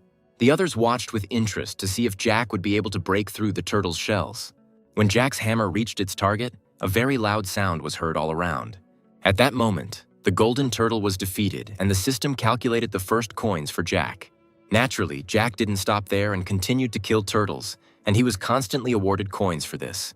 At some point, Jack was finally able to get a box with a random number of coins. After drinking some elixir, Jack thought that perhaps he should open the next hidden fragment if he manages to find 7 of these boxes. Lowering the hammer to the ground, Jack also thought that it was difficult to complete such a task, but he had to try. After taking a short rest, Jack picked up the hammer again and was about to lift it. The guy could only hope that all the right boxes would drop before all the turtles were gone. The others watched Jack from the side, and Charlie was surprised that the guy seemed to be faster than her, and Sam also noticed that his strength stat was higher than his. Continuing to watch Jack, they discussed that since his strength was higher, then his agility should also be higher than Charlie's. That is, Jack was probably superior to them in level. By the time Jack got the last box he needed, the boy had already fallen to the ground, exhausted. Jack took the box in his hands and thought about the fact that he had gotten 20,000 from the golden turtles alone, and there were 50,000 left to his goal. When the guy opened the first box, he got a little over 6,000 coins. The next box contained only 1,400 coins. Jack scratched his head and thought about how he had gotten almost 8,000 from two, but he hadn't expected to get much at once. Having collected his thoughts, Jack decided to open the third box. The guy had more hopes for this box than for the previous ones. But when he got only 70 coins from it, Jack sighed heavily and thought that he was just an unlucky person. Looking at the remaining 4 boxes, Jack hoped that he would have better luck with them. From the 3, he got a total of almost 13,000, so he placed all his remaining hope on the last box. At the same moment, the guy received a notification that he opened 7 boxes in a row, and because of this, the hidden fragment of the desire for the jackpot fell out. Immediately after this, Jack received a notification asking if he wanted to play the scenario by linking the hidden fragment of the jackpot pursuit and the pioneer title. Turning to Senya, Jack asked the girl to share with him information about the rewards he received, but Senya was surprised by such a request. Noticing that the guards were getting worried when the guy received a double box of coins, Jack turned to his partners and said that the 7th box could be exchanged for a double box of coins. When asked by Charlie what it was, Jack said that the box doubled the balance of coins and was beneficial to use when a lot of coins were collected. Jack raised his index finger and said that they had all worked hard and everyone had been risking their lives, so he planned to use the box and give everyone 3,000 coins. When he asked them if it was fair, Sam was on the verge of tears, but Charlie had her suspicions and remained silent. Suddenly, Senior reported that the connection between the pioneer and the hidden fragment was limited to 3 uses, but Jack said that it was better to use it now to distribute everything more fairly. By linking the title and the hidden fragment, Jack knew he could raise the required amount, and his 43,000 was doubled. By saying that they had all worked hard, Jack wanted to send everyone 3,000 and thereby leave a good impression on the woman with the scales. And Sam shouted out that Jack had tried harder than anyone. When Jack received a notification that the woman with the scales had donated 500 coins, a smirk appeared on the guy's face, and he wondered if it wasn't enough for a guard like her. After some time, Jack gave Sam the task of cleaning the cleansing crystal, which Sam obediently carried out. When the boy's fist reached the crystal, all the crushing force of the blow was distributed throughout the object. Once the gates were cleared, everyone was given a scroll of return as a reward, which surprised Charlie a little. As Jack was thinking about how while they were inside the gate, a rookie tower had been created outside, so they might run into the police on their way out, his thoughts were interrupted by Senya. Senya personally handed Jack the reward for clearing the dungeon and asked him to check if everything was given out. At that moment, Jack remembered that there was a guard who gave the task, but the guard's name was hidden. Upon touching the bag of coins, Jack received a notification that there were 7,000 coins inside. Looking at his administrator, Jack was silent for a moment and was a little surprised that he was given such an amount. Jack continued to ponder about the guardian refusing to give his name and handing over such a sum for the entry-level dungeon through Senya. Jack mused that the woman with the scales would give such a task publicly, but the other guards were dubious. But Jack decided to push these thoughts away because he didn't think he would be able to find out any details now. Using the scroll to return to the newbie tower, Jack thought that it was time for them to leave here. When our heroes left the dungeon, Senya, as always, saw them off with her empty gaze. Once the players had finally dispersed, she announced to the guards that her broadcast would continue in the Korean newcomers' tower. When our heroes moved, everyone looked around and tried to figure out where they were. But looking around, Jack immediately saw that there were no players here, only NPCs. While Charlie was beginning to recognize the location, Sam asked if they could be there and if there were any formalities. Before letting everyone go, Jack suddenly advised Charlie and Sam to go through the Soul Station dungeon 25 times, which surprised the players greatly. Jack calmly continued to say that they could have gone further if they wanted, because it was a fast way to progress. Then Charlie enthusiastically replied that they knew the strategy, but it would take them a long time, and Sam asked Jack to trust them. After the two left, Sylvia worriedly asked Jack what she should do and if she would be able to get through the dungeon. When Jack asked the girl to go home and said that he would return later, Sylvia's face immediately changed, and her status changed to anxiety because of her weak brother. When Jack repeated again that she should go home and that he would buy ice cream before returning, Sylvia immediately blossomed before our eyes and asked for yellow ice cream. Finally letting go of Sylvia and watching her go, the guy was surprised by her love for ice cream. When his train of thought ended, Jack immediately turned back. Jack looked at the escalator that led to the second floor and which could be used by 15 people at a time, but one had to pay 100 coins. When Jack started to climb and noticed Senya nearby, he asked her if she thought he would waste coins, and Senya confirmed that she did think so, adding that there was no one up there at the moment. But in fact, Jack knew that there was no one there, but he didn't care about that, only that the way was open. Jack knew that the second floor of the tower was not so easy to get to and assumed that someone had done it before him. The name of the Demon King was unknown 10 years ago, and this player was the leader of the Nightmare faction and was always involved in the disasters that occurred after the Cataclysm. And the only thing that was known about that player was that he was the first to open the second floor of the tower where Jack was now. But Jack didn't care that he wasn't the first, because the first 3 players had the advantage. As Jack got up, he thought that it was the Demon King who had beaten him to it. When Jack reached the second floor, he immediately received a notification that powerful energy had been detected. At that moment, the eyes of perception were temporarily paralyzed, and this was accompanied by severe pain for Jack. Jack was sure that he had definitely seen someone, but at the moment he couldn't open his eyes. Assuming that it might be the Demon King, the boy's hand clenched into a fist and trembled. Once the paralysis of the perceptual eyes was lifted, Jack was immediately able to open his eyes. But when he opened them, he no longer saw before him that mysterious figure who, according to his suspicions, could be the King of Demons. Jack sighed slightly at this because he really didn't want to run into that player. After this, the guy immediately turned to Senya and asked her to open a hidden object store. Senya was surprised by this and said that of course such a store existed, but for this one would have to pay 50,000 coins. But Jack was ready to pay that amount, so at that very moment that very hidden store opened up to him. Jack used a method that was not available to every newbie because not everyone had such an amount, and not everyone would want to spend it for access to the store for 1 minute. Jack had come all this way just to buy one scroll that was on sale at the time. Senya frowned slightly at the thought that Jack had managed to collect the required amount, which was most likely helped by prophetic dreams. Suddenly, someone's voice was heard, which everyone immediately paid attention to, and which said that Jack was too suspicious, and even prophetic dreams were difficult to explain. The administrator, who was against Jack, kept saying that everything had to be some kind of glitch or error, so he issued a bug check request. A creepy smile appeared on the administrator's face as he asked the guy's name and asked him to come closer. But Jack didn't even turn to him and dryly replied that if they wanted to scan him, then let them come themselves. And then Jack turned around and with a smirk on his face called the administrator a dwarf. The administrator was perplexed by this and did not know how to react to such insults. When the administrator asked again what his name was, Jack was demonstratively surprised that he had not heard, and Senya watched the guy's actions with surprise. Again, with a slight grin on his face, Jack repeated that he had called him a dwarf. At that moment, the administrator waved his hand and used his power on Jack. At that very moment, Jack's face changed because he could not resist such force. When Jack fell to his knees and started coughing, the administrator angrily told him that if he continued to talk back, he would definitely be killed. After that, he continued to call Jack names, saying that he didn't even know what the difference was between him and a mid-ranking administrator in strength. Pointing to Senya, he said that Jack shouldn't be assumed to be safe all the time just because he had a calm administrator with him.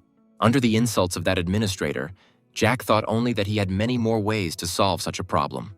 Then Jack stood up and said that they couldn't kill him, but the administrator was surprised that it seemed that this wasn't enough for the player. Trying to catch his breath, Jack realized that the administrator thought the guy didn't know anything and would do nothing. After that, Jack explained his actions, that the dwarf was the first to show disrespect and Jack responded to it. Then the guy was unfairly attacked and he only responded by resisting and called him a dwarf because their race is really called dwarfs. But this made the administrator even more furious and said that he had been constantly watching the guy. While the administrator was thinking about how best to punish the guy, a red mark suddenly appeared on his hand, which was put there by a woman with scales. At that moment, the effect of forced submission was cancelled, and the administrator was very surprised by this. A smirk appeared on Jack's face as he said that the guards agreed with him. After this, the true master of the demonic mountain decided to use his power on the administrator, while the dwarf tried to reason with the guards. Looking at the administrator, Jack realized that he had lost a lot of viewers, so he couldn't control himself. And it was also easy to provoke him with the word dwarf, just like 10 years ago. At the same time, the true master's ability to give strength to the strong and give weakness to the weak also extended to Jack, so his characteristics increased and his eyes of perception returned. Thanks to this, Jack was able to see the status of Neptune's administrator and thought that the administrator was much stronger than the player. But in such a fight, Jack had a chance. While Neptune was surprised by what was happening, Jack was thinking that even in this situation the fight would be difficult. But Jack knew that the guards wouldn't like this, and that wasn't what the guy was trying to achieve. So he raised his finger and said that it seemed the system analysis was complete. When the boy asked about the results, Neptune looked at the notification with a surprised look. After reading the inscription that no errors were found, Neptune continued to wonder why this happened. Walking up to him, Jack leaned forward slightly and said that it was okay to object to something, but Jack was being persecuted without any evidence because Jack was weaker. This Jack found difficult, and this irritated Neptune, and at the same time he could not find what to answer. When Jack demanded an apology, Neptune was silent for a moment, and then tried to get the apology out. When he finally apologized, his face flushed, probably from shame, and he asked if that was enough. Then Jack straightened up and grinned silently at the administrator. But Jack didn't want to stop there and asked Neptune to prove his sincerity while Senya watched everything from the side. At Jack's house, everyone was already gathered, and his mother spoke with a little surprise about the fact that Jack had already eaten. Then Ala turned away and, frowning slightly, said that she had tried very hard to set the table. When asked why she suddenly wanted to set the table, the girl replied that the kitchen was too beautiful, so she wanted to try. Meanwhile, Jack already had a memo from Neptune that he would not attack the guy after the broadcast ended, as well as a ring from the dwarf. Waving his notebook, Jack reflected that he had two further options to consider. Soon, Jack entered the form of a real player, which was soon to turn into a large community, and in the meantime, the players on this forum exchanged information. Poking his fingers at the keyboard, the guy hoped that his search would not be in vain. At some point, our hero came across an advertisement for recruitment to the dungeon from a Chayandinsky firemaster. Jack knew that the nickname sounded cheerful now, but in 10 years it would be a formidable name for the spirit of summer. Jack knew that the dungeon the fireman wanted to go to was an event dungeon, which made it different from dungeons like the Soul Station dungeon, which could be completed multiple times. As Jack continued his search, he thought that many players wanted to go through at least some dungeons, but ended up losing their lives, and not so many players would go into this dungeon. But Jack had a chance to achieve maximum benefit in a short time if he could pass the risky dungeon. After all, Jack knew that this was not only a place where players died, but also a treasure trove in which riches were hidden. In the forum chat, they asked if Jack would definitely be able to bring one more person with him, and added that it would be better for them to take the minimum number of players, because then they would get more rewards. As Jack walked down the stairs with Sylvia, he thought that the player was very persistent and wanted to go into a dungeon that he had never cleared with a small team. All this time, Sylvia followed Jack and held some object in her hand, but at some point her gaze rose forward and became surprised. Approaching a guy on the street, Jack suddenly called out the guy's nickname, and the stranger on the street immediately reacted. After greeting him, Jack thought that this guy was thin, but in 10 years he would get fat and become round. After their short greeting, Jack immediately used his eyes of perception on the stranger and was surprised. Jack was surprised that he couldn't look at Simon because another guard forbade it, and meanwhile the guy thought that Jack was sick. When Sylvia asked if everything was okay, Jack replied that he had a speck of dust in his eye and rubbed his eye demonstratively. Jack found this suspicious, since Simon couldn't have been level 30 to choose the Guardian himself, and the Guardians themselves usually didn't interfere personally even for their own players. Simon looked at Sylvia in surprise and asked Jack if he meant to say that the girl was the third player, but Sylvia confirmed that she was the third player. Then Simon's look became a little frightened and he asked if it was too much. While Simon was saying that a child would still be a child, Sylvia was insisting that she was already a teenager and not little, but the guy still wasn't happy with that. Simon disagreed with this and refused to take the child with him, asking the girl to return and look after the house. While Simon tried to reassure them that the dungeon was very dangerous, Jack calmly asked what happened. Hearing this question, Simon became a little tense and did not dare to answer. When Simon suddenly said that the monster had already appeared, Jack was a little surprised by this. Jack knew that it was a fire cone monster, which was level 32 and belonged to the phantom type. Simon said tensely that the monster spared someone weaker than him, and the guy himself could have become a handful of ashes. When Simon said they needed someone to take the attacks while he would strike from behind, Jack chuckled at his honesty. Jack suggested they had a chance of winning, and Simon said he could cut the monster in half even on his own. Jack was surprised at the guy's luck because the fire horse was one of the lenient monsters to the weak, so it was enough to turn your back to it in time, and it would not pursue the player. Assuming that the exit was blocked because the monster was too strong, Jack asked if Simon could reach the next obstacle. Then the boy awkwardly scratched the back of his head and asked if there was anyone stronger than the fiery horse further on, and Jack replied that they should check it out. When our heroes finally entered the dungeon, Simon told them that there were monsters that resembled black dogs and that the guy was able to defeat, and Jack asked if he meant black yaks. Suddenly, Simon pointed his finger to the side and said that the path was blocked, and if you use the portal, a monster will appear, and after that, the zone will become like a leg. After this phrase, the guy covered his face with his hand and muttered something about them taking the child into the dungeon, but Sylvia didn't like the way they reacted to her. Turning to the girl, Simon asked her to be sure to jump aside when he did the same, but Sylvia looked a little irritated, which did not escape Jack's attention. Soon after, our heroes finally entered the Firehorse Meadow in the Short Table Dungeon, and fiery traces were visible on the ground. Simon frowned and said sharply that he had already found that monster. Looking ahead, our heroes actually saw a fiery horse, which snorted and filled everything around with its flames. Stepping forward, Jack said that he and Sylvia would be in front and that Simon should get ready. As Simon was preparing to attack, Jack told him that all the guy had to do was lower the monster's health below 40%. And when Jack asked to use some kind of buff that would help deal a critical hit, Simon's face immediately became surprised. Looking at Jack, who was asking Sylvia to attack from behind while he attacked from the front, Simon wondered if he had told Jack anything about his abilities. A second later, Jack began to attack and threw a hand knife at the horse. It immediately hit the horse in the forehead, causing the monster to howl angrily. As the horse began to approach Jack, the boy immediately jumped back to keep his distance. At that moment, Sylvia was already able to sneak up behind the horse and was about to attack. The next blow Jack struck was simply a swing of his sword and wounded the horse. After this attack, the horse also decided to attack the players. A fireball flew towards Sylvia, but the girl was able to block the fireball with her abilities. Watching Jack and Sylvia work together as a team, Simon thought he had nothing to worry about.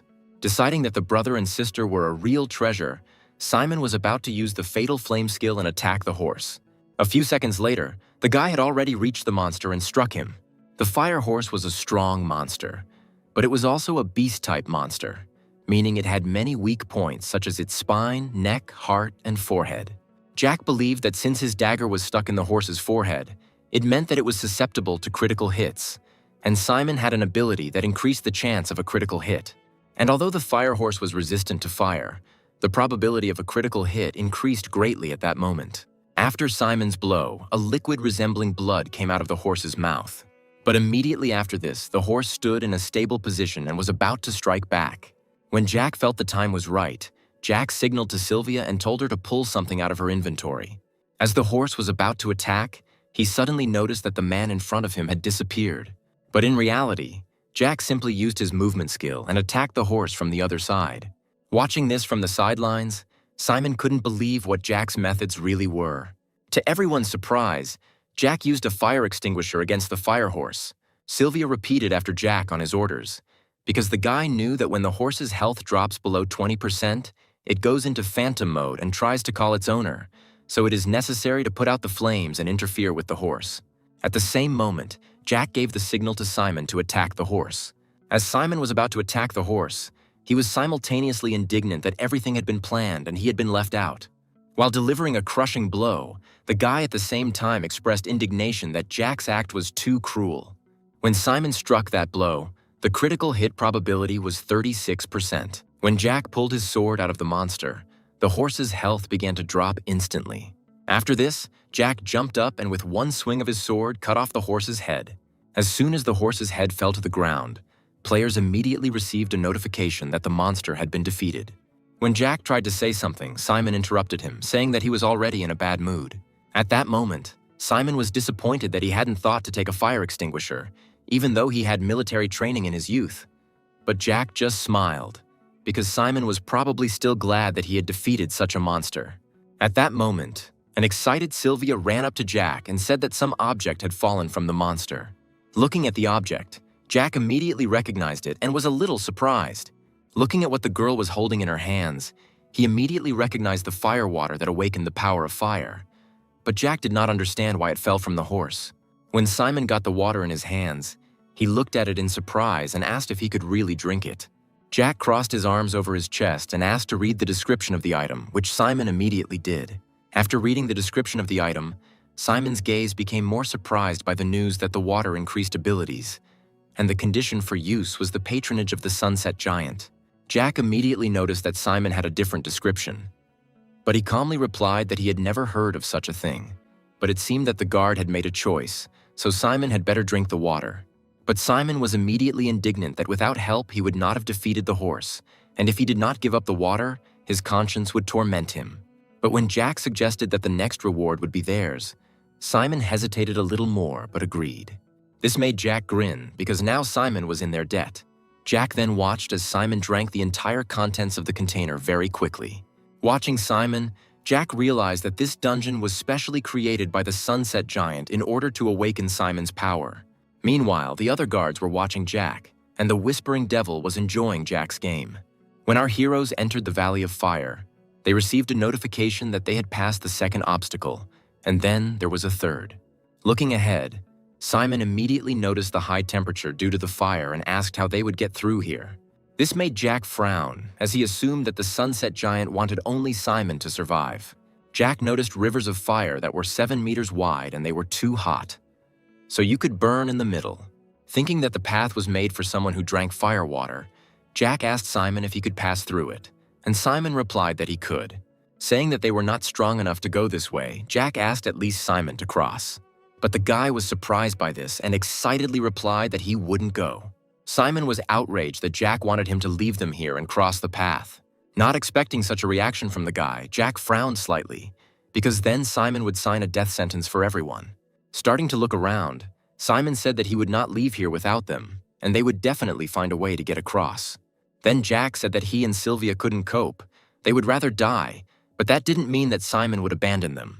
When Simon heard that he would have to clear this place out alone, he didn't know what to say. Even when Jack said that the firewater gave Simon protection, the boy still hesitated. Afterwards, he rubbed the back of his head with his hand, and after a little more silence, cursed. As he ran away, Simon told them to wait for him at the site and he would soon clear the place. As he walked, Simon also shouted out his gratitude for Jack's good judgment of the situation and his giving him the water. Watching the boy go, Sylvia asked Jack if he was sure about this decision, and the boy replied that they would hope for the best. After opening the item shop, Jack decided to buy a whispering stone. This stone allowed a conversation to be held that would not be heard by others for 3 minutes, and after purchasing it, Jack requested a conversation with Senia. At that moment, the girl accepted the request and appeared in front of Jack. Turning his head slightly to the side, Jack asked Senia to end the broadcast and transfer it to the other players, because there was nothing interesting right now anyway, and they would just wait. To this, the girl dryly replied that she would figure out how to conduct her own broadcast. When Sylvia was surprised that the river could overflow its banks, Jack asked the girl to move away, and Senia continued to say that the guards were interested in how the boy would cross the river. Jack saw the notifications about this, but still continued to tell Senia that they should change their approach, because even the guards would get bored if they showed all the details. Jack suggested stopping the broadcast when the players were in danger, and then the broadcast could be resumed at the moment when the players were escaping from the fire. Jack suggested cutting out the boring bits and creating drama, which made Senia immediately assume that the guy knew how to cross the river. Leaning over to Sylvia, Jack asked her to climb on him if the river flooded, and then immediately asked Senia to stick to his plan.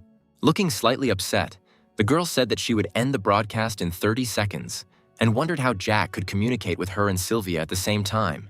But suddenly at that moment, the players received a notification that the Valley of Fire rejected living beings, so it began its movement to absorb the players.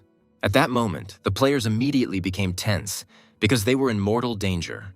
As soon as Senia's broadcast ended, Jack immediately asked Sylvia to give him her hand. Now Jack was glad that the sunset giant couldn't see them. When the fire got very close, Jack decided to use instant movement. This skill allowed one to move quickly in a straight line, and the only option for salvation was to endure the pain of the flames. Jack kept thinking as he picked up Sylvia that without any preparation they would have simply burned alive. Luckily, Jack had Mandra's armor, which was fireproof and also provided extra protection. Jack recalled clearing out the Soul Station dungeon several times and being mocked by the guards for putting on a boring show, but in reality, he was trying to get that armor. But the impact of the fire was too strong, so after a few seconds it broke. The dwarf ring that Jack had recently acquired also had resistance to fire. It was the same ring that the boy received as an apology from the Neptune administrator. But after a few seconds, this ring was also broken. The guy also had a tail effect, which he received as a reward for defeating the six-tailed fox. When the fox fire was created, Jack began to be influenced by it, and his resistance to the fire attribute was greatly increased. At the moment when all the trump cards were used, Jack finally reached a safe place. But unable to stay on his feet, the guy with Sylvia in his arms fell to the ground. Our heroes were burnt by fire, and the system awarded them the title of Fireman for their achievement. After the work done, Jack chuckled that he would find a way to do anything, and that he couldn't be killed like that. Suddenly, Sylvia joyfully shouted that she had received the title. But then Jack said that he knew what title she was talking about, and Sylvia at that time shared her impressions that she thought the fire would consume them. But Jack interrupted her and said that they needed to buy new clothes first, at which point Sylvia immediately blushed and tried to cover her shoulder. Jack thought he had done all he could, and now it was up to Simon to act, as he walked through the fire. Running through the fire, the boy was indignant that the task was too long. While checking the system, Jack noticed that Simon had reached the desired location in about 6 hours. At the same moment, Jack increased his level to 27 and received the first fragment of the map. This made Jack smirk and assume that Simon was supposed to get the map, but one part ended up with Jack. At that very moment, there was a transfer outside the dungeon and our heroes returned to their world. Seeing his assistance, Simon even shed a tear because he could not believe that they had survived. As Simon joyfully rushed to hug Jack, Jack asked him to calm down and find himself some clothes. When the guy admitted that he was afraid he wouldn't be able to clear the dungeon in time, his status changed to gratitude, joy, and relief. Seeing such a reaction from the guy, Jack thought that Simon was really worried about them. But suddenly Simon came to his senses, and remembering something, he began to take out some item from his inventory, saying that he was giving it to him as he had promised. At that moment, Simon had the Fire God's body book in his hand. Looking at the book, Jack smirked, because the Sunset Giant was furious, and Simon replied that he had to give it back, because he promised it. Jack sighed at the thought that this book was a rare magical source that could not be found even after years, and if Jack took it, the summer spirit would never appear. But our hero was not the first to change the future. But thinking about it, Jack realized that most likely that guard would go to the Senior channel and try to kill him. And this thought made Jack's face look surprised, which Simon immediately noticed. But Jack had another idea, so he breathed a sigh of relief and turned to Simon, saying that he had a proposal. After some time, the players were in another place, and some girl reported that the concluded agreement was registered in the system. At that moment, Simon turned to Jack and asked if the guy really liked solving problems in such a complicated way, to which Jack responded evasively. A smile appeared on Simon's face as he suggested that there must have been something in him that caught Jack's eye, since Jack had agreed to work on a joint script for that book, even though Jack's share would only be 3%. But Jack only smiled silently, because in this way he could interfere with Simon's personal scenario, and the Sunset Giant could not disturb them. Simon offered 30%, but Jack refused, because he knew how much money Simon would earn in the future. After saying goodbye to Jack, Simon went first, leaving his partners behind. Then Jack and Sylvia began to leave, and the girl offered to eat cutlets. But Jack said that first they needed to warn that they would return home late. Driving past a building, Jack suddenly remembered that a 7-story dungeon was about to appear in it, so he needed to find information about it. When our heroes finally arrived at the restaurant, Sylvia looked at the food with delight, and her status changed to joy. Thinking that her status was as strange as always, Jack asked if it was tasty and received a positive answer. Then suddenly, the boy remembered that at the shelter, Sylvia was collecting change to go to the diner, and her wish was a pork cutlet. However, little Sylvia was scolded for wanting expensive food when she herself had no money. Thinking about all this, Jack continued to be amazed at this world and how poverty always had a reason. Suddenly, Sylvia happily said that it was as if she had a family, and Jack calmly replied that it was true. So, Jack knew that in 2 days, the most difficult entry-level dungeon was going to open, which was going to result in a lot of casualties. And in 5 days, Simon was supposed to start writing his personal script. And Jack himself made plans for the future every day, because he wanted his life to be built by himself. Jack was determined to clear that dungeon, but he suspected that he would need at least level 30 to do so, otherwise he wouldn't have the strength. On June 23rd, there were soldiers at the Soul Station guarding some facility. The news at the time reported that a players' association had recently been created, which was aimed at responding to disasters and sending special people there.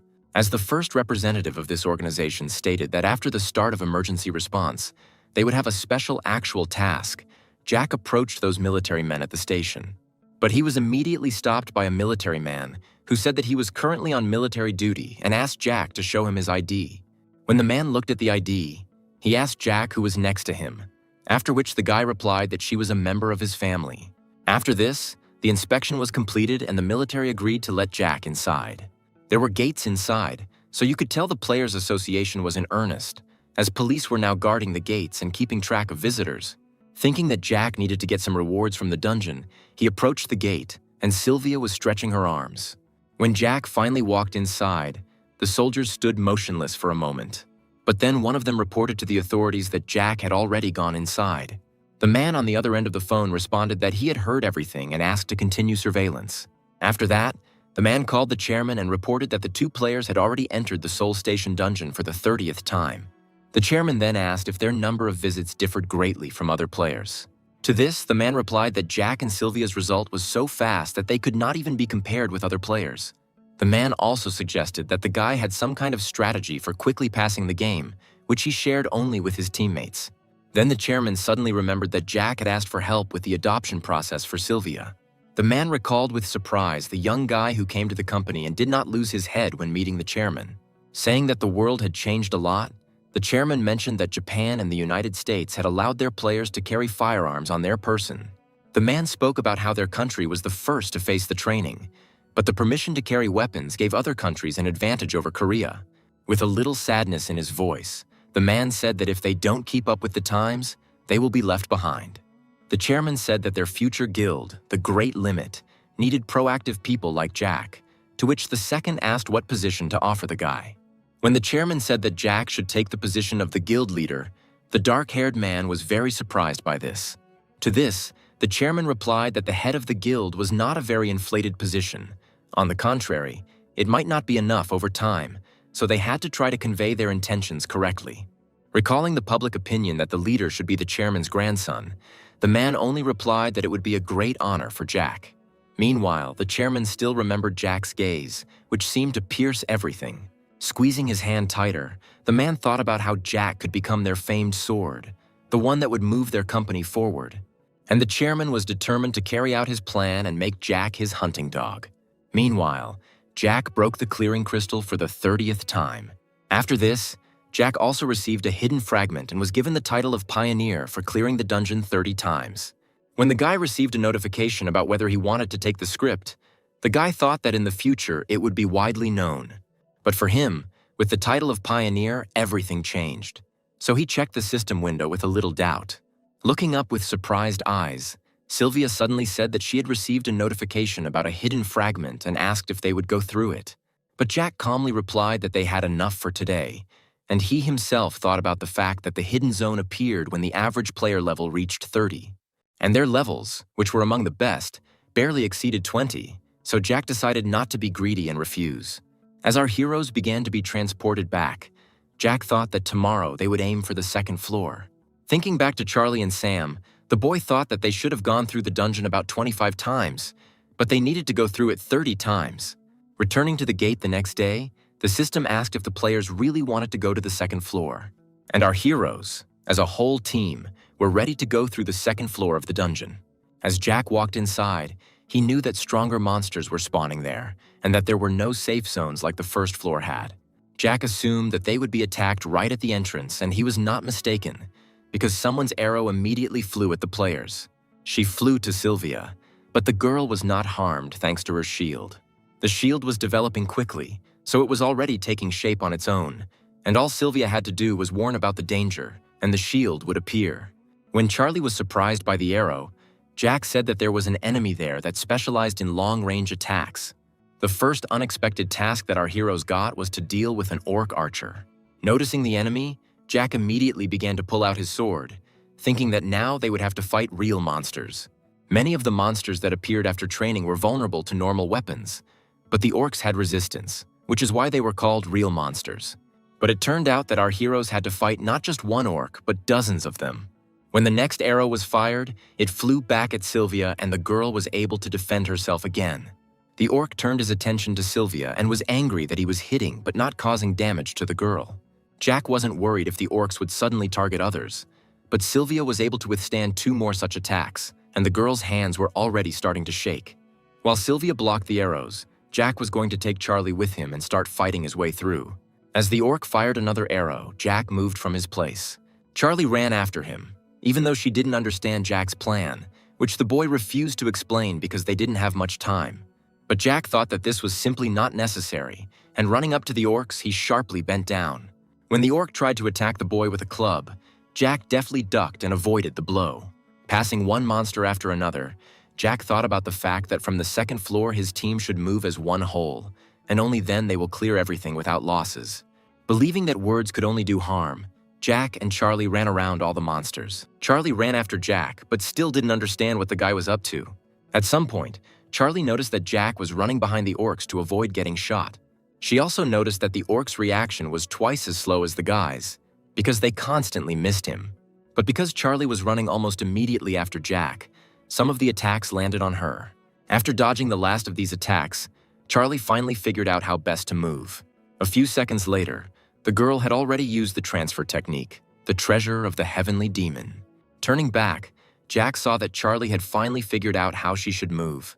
Jack knew that the girl had only reached the first level of that ability, but it was enough to confuse the already slow orcs. At the same moment, Sylvia blocked another of the arrows that were constantly flying at her. The girl was breathing heavily and holding her hand, which made Jack realize that that arrow was her limit. At such an opportune moment, Jack finally reached the archers and could attack them. Jack managed to land one blow to the orc's shoulder, and the monster immediately screamed in pain. Immediately after this, Jack told Charlie to attack the orc from behind. With a deft turn, Charlie managed to pierce the orc's neck and mouth, thus delivering a fatal blow.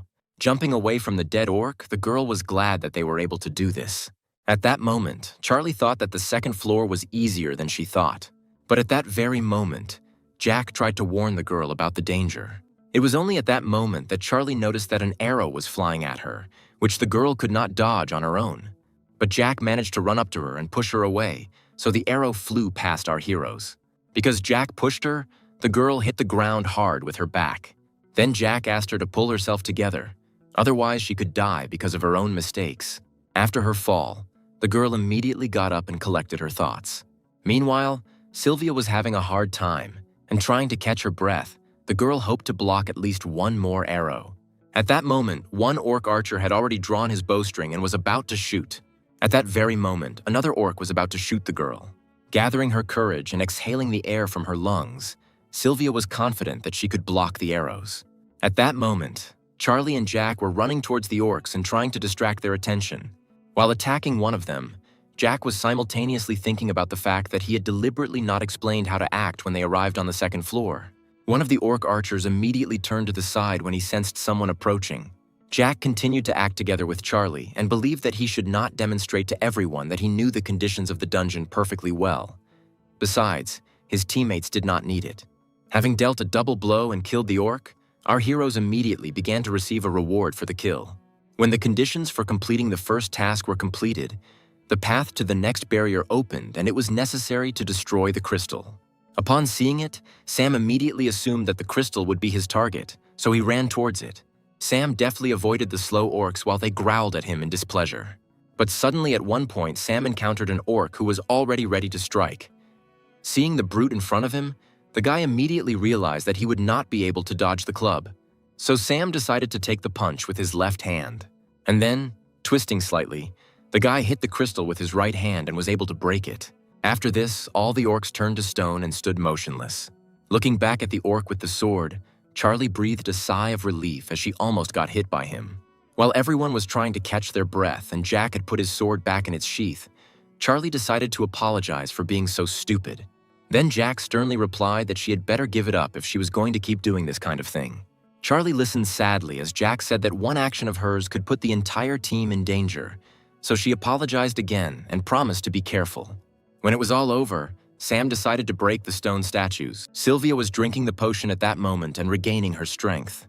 Standing to the side, Charlie thought about how everyone but her was coping with the tasks at hand. With her head bowed down, the girl tried to collect her thoughts. Charlie knew she had made mistakes before and couldn't do it again, and she also promised to protect her loved ones when her mother was hurt. But the girl was unable to achieve her goal and believed that she should repay Jack rather than cause him trouble. Charlie's face became much more serious when she thought that she wanted to become as strong as Jack. At that moment, the true master of the Heavenly Demon Mountain saw Charlie's passionate desire and was ready to respond to it, so the players immediately received notifications. When the guard suggested a new title, Jack thought of a way to change his profession through a title. Usually Guardians wanted to do this at level 30, but this Guardian tried to do it now through a title. Jack thought the guard was offering a great title for a future Swordmaster, but was surprised that the title was offered to him. At that moment, Jack remembered what status Charlie had and what power she possessed. But Jack also knew that only the entire group of 8 people could resist the Demon King. This meant that Charlie's class had a limitation, and if Jack took the title, he would set a limit for himself. And with the thought that Jack had returned to the past, so he would try to surpass the Swordmaster, Jack gave up the title. Looking at Jack's notifications in surprise, Charlie was surprised that the boy had not been offered any title either. When Jack admitted that he had given up the title, the girl was even more surprised. Jack explained his decision by saying that he already had a personal idea of his potential, so he could use knowledge and intuition to simplify the team's battles.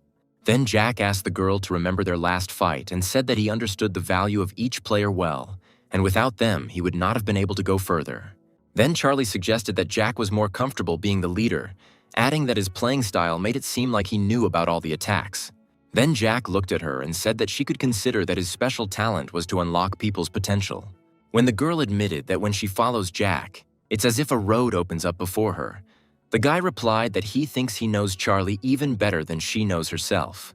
Then Charlie was surprised, and Jack said that her sword-wielding potential was much higher than Jack's. When Jack said this, the girl immediately became embarrassed, and the guy thought that these words were not intended only for Charlie. Jack suspected that Charlie had been offered a title lower than his, so the boy did not accept the unique title because he could not do that to his friend. When Jack said that the title would suit the girl much better, a blush immediately appeared on her face. Jack deliberately continued to praise Charlie because he knew that the guard was weak to praise and flattery. When the guard listened to Jack's statements, he agreed with the guy's opinion and immediately offered Charlie the title. When the girl saw that very title in the notification, she couldn't help but smile. The moment Charlie accepted the title, a pink light immediately appeared around her. And after that, she happily informed Jack that her profession had changed.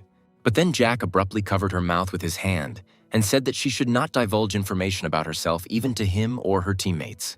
After finishing speaking, Jack was about to remove his hand, but he did not understand where the trepidation in her title came from. Just at that moment, the waiting time for the first barrier was exceeded, and the heroes were automatically transferred to the second.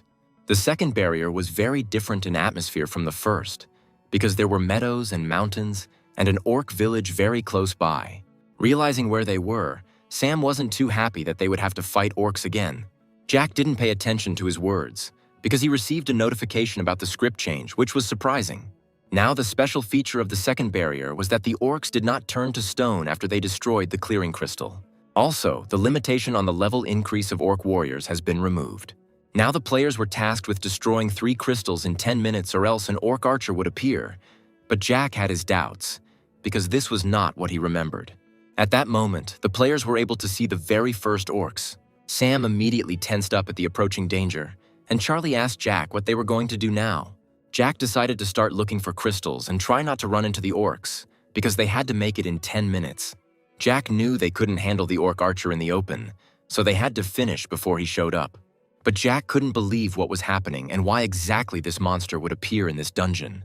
At that time, Jack already knew about the Great Orc Warrior. Jack knew that sometimes the scenario could change if the player leveled up too quickly. Looking back at Charlie, Jack suspected that the changes had occurred because Charlie had been given that title. Otherwise, the script would have changed only under the influence of the players. And if the orcs are not petrified, it will be difficult to get rid of them, and the Orc Warrior level limit has disappeared. Jack knew that this was a monster that could grow stronger through prolonged battles. Looking at the village, Jack didn't think the Orc Warrior was too high level, but the players were still at a disadvantage. Now Jack's only fear was that the Orc Warrior might have reached level 37 or 40. By the time new orcs began to emerge from the village, the players had just over 8 minutes left. Jack knew he had to come up with something urgently, because if there was no petrification, then a fight with the Orc Warrior was inevitable. To begin with, Jack decided to take the iron rod that he had picked up earlier, and most importantly, to prevent the archer from appearing. Deciding not to openly show that Jack knew the location of the crystals, the guy simply suggested checking some tent and asked to avoid the orcs. Very briefly, Jack began to explain to everyone that Charlie was moving towards a point on the right side, and on the left side, Sylvia and Sam were supposed to move together. As Jack drew his sword, he thought that with this method they would definitely destroy 2 crystals, and he himself would have to destroy the last crystal. When the first orc tried to attack Jack, the guy was already running at full speed and wanted to get around the orc. Luckily, Jack was able to run around the orc and left him behind as the orc was about to strike the ground. Jack knew that the last crystal was inside the Orc Warrior's tent, so he was going to go there himself. When Jack received the notification that the first crystal had been destroyed, Jack assumed that it was Charlie who did it. Thanks to the title that Charlie received, Jack was confident that the slow orcs would not be able to catch up with her. As soon as Charlie got to Jack, she immediately said that she had destroyed the first crystal and the orcs were chasing her, but it seemed he had decided to give up. When Jack praised her, Charlie asked if he really thought so, and Jack answered in the affirmative. Approaching the tent, Jack decided to carefully look inside while Charlie stayed behind. Loud snoring from the orc could be heard in the tent. Looking inside, Jack saw that all the orcs, even the Orc Warrior, were asleep. Because the petrification effect is gone, players will have to fight, which causes difficulties. But even in this situation, Jack came up with a plan and wanted to give Charlie the first instructions. Taking out a small bag from his inventory, Jack asked her to listen carefully, because he was going to tell her how to clear this place. At the same time, there was a noise in the street, because many orcs were trying to catch up with Sylvia and Sam. Seeing his comrades, Jack shouted to them that they should fight their way through the orcs and anger them. Jack told Charlie to attack each orc, and Sylvia was to distract them. A second later, one orc was already wounded because Charlie plunged her sword into his neck. While the monster was bleeding, Jack thought about how Sylvia and Sam would definitely bring the orcs with them. In this case, Charlie was required to attack the orcs, and it was enough to inflict bleeding wounds. Soon the girl activated her quick strike ability and attacked the orcs one after another. The girl moved so quickly that it was impossible to even keep track of her, and the orcs did not even have time to defend themselves. But during one of these attacks, something went wrong and Charlie made a mistake. Sylvia suddenly appeared in front of her and blocked her because there was danger ahead. If it weren't for Sylvia, the monster's club would have flown towards Charlie, but Sylvia managed to use her platinum shield. But even with all her defense, Sylvia found it difficult to hold back the blow and her left arm began to hurt. When the sharp sound of impact was heard, the Orc Warrior immediately opened his eyes and woke up from his sleep. First, he stood up from his place and started growling, and then everyone else did too. Jack, watching them from the side, immediately saw that they had all woken up because of the noise. But Jack saw no point in running to the crystal, since in that case they would have nowhere to go anyway. Therefore, Jack only had to kill the evil monsters after sleep. As soon as the monsters saw the player, they all immediately rushed at the guy. In order to make the fight easier for himself, Jack decided to kill them one by one and stood on the club that was lowered down. Having climbed up it, the guy immediately killed the first orc by cutting his throat. But Jack had to act carefully and keep his distance from them, and a moment later he slit the throat of the second orc. The Orc Warrior watched the guy with interest from the side, and drool flowed from his mouth. Deciding that now was the right time, Jack gave the signal to his team.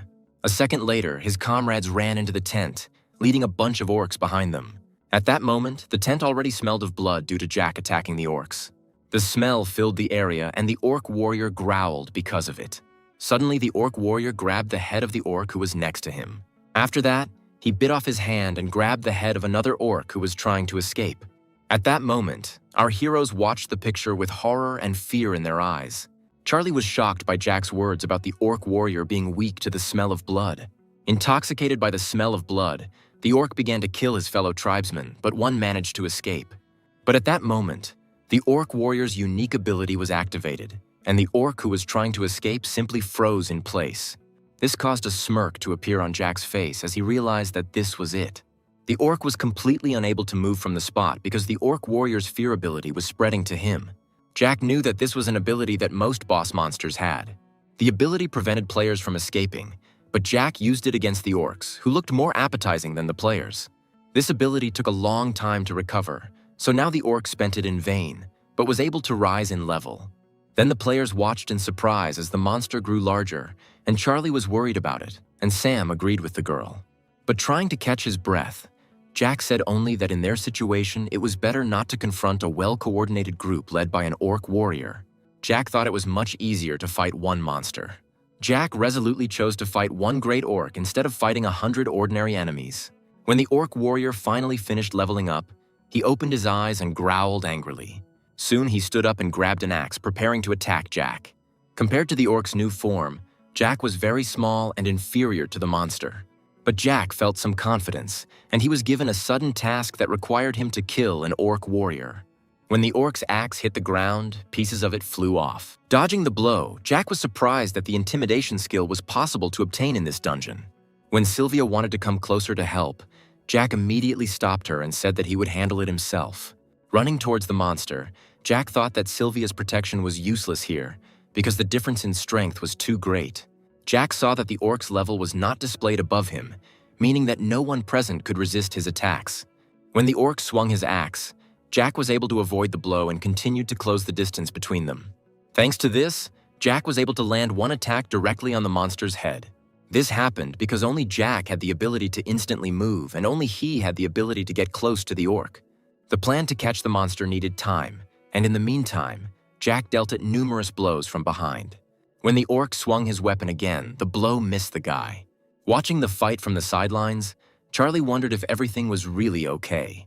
To her concerns, Sam could only answer that the plan Jack had come up with must have had some effect. While Charlie watched the battle, she simultaneously remembered what Jack told her about the cleanup. When Jack handed her the item, the girl immediately recognized it. Jack explained that Charlie was supposed to attack the orcs that Sylvia and Sam would bring, and this item was supposed to be used on the orcs. When Charlie asked how she was supposed to do it, Jack replied that it was much easier than she thought. In fact, the bag contained the fangs of the beast, which, according to Jack, had a purpose from the very beginning. These fangs were collected by Jack from a wolf pile in the training area, and these fangs caused fatal paralysis in people. It turns out that Charlie stuck a fang into each orc when she attacked them. At that moment, Jack chuckled at the thought that the orc who ate his own kind had swallowed about 70 of these fangs along with them. But for now, the orc had no effect from the fangs and was still just as furious. But Jack already suspected that it would not be possible to paralyze the orc warrior with just fangs. However, the orc now moved slower because of its fangs, which gave Jack an advantage over it. So Jack dealt the orc blow after blow while he only growled angrily at the guy. At some point, Jack decided to signal to the others. Then Charlie appeared and immediately attacked the orc with her sword. Charlie aimed at the side, but the orc blocked her blow and looked angrily at the girl. For now, Sam and Sylvia stayed back and left everything to the fast swordsman. Jack knew that the difference in attack and defense power remained, but the orc knew this too. The orc noticed that the body was moving slower, but he was still confident that he could eat ordinary people. The orc immediately began to salivate at the thought of what human flesh might taste like. But the orc's stream of thoughts was interrupted by a sudden sword blow to the face. At that moment, Jack was a little annoyed by the fact that even an attempt to pierce the eyes would not be fatal for the monster. But deciding to try another deadly attack anyway, the boy aimed for the eyes as the orc tried to grab him. It turns out that Jack decided to try to plunge his sword into the orc's mouth and put an iron rod. The attack was successful, so the orc immediately fell to the ground due to unbearable pain. Jumping back, Jack told Sam to be careful so that the iron rod doesn't fall out and the orc doesn't close his mouth. Immediately on this command, Sam took action and struck the monster with all his might. After that, He dealt multiple blows at high speed, and the orc was unable to react in any way. After all his blows with his hands, Sam suddenly grabbed the orc by the head with his hands, and then he hit the monster in the face with his knee with all his might. The attack was a deafening blow, so the orc retreated a little. At that moment, Charlie wanted to use the one-hit kill skill and finish what she started. After her attack, the entire room was covered in blood, and players were awarded a reward for winning. Unfortunately for our heroes, for killing such a strong enemy, they only received a molar. But as a reward for completing the task, Jack was given 2 useful items from the set of the Great Orc Warrior. Also, on top of all this, Jack was able to acquire that very skill of intimidation. But this skill was given not only to Jack, but to others as well, so everyone tried to figure out how to use it.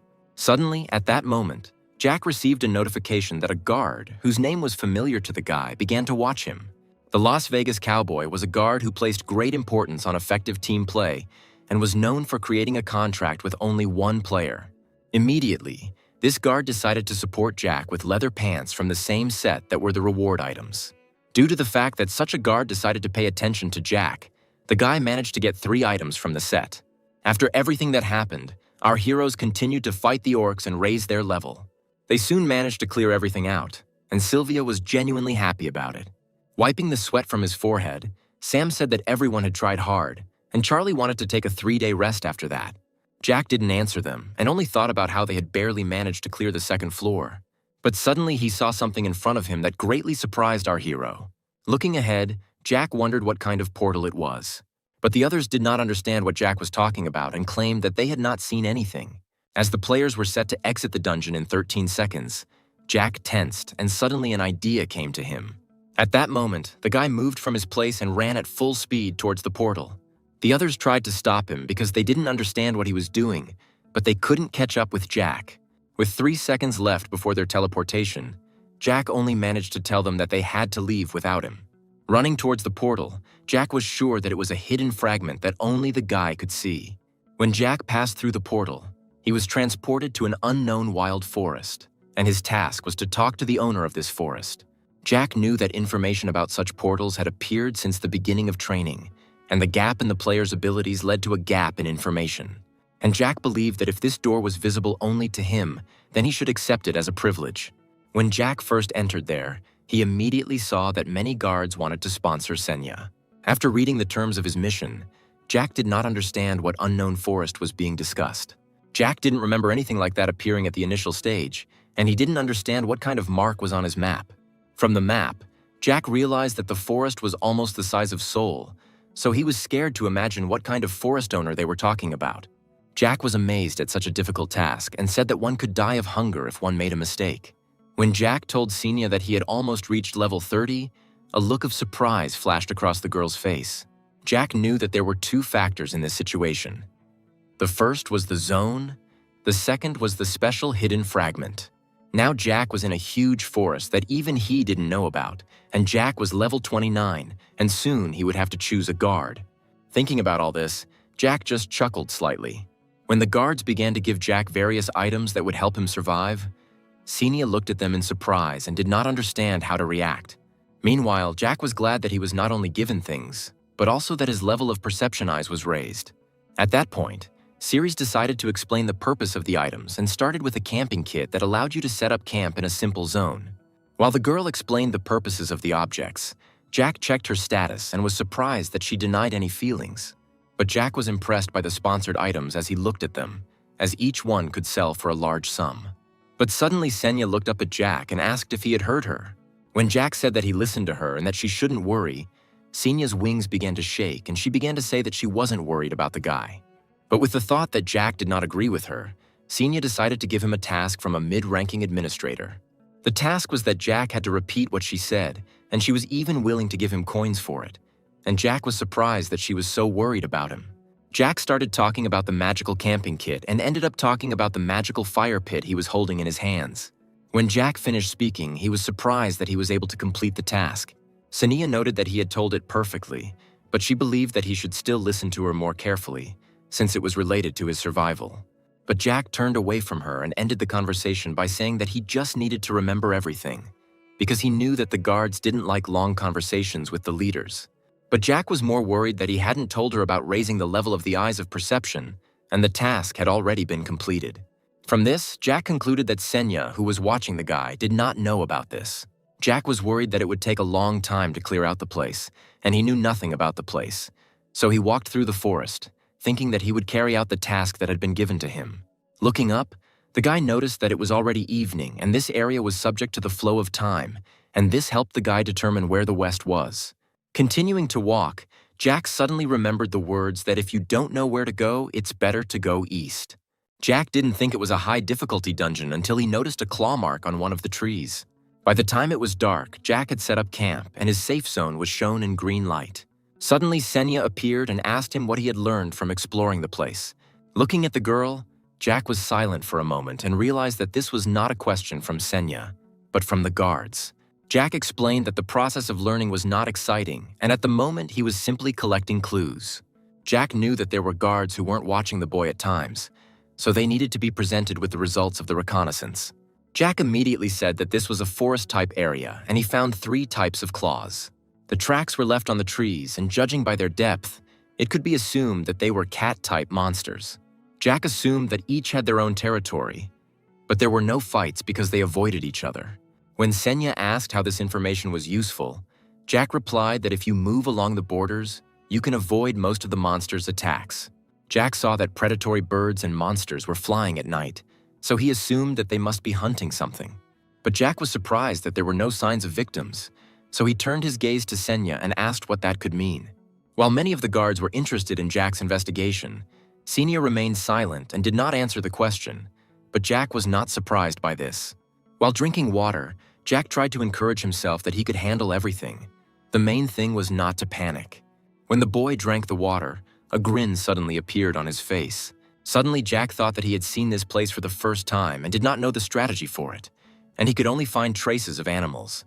Thinking that he should be afraid, but the guy remained calm, Jack suddenly came to the conclusion that this game was more interesting for him. In dangerous passages, Jack was left with no choice and had to throw down the gauntlet. But even from simple things in such games, the guy enjoyed it. Jack looked at the fire and thought about how some people called it talent. But the fact that he was a talented player was a fact. But a sad smile appeared on Jack's face at the thought that he hoped not to be the one who only shined at the beginning. The guy had to rise above level 40 to understand that he was not one of them. And in the meantime, time passed and it was already the 4th day of research. Suddenly, Jack entered a burnt-out village of peasants, which was a safe zone and the first thing the boy found after all this time. Seeing that all the houses were burned down, Jack wondered if there were any clues left. Suddenly, Jack's gaze fell on the house that had suffered the least. Once inside, Jack immediately began searching the room in search of something useful.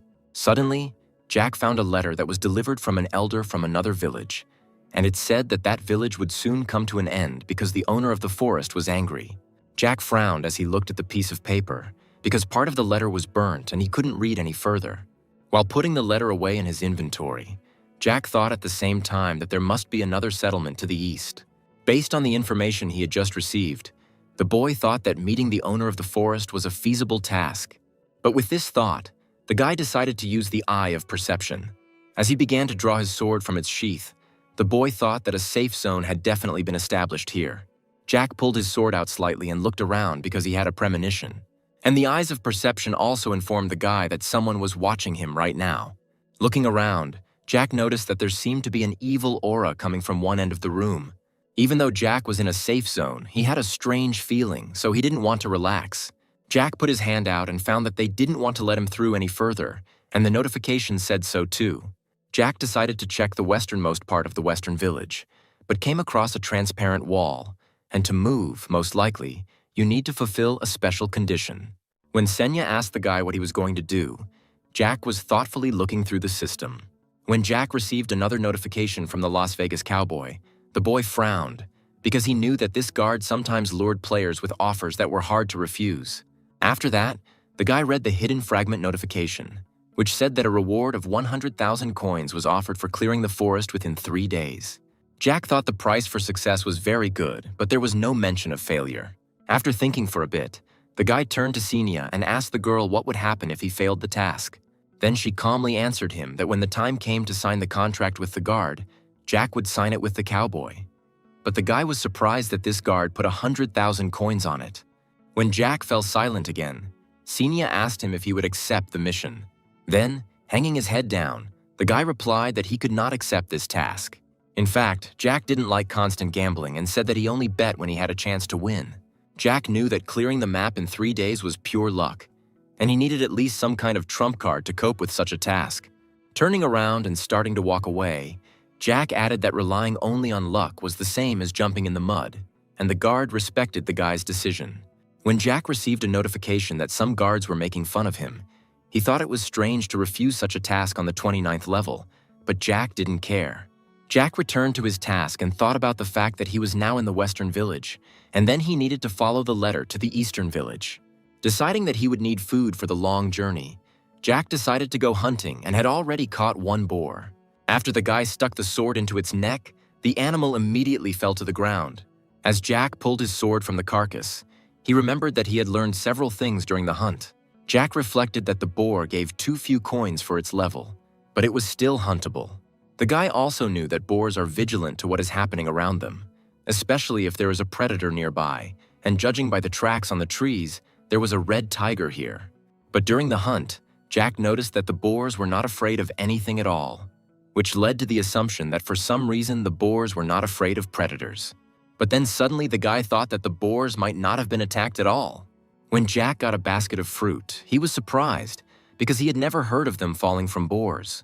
Jack assumed it was a hidden fragment that cared about survival, but it was still strange, and Jack still felt the strange surveillance that was provoking his eyes of perception. Jack understood that something continued to watch him from the village itself, and even the enhanced skill did not help to determine who was watching him. Jack could only assume that the master of the forest was watching him, but the boy was tormented by doubts because it seemed that he had missed something important.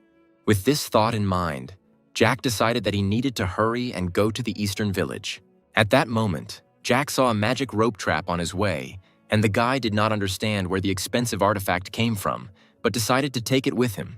After some time, Jack was finally able to reach the second burnt village, where there was also a safe zone. After entering the village and searching one of the buildings, Jack again found a letter that said that he needed to find a victim for the master of the forest. But Jack did not understand what restrictions of the forest were being discussed and whether a sacrifice was meant. Suddenly, the boy thought that if he didn't do the same, he would repeat the fate of the village. As Jack walked out of the building he had just been in, he looked back and thought that all the buildings had been burned down. Thinking that there must be another trace left by people here, the guy looked around and something caught his eye. Looking to the side, Jack saw a stone well there. After looking into the well, Jack continued to look inside for some time. At some point, Jack was finally able to see inside the character, who was already almost on the verge of death. At that moment, Jack decided to use the rope he found in the forest to pull the character out. Thinking that the rope had come in handy and that Jack had picked it up for a reason, he threw one end into the well. After a few seconds, the capture was successful and the character began to be pulled upward. When Jack could reach out to the character, he was able to recognize who it was. At that moment, Jack was able to see the elf girl's face. It was one of the elven times that had healing powers and loved the world, and was also known for its beauty. While preparing the potion, Jack recalled that this race supported non-violence, and such traits gave rise to a large number of streamers, but some used these elves in the slave trade. After the potion was ready, Jack carefully brought it to the girl's mouth. After drinking the potion, the girl immediately opened her yellow eyes. Looking at her, Jack thought that she was somewhat reminiscent of a plant, because she immediately recovered from the potion, as if she had not been rotting in the well a couple of minutes ago. The girl immediately tried to lean on her hands, and her body trembled slightly from weakness. When the girl got up, she immediately thanked him for saving her, but Jack looked at her with a stern gaze. After that, he immediately asked her if she was a resident of this village. When Jack started talking about the sacrifice, the girl immediately said that they were never able to offer the sacrifice on the altar. When the guy asked her which victim they were talking about, the girl hesitated, so Jack assumed that she herself did not know. And the girl sadly confirmed this, saying that they did not understand what was wanted from them. Otherwise, they would have offered a sacrifice. When the girl said that she would soon return to the embrace of nature, Jack began to frown, because the potion had revived her for a short time. Then the girl, putting her hands together, said that she would return to the embrace of the earth, and becoming powder would be food for the oak. After listening to her, Jack only dryly replied that he understood her. Then Jack asked if she meant that the elves lived in houses made from felled trees. Jack became more serious and asked why the girl lied to him. But then she looked down a little and replied that she didn't understand what the guy was talking about. The forest immediately seemed strange to Jack, because it was unclear why the boars did not try to fight for territory, and there were no victims of predators around. The zone was very strange, and the elf was not from the race that cut down trees, but they lived in huts. And all this could only be explained by the fact that the elf was just a character who was supposed to pass on information. As the girl began to dissolve into thin air and a blush appeared on her face, she asked Jack to make a sacrifice to the master of the forest. Now looking into the void, Jack was not surprised that the girl had indeed turned to dust and disappeared. Looking ahead, Jack found that a green wind was blowing from there, but the boy could not see anything. Now it all seemed fake to Jack, and the zone seemed to have careless settings, as if everything around was fake. When Jack activated his perception gaze and noticed that someone was watching him again, it made the guy angry. Suddenly, the eyes of perception began to resist the magical effect and tried to see reality. Such notifications surprised Jack. A few seconds later, Jack's eyes began to bleed and he dropped to one knee, covering his face with his hand. But Jack opened his eyes again, fighting back all the pain. Jack thought that if he failed to destroy the fake, he would die here, just like that elf, and would also consider everything to be his reality. Jack didn't want to risk becoming a new quest character for the next player to find this place. Jack wanted to live in reality, not in a fake, and his eyes of perception responded to his strong will. Jack now realized that this fake zone had its limits, and the creator did not want this to be known. However, the letters pointed to the extreme east and west, and at the border a notice appeared about the impossibility of moving further. Under the player's strong will, the eyes of perception began to gradually destroy the boundaries of the fake. When the process of destroying the false reality was complete, Jack breathed a sigh of relief. Looking around, Jack thought that it seemed like he was in the same forest. But in fact, the size of the forest had shrunk. As the boy thought that he could now take in the forest with his eyes of perception, he suddenly looked away sharply. Suddenly, the boy turned to the owner of the forest and said that now the fake was destroyed. Wiping the blood from his face, Jack assumed that with his small skills as a forest master, something had helped him create such a large zone. When a figure appeared from behind a bush, Jack suggested that some kind of artifact could help. Then Jack turned around and asked with a grin why the master of the forest did not want to come out. At that moment, the guy squinted a little and said that his eyes could still see everything. The blue monster, who was peeking out from the bush, said angrily that the guy shouldn't lie to him. And then he rushed at Jack, shouting that an ordinary person would not be able to find his treasure anyway. When Jack looked at the skinny goblin, his status showed confusion, doubt, and despair, and his level was not shown. This monster was quite important, and he was skilled in illusion magic, good at distorting space, and his hobby was causing trouble for players. And in the third stage of development, he was called a cannibal. Jack remembered that when these monsters first appeared in Italy, about 400 people were eaten in the same place. But in front of Jack was a first-stage goblin who posed no particular danger to Jack, so the guy continued the dialogue by asking if the monster thought the guy was lying. Noticing that the goblin was confused that Jack could steal his treasure, Jack firmly said that his eyes had seen everything. But this only made the monster more angry, and he refused to believe it. Pointing his sword to the side, Jack said that he already knew that the treasure was hidden there underground. In confusion, the goblin's intelligence dropped to the level of a child, and the monster began to shout at the man that he was a deceiver. But Jack used a quick strike, and instantly reaching the goblin hit him on the head. When critical damage was dealt, the guy immediately jumped to the side. The goblin started bleeding, and clutching his head with his hands, he began to shout something about his horn, which he no longer had. At that moment, the monster became even more enraged by this and gave Jack a ridiculous insult, calling him like a broom. Seeing the goblin's rage, Jack leaned slightly and was ready to take the blow. At that moment, Jack saw that the goblin was using the Goblin Club skill and was trying to hit the guy. When the goblin's club reached the ground, the entire earth around it cracked from the force of the blow. Taking the hit himself, Jack nullified the damage thanks to the effect of his kit. At that moment, the goblin was confused, and this gave Jack the opportunity to attack the monster with his sword again. As soon as the goblin was defeated, a distortion of the unknown forest was immediately discovered. When the reward for clearing the unknown forest was given out, Jack thought that it seemed like he had done everything right. The guy decided to leave here as soon as he received the reward, and he also needed to take the magic stone with him. Jack went to look for the goblin stone because it was a valuable artifact, and in 10 years it would be worth 10 million won. After digging around in the ground a bit, the boy refused to think that the goblin had buried him even deeper. Jack dusted his hands and thought that this was all strange and that he was missing something.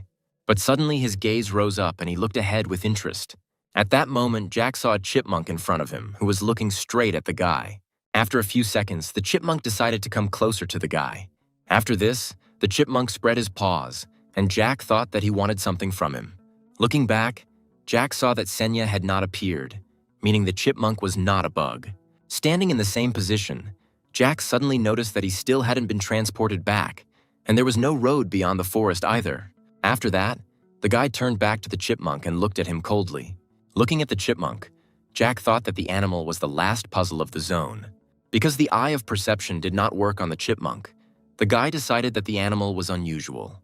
When Jack spoke to the animal about the deal, some guard paid attention to the guy, and he himself was supposed to be from the Italian server. The guard was known to value deals and negotiations, but Jack didn't think he'd show up at the auction with a squirrel. Then Jack decided to tease the squirrel a little, and taking out some bull meat, asked if the animal wanted it. But the chipmunk immediately began to get angry and squeak something to the guy. When Jack showed the goblin's perfume, the squirrel didn't like the item again. By creating the number 1 in the air, Jack realized that the squirrel could use magic, and he had one last try. Taking out the last item, Jack grinned and said that he had no idea what the chipmunk wanted from him. When Jack said that he would try to give the squirrel something valuable, the chipmunk immediately blossomed before our eyes. Holding a basket of fruit in his hand, the boy said sarcastically that it was too big a loss for him. When the chipmunk happily wagged its tail, a window of transactions appeared in front of Jack, and the guy was surprised that the chipmunk knew how to use it. The item that Jack could get in this deal was a magical stone that could enhance strength. Seeing that the deal only made the guard more interested, Jack smirked and made the exchange. A second later, a clearing crystal appeared in front of Jack, after the destruction of which the guy would be able to return home. And as soon as Jack destroyed the crystal, he immediately moved to Seoul Station. Some people thought that Jack appeared out of nowhere, but some suggested that he was simply not visible because of other people, and Jack himself thought that something had changed. Looking around, Jack thought that everything was now in order and there were no people watching the players. Sweat also appeared on Jack's face, and the boy immediately noticed that the weather was hotter. Then Jack decided to check his phone, and when he looked at it, he was very surprised. The date on the phone showed that it was now September, which meant that 3 whole months had passed. Then Jack grabbed his head and decided that he had missed a lot, and then immediately decided to call his own. The first thing Jack decided to do was call Alla, and she picked up the call pretty quickly. But as soon as she heard the guy's voice, she immediately dropped the call. Then Jack decided to call others and dialed Sam, who was very excited to hear Jack's call. And then the voices on the other end became so loud that the guy just took the phone away from his ear. When Jack returned to his family, Alla wanted to get into a fight with him, but Sylvia stopped her. But the mother was glad that her son had returned and looked at him with love and awe, not thinking of scolding her son. But then Jack's look changed completely when he asked why there was an animal in their house. After showing the chipmunk to Jack, Sylvia asked him if he thought the squirrel looked cute. Then Jack leaned forward toward the chipmunk and looked at him with interest, and Sylvia said that she named him Darren. When Jack checked the information about the animal, the chipmunk grinned at the guy while he thought that there was no such information in the dungeon. Because of this, Jack assumed that the chipmunk allowed him to look at the information and greeted his friend. When the boy recognized the chipmunk's name, he immediately became its owner and his title changed. While Sylvia continued to play with Darren, Jack thought that the chipmunk was happy with everything. Darren's appearance distracted everyone, and Jack's return went more smoothly, but the guy disappeared for 3 months, which is a long time. Jack felt that he could have accomplished a lot in that time, but he felt that these regrets were a waste of time. But still, in 3 months, the guy was able to earn more than 1 billion won, and now Jack was interested in how the world had changed. However, Jack was now about to make one important choice. Then Senia appeared next to Jack and expressed her gratitude to the guard who activated the pause. When Jack's level increased to 30, the girl announced that he now had to choose. Jack was serious at that moment, because choosing a guardian was the only option to change classes at level 30. Soon, the system decided to select 5 guardians who would be able to send messages in the form of notes. At that moment, Jack noticed that Senia was a little worried, because she probably didn't expect such an influx on her channel and didn't know how to deal with it. Within seconds, Jack had already received 5 offers. As Jack started to get out of bed, he thought about how the player had to be lucky to be chosen by at least 1 guard, and the maximum number of contracts was 4. But Jack had never heard of 5 sentences at once, and now Jack realized that his talent was so enormous that it made an ordinary man into a genius. But despite this, Jack's expectations were not met. After looking at all the messages, Jack couldn't understand where the other guard's message had gone. At that very moment, Senya asked the guy who he would be signing a contract with. But Jack replied that there were so many outstanding personalities that it was difficult to choose, which was approved by the guards. After opening the message from the Whispering Devil, Jack thought he was a scammer, because if the Guardian wanted to be the guardian of the Demon King, the guy would already be above level 40. With the exception of his one, all the other offers seemed to Jack like traps that pushed the player to make a choice. Jack knew that a generous guardian would speed up his development, but he could only choose one. Jack was serious because he felt something strange. It seemed to him that among the space where the notes were, there was something that the guy couldn't see. Then Jack decided to calm down and focus his eye of perception. Focusing, Jack wondered why the unknown observer hadn't sent an invitation. After all, Jack remembered that from the very beginning he had been under the watchful gaze of this guard. It was his skill as a cold-blooded observer that later became the eyes of perception, and it would not be an exaggeration to say that Jack's game began from that moment. Jack also believed that this guardian often violated common sense, and it was he who gave Jack the reward in the turtle's nest. Jack understood that the reward was not at the level of a mid-ranking administrator, and the guards were simply able to cleverly disguise it. Usually the guardians wanted to become famous and did everything for show, but if the guardian decided to remain unknown, then he would only have unknown methods. Jack thought that this time too, the method could be something that only Jack could see with his eyes of perception. Using his ability, Jack finally saw the 6th message and reached for it. Grabbing the message, Jack thought about how he wanted to choose it from the very beginning. The moment Jack grabbed the message, she immediately made a contract with the unknown observer. Jack was offered the caretaker class, and at first glance, the guy thought that according to the description, the class was not the best, but Jack was ready for this. At that moment, Jack decided to open the hidden shop and took the class change assistant item. After using that item, the overseer class was promoted to observer. Jack was a little surprised when he picked up the message that there was only one promotion, since Jack had worked so hard to prepare everything. The guy's look changed to sadness, and he decided to agree after all, because it was not reasonable to go against the will of the guard on the day of the contract. Jack was a little disappointed, but he had no choice, so he changed classes on the spot. The description of the new class said that he could observe everything that happened in the world, which was better than the previous class. When Jack opened the detailed description, he was a little surprised when he started reading. But as he read, the guy's face became even more surprised. That same evening, a man was looking for Jack's place of residence. As the man adjusted his tie, he thought that Jack was very difficult to meet. A hidden door appeared immediately after passing the 2nd floor of the dungeon, and Jack immediately went there because he realized that this was a hidden area. After that, the guy ended up in a location called an unknown forest. While the boy was trying to complete the task, he constantly felt a sense of discomfort. And later, Jack used all his knowledge and clues and was able to understand the essence of the forest. When the illusion wore off, Jack encountered the master of the forest, who turned out to be a goblin. But in the end, Jack was able to defeat him and take the monster's magic stone. Right after this, Jack made a successful deal with the chipmunk and was able to get out of the forest. And returning to the real world 3 months later, Jack had the opportunity to choose his guard. Having figured out the methods of the unknown observer, Jack decided to choose him. But when Jack read about his class, he didn't understand what kind of profession he had. Jack decided to test his profession skills and learned that the observer zone displayed the observer's available application zones and gave 50% of the experience when playing in a team. The observer's eyes could copy the title or abilities and exchange the ability with the observed object.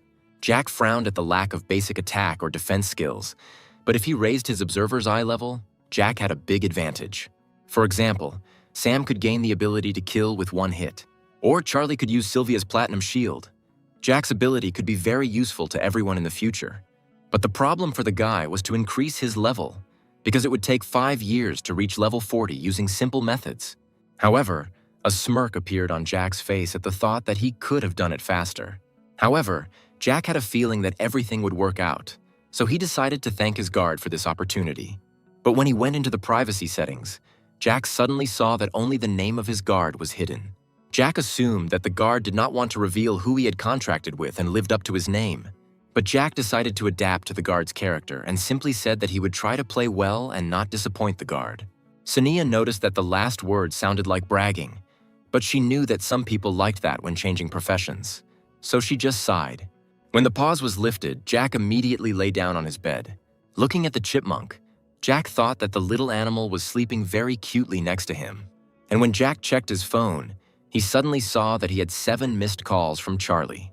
When he dialed her, the girl was indignant that he didn't pick up the phone and reminded him that the first players' meeting would take place tomorrow. Now Jack knew that it was time for the Players Association to act, and they had to assign their rules to the players. While Charlie was talking about how much information could be obtained at the meeting and how there would be many free places in the guild, Darren suddenly woke up and raised his head. As soon as Charlie said that the companies and salaries were good, Jack quickly told her that someone was at his door and he would call her back later. Calmly opening the door, Jack hoped to see someone he knew there, but on the threshold he saw an unknown man who was looking for Jack. The man at the door introduced himself as Kai, the manager of a company with which Jack had previously been associated. Soon they were sitting in the kitchen, and Jack was looking at the man whose name he knew. Jack knew that the man was the head of the Players Association's personnel department, and in 2028 he personally came to Jack and showed him the test results. Jack could not forget that pitiful look on the man's face. Realizing that Kai had been running the company even 10 years ago, Jack's train of thought was interrupted by a man who apologized for being so late. After checking Kai's status, Jack decided that he wasn't such a bad person and politely asked how Jack could be useful to their company. Taking some papers out of his bag, the man said that their chairman rated Jack very highly. That's why he offered the position of guild leader, but Jack was a little surprised by this. Jack knew that this guild was developing very quickly, which is why he was surprised by such an offer. When the man explained all the benefits of the offer, Jack asked dryly if they needed an answer now. Then the man said that it was better not to delay his decision, and that this was most likely the last offer of such a scale. Having said that he would expect good news from Jack, the man drove back. Jack felt like they were confident he would agree for the 200 million won salary. But Jack wondered why the company offered such a sum for the elixir that Jack had previously given to the head of the company. Jack sighed as he thought that there was no malice in it, but it seemed humiliating. But now he had in his hands a stone that would be worth 3 billion won in 3 years. Besides, his guard would hardly like such a direct introduction, so Jack had already decided to refuse the offer. The next day, as soon as Sam saw Jack in the distance, he immediately rushed towards him. Hugging Jack, the boy was glad that everything was okay with him, but Jack looked exhausted. Jack said he understood how worried Sam was, but he thought the hugs were unnecessary. Then Charlie sternly said that they all already thought Jack was dead, but Jack was only surprised at how quietly she had crept up on him. Looking at all his comrades, Jack felt that it was not only his family who were worried about him. But suddenly our heroes noticed that there was some kind of commotion among the other players. Looking at the other players, someone suddenly asked if everyone had already received their score. Then Sam and Charlie happily said they had an A, and Sylvia modestly said she had a C. Then Jack stroked the girl's head and reassured her that he had an F grade, but the others were surprised. While Charlie and Sam were surprised by this result, Jack was thinking that he hadn't actually taken the test, because it was useless anyway and only showed physical strength, so it would soon be cancelled. After that, Jack smiled and told everyone that only combat class players had high scores. And then he called everyone to follow him, because the official meeting was about to begin. When Simon saw Jack, he greeted the guy cheerfully and jokingly asked permission to kiss Jack as a sign that he had returned alive after 3 months. But at that very moment, Jack darkened and Simon apologized, asking him not to look at himself as if they wanted to kill him. Later, they continued to talk calmly, and Jack suggested that in 3 months, Sylvia had helped the guy make friends with everyone. Seeing that it was almost time for the event to start, Jack was surprised that nothing had started yet. But at some point, the guy's gaze met the gaze of the leader of the other team. Looking at the gloomy guy, Jack thought that this was the starting point of today's event. Jack knew that the blonde guy had made a contract with the Lion King, so he was looking for a target with whom he could have a pointless argument and fight. And behind that jock, Jack noticed a guy who would later become a powerful wind mage, and Jack had to help the guy to make him his ally. When someone called out to that guy, he immediately stopped and froze. Before this, Jack told Senya in advance how everything would end at the meeting, and even made a bet with her because she did not believe it. Suddenly, the two guys started arguing with each other, and the blonde one was the first to start being rude. While the brunette was trying to get away from the conflict, someone's hand fell on the blonde guy's shoulder. Simon decided to stand up for that guy and expressed his dissatisfaction. While Jack watched with a look that everything was happening as it should, Senya did not hide her surprise. And at that moment, Jack decided that the picture was almost finished because the players were already arguing. At that moment, a PvP zone was established and the situation became tense. Suddenly, the administrator appeared and became outraged that someone was pestering the player he was broadcasting about. Approaching Simon, the rhinoceros decided to teach the guy a lesson and beat him up. Then, as agreed, Senya intervened and asked if Percy was trying to put unnecessary pressure on the player. With her arms crossed over her chest, the girl asked for the laws to be followed and said that there was no reason to harm that player. Then the rhinoceros became even more angry and asked why Senya was interfering in this. Jack knew that if Senya intervened, the situation would be difficult to resolve peacefully, and the Lion King would send a task to his player. The target of the mission, as expected, was Jack, who was immediately looked at angrily. Looking at the blonde man, Jack immediately realized that he needed to enter into a conflict with Jack. And when the administrator Percy notices the desire to fight in his player, he will change his behavior. And he will point towards Jack and try to drag the guy into a duel. But Senya found a reason to refuse and said that her player was not a combat class and was not suitable for PvP. And then Senya decided to choose another team member who was more suitable for this. When Charlie was chosen, the girl immediately saw it as a good opportunity. Then the blonde guy started to make fun of the guy for hiding behind the girl. However, before he could even get his weapon out, Charlie's blade was already at his throat. It was all over in an instant because the guy wasn't even able to follow Charlie's movements. Then Charlie said mockingly that the fight was too easy and the guy turned out to be a weakling. But the guy got angry and, waving his weapon, said that the end comes after the enemy dies. But in an instant, Charlie was above the guy and ready to attack him in his blind spot. Before delivering her first and last blow, Charlie called the guy restless. When Charlie finally killed the guy, everyone around was surprised that the girl turned out to be a killer. Jack smiled, because he expected nothing less from his partner. And besides, she helped him test the eyes of the observer. Just as Charlie was rejoicing over her small victory, the boy was brought back. On top of that, Jack also gained team experience. Meeting his partner's eyes, Jack thought that if he added up all the titles he had, they should have dripped 80% of the experience. Jack chuckled at how he now had a better understanding of his class and could just stand in the back to gain experience. But suddenly, a stranger appeared in our hero's field of vision and praised Charlie's performance. This guy had a chipmunk on his shoulder that looked a bit like Darren. The pale, red-haired boy was genuinely impressed by Charlie's skills. Jack immediately recognized this guy, who was a professional coin thief, and he also preyed on newbies. The guy had a pocket reveal feature that allowed him to see how much money he had in his inventory. Then Jack thought that the guy was targeting Jack because he was the richest. But Jack chuckled at the thought that there was more than one thief here. In fact, Jack had already robbed the guy who wanted to rob Jack. Because of this, Jack had a profit of 47,000 coins. When Charlie pointed to some guy, she said that he wanted to thank her, but Jack should listen to it. Jack knew about Garrett's peculiarity of remembering enemies and those who helped him.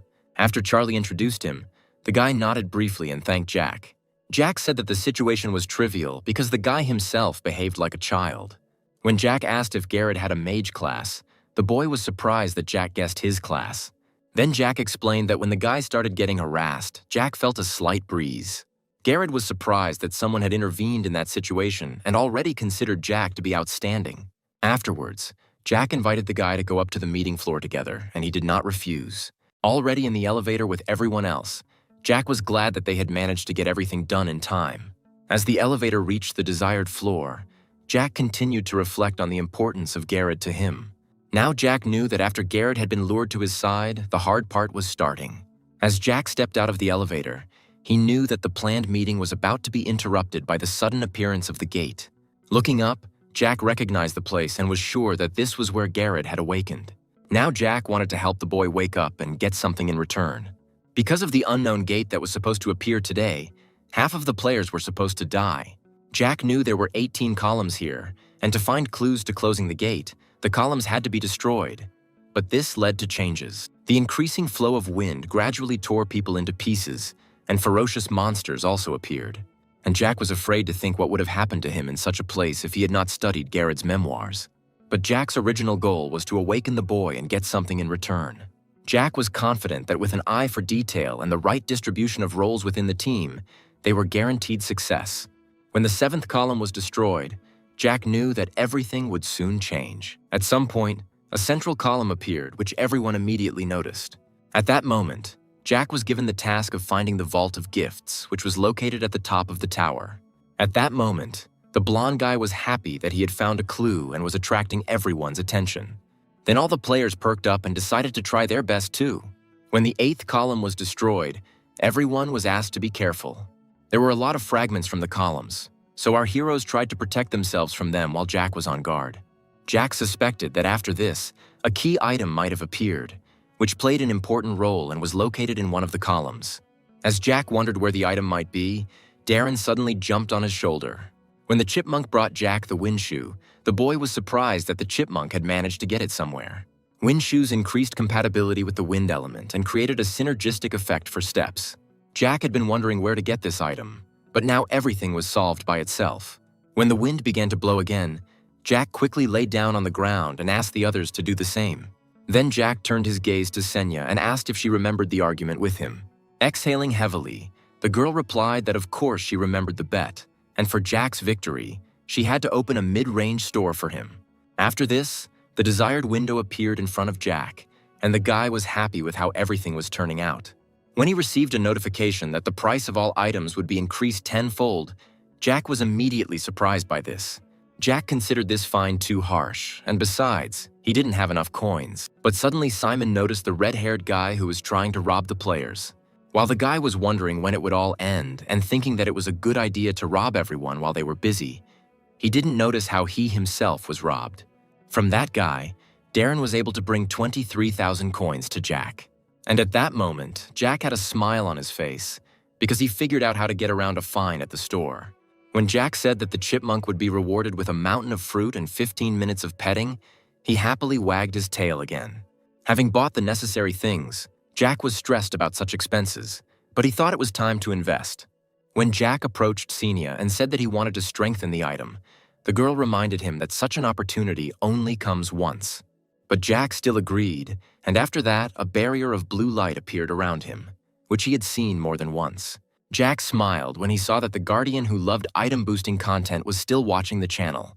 But suddenly Jack's gaze fell on other information and changed to surprise. Jack was surprised that usually the success rate of the first enhancement was 90%, but his was up to 120%. Clicking on the inscription with the reinforcement, Jack remembered one saying that reinforcement is not a fight between 1 and 100. There is a more beautiful world beyond this. At the same moment, the wind shoe became stronger, and the chance of success increased by 10%. When the success rate rose to 140, Jack was even more shocked. Because of the situation, Jack thought he had a talent for enhancements, but Darren didn't understand it. But getting up from his seat, Jack decided to think about it later, because now it was more important to clear the dungeon. Jack knew about his next step, but suddenly turned his attention to Garrett, who was fighting monsters. Turning halfway towards Jack, the guy asked why there were so many monsters. At the same moment, one of the flying monsters tried to attack Garrett. Using the eye of perception, Jack realized that the boy would not be able to dodge the attack on his own.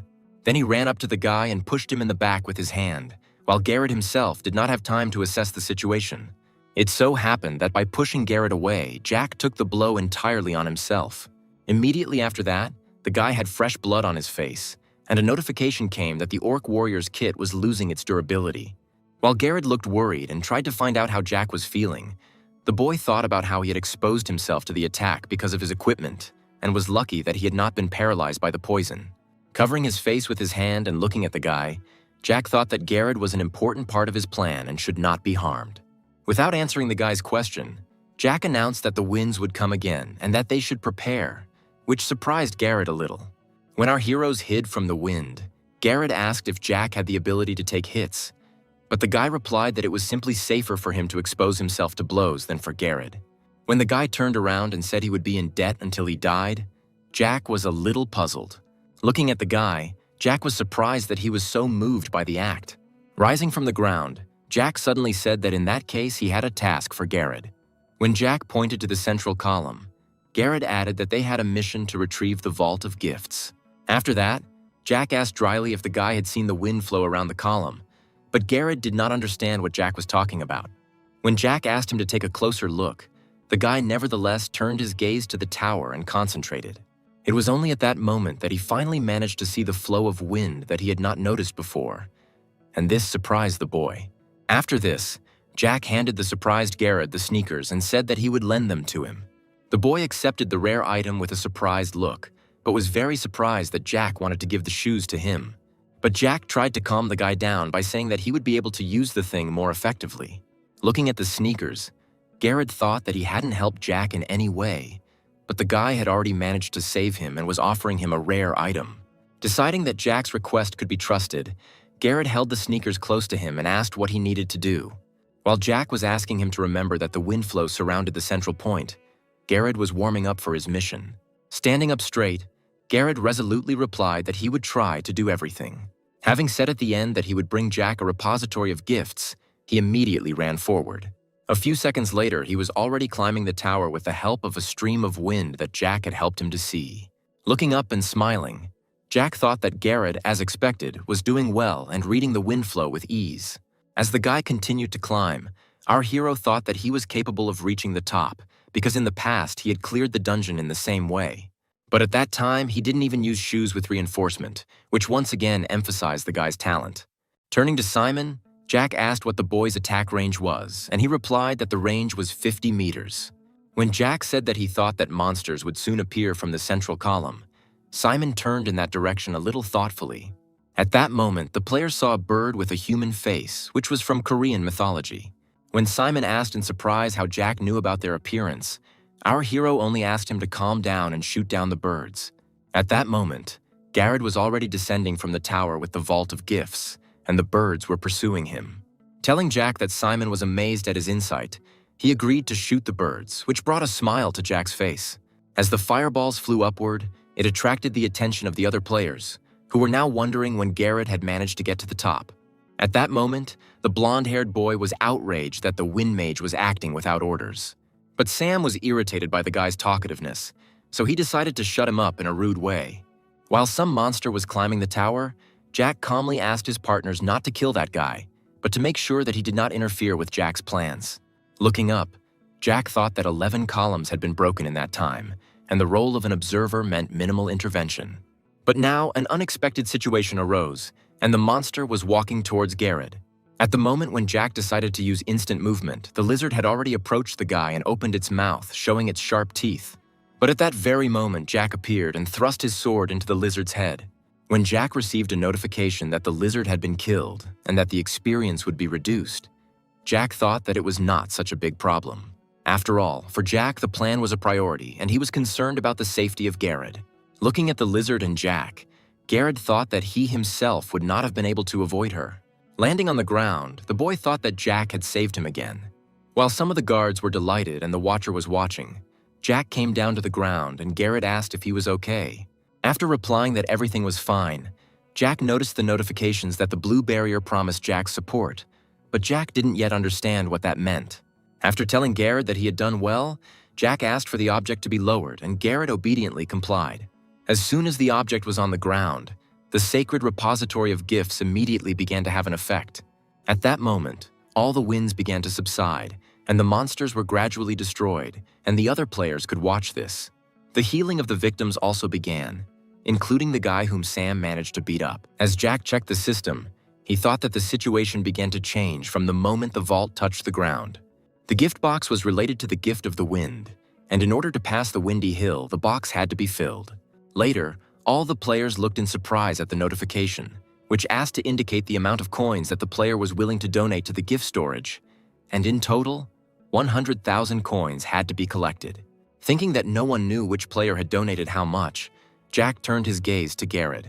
Jack knew that in the past, Garrett had donated all of his accumulated 15,000, and that was why he received a special reward. Jack decided that if it hadn't changed, then he needed to sacrifice more than 15, and at the moment he had 21,000 coins. At that moment, Darren showed Jack a bag of coins which contained 10,000.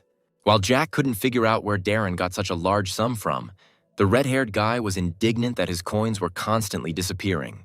Jack chuckled and thought that not everyone would donate, but the situation was different from the last one, so he decided to play it safe. Jack donated 30,000, and at that moment the storage was filled and the system began distributing their rewards to all players. When Jack saw the big exclamation mark, he received a notification that the vault had chosen him.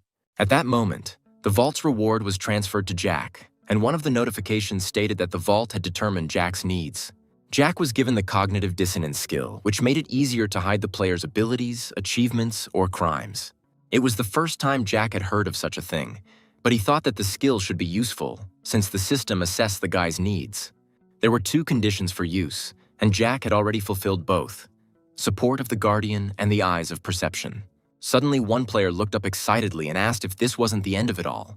At that moment, the columns began to disappear, and a notification was issued about the identification of the remaining columns. When the system counted the columns, a notification came that they would be awarded rewards, and Jack was surprised again. Deciding that others might see it, Jack didn't want to draw attention to himself. So he used cognitive dissonance at that moment, and the skill's effect spread around. This left the players confused and asking each other what had happened. Now Jack could check everything calmly, and the blessing of the Wind Temple was received. For the remaining 6 columns, he was given 30,000 coins. And Jack believed that in the past, not all the rewards were received because the players destroyed all the columns. At that moment, the conditions of the hidden fragment of the 6 blessings were fulfilled, and a hidden fragment appeared in front of Jack. At that moment, Jack remembered that interview with Garrett, in which he said that it would be good to destroy only 12 columns. But then Jack did not understand those words. But Jack decided not to think about it, because the more rewards, the better. And the book of the divine body of the wind appeared in front of him, and Jack was surprised that the book could be obtained here. This book could greatly enhance the characteristics of the wind class, and turned one into a unique genius. Because Jack had previously received the fire book, it became obvious that there were other books to obtain, and 10 years ago there were only 5 wind books. Looking at the book in his hand, Jack considered himself very lucky. Remembering Garrett with a predisposition to wind, Jack turned his gaze to the guy but was immediately surprised. Seeing a strange object on the guy's back, Jack asked in surprise what it was, but Garrett could not see the object. Looking at the strange candle with a blue flame, Jack thought that the situation was strange, and where the candle came from was unclear. But Jack knew that the blue candle was a random artifact. The conditions of its appearance were unknown, and a new zone would open when the candle went out. Jack wondered if he should choose the players who would go with him, since it was a high risk but high reward. While Garrett looked at Jack and waited for the boy to react, Jack thought that if they put out the candle too quickly, the difficulty would only increase.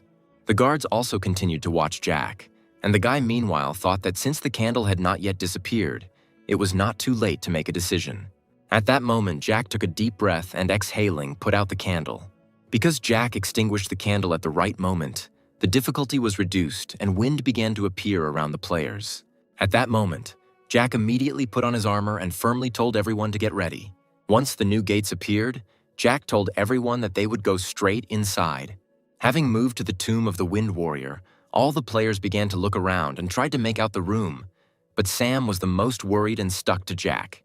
Hearing a sound, Jack told everyone to stay alert because something was approaching them. There were limbs scattered across the ground, and the enemy's footsteps made the entire earth around shake. Only when the enemy approached did it become clear that their opponent was a great orc warrior. At that moment, Jack frowned slightly, but was glad that he had put out the flames in time. Otherwise, many archers would have appeared with the orc. Grabbing her sword, Charlie asked if they just needed to defeat him, adding that they had done that before. As the orc slowly grew enraged, Charlie asked Jack if he had an iron rod, and Jack was surprised that she had not forgotten the strategy. But at that very moment, a pause was applied at the request of the Las Vegas cowboy, and this confused all the players. The Guardian offered the players a task in which the difficulty would return to the original level, and after completing it, the players would receive a lot of money and useful items, but in case of defeat, the entire team would die. While all the players were asking Jack what they were going to do, the guy was wondering why this guard suddenly offered a task. Jack would not want to lose all the rewards offered, But he knew that all offers from this guard were always gambling. Jack squeezed his hand in nervousness and continued to think about how their lives were at stake, and that any errors in intuition or observation would put everyone at risk. Turning his gaze to Garrett, our hero thought that they had little chance of winning with their current forces. But after this, Jack decides to give the book to the surprised Garrett. Jack answered him with a serious face that the book would suit Garrett much better. While Garrett continued to look at the book in surprise, Jack thought that if Garrett used this book, they would have a chance to win. It was obvious to Jack that the guard was a master gambler and had set the conditions on the brink of failure. But if the guard didn't know about the book that Jack had, then Jack could destroy the balance with his advantage. Jack chuckled and thought that everything had worked out in the right direction and there was only one thing left to do. Turning to Senya, Jack said that he would like to offer the guard something. But Senya only became indignant and asked if he was in his right mind if he was going to make a counteroffer to the guard. Then Jack frowned slightly and asked if there was a law that prohibited this. Jack understood that the guards had different personalities, and a counterdeal for a guard who despised players was a direct path to the grave. While Senya's wings were shaking with emotion, Jack continued to remember that in the past there was a player who often made counteroffers. But after that, the guy immediately spread his hand slightly and, looking at the girl, asked her to convey his will to the Las Vegas cowboy. Frowning, Senya replied that the guards shouldn't be underestimated, but Jack said he knew that without her. Starting to think, Jack said that based on his capabilities, 2 archers and 1 warrior would appear, and 5 additional orcs would join them. Jack's counter-proposal was to specify the purpose of the hunt using an item that would drop from the orc warrior. While the others were surprised by Jack's words, the guy understood that the guard, offering a task without details, was checking whether the player was worthy of further attention. In this way, the Las Vegas cowboy wanted to check who would be best for him to sponsor in the future. And looking at Senya, Jack thought that the presenter was only capable of being nervous and allowed the player to argue with the guard. However, at that moment the task was activated, and Jack was constantly confident that his offer would satisfy the guard. Charlie asked if she should be a distraction and Sylvia would irritate the monster, but Jack stopped her. Jack got down on one knee and was about to do one more thing. Jack handed something to Senya and asked her to accept it, but the others couldn't see the object because of the guy's back. At that moment, Senya's wings began to tremble again, and she recognized the object, and at that moment, the forced pause was activated. In fact, Jack already had experience fighting the great orc warrior, as well as proof of his victory. Seeing Senya's reaction, Jack asked her dryly if everything was okay. Holding the orc's fang in his hand, Jack thought about how the guard had started watching them after that battle, so he didn't think the guy would have proof. Seeing how different the guards reacted to this turn of events, Jack was not surprised, because he understood that not everyone would like such a game. Looking at Senya's surprised face due to the reaction of all the guards, Jack decided to take the opportunity to increase the reward. Then Jack told her that he had surpassed that guard, so some of the guards started to fuss so that Jack's cleanup would not count. Jack smiled slightly and said that at times like these, a mid-level administrator should take the initiative and attract more naive customers. There was another option, to give out a task that would satisfy everyone, and these words at least allowed Senya to come to her senses a little. Smiling, the girl announced that the conditions of the purge had been met, but she noticed that not all the guards were happy with this, so the Las Vegas cowboy thought about whether to acknowledge the purge or not. Continuing to speak, Senya asked one person to give a new task and take an active part in solving the problem. Then, after thanking everyone for their support, Senya said that the clearing of the tombs would begin soon and turned back, where new monsters were appearing. Now Jack could create content that would attract more guards, but now the difficulty was very high. A great orc warrior and 2 orc archers, as well as 6 regular orc warriors. As one of the monsters approached the players, it roared in rage. After that, all the monsters with red eyes rushed towards the players in rage. At that point, the players continued to stand quietly and did nothing for the time being. But a moment later, Jack asked everyone to stick to the plan and everyone immediately grabbed their weapons. When Jack asked Charlie and Sam if they were ready, the players confidently replied that they were. When Jack gave the command, both players immediately rushed forward at high speed. As Sam approached the orcs, he pulled his hand back and clenched his fist, and Charlie pulled her hands and sword back as well. Within moments, many of the orcs were already receiving punches in the face or taking sword blows. Watching his teammates work, Simon praised them and tried to encourage them. And after that, the guy brought his hands together and began to pronounce a spell in an unknown language, and a fireball was created in his hands. Watching Garrett closely, Sylvia said that she would protect him because he was the key man in this battle, and all he needed to do was follow Jack's orders. When the archers were about to shoot, Garrett needed to anger them. When the arrows were released, the boy put his hand in front of him and a wind formed around it. That spell was like the wind on a windy hill, but all that was needed was to change the trajectory of the arrows.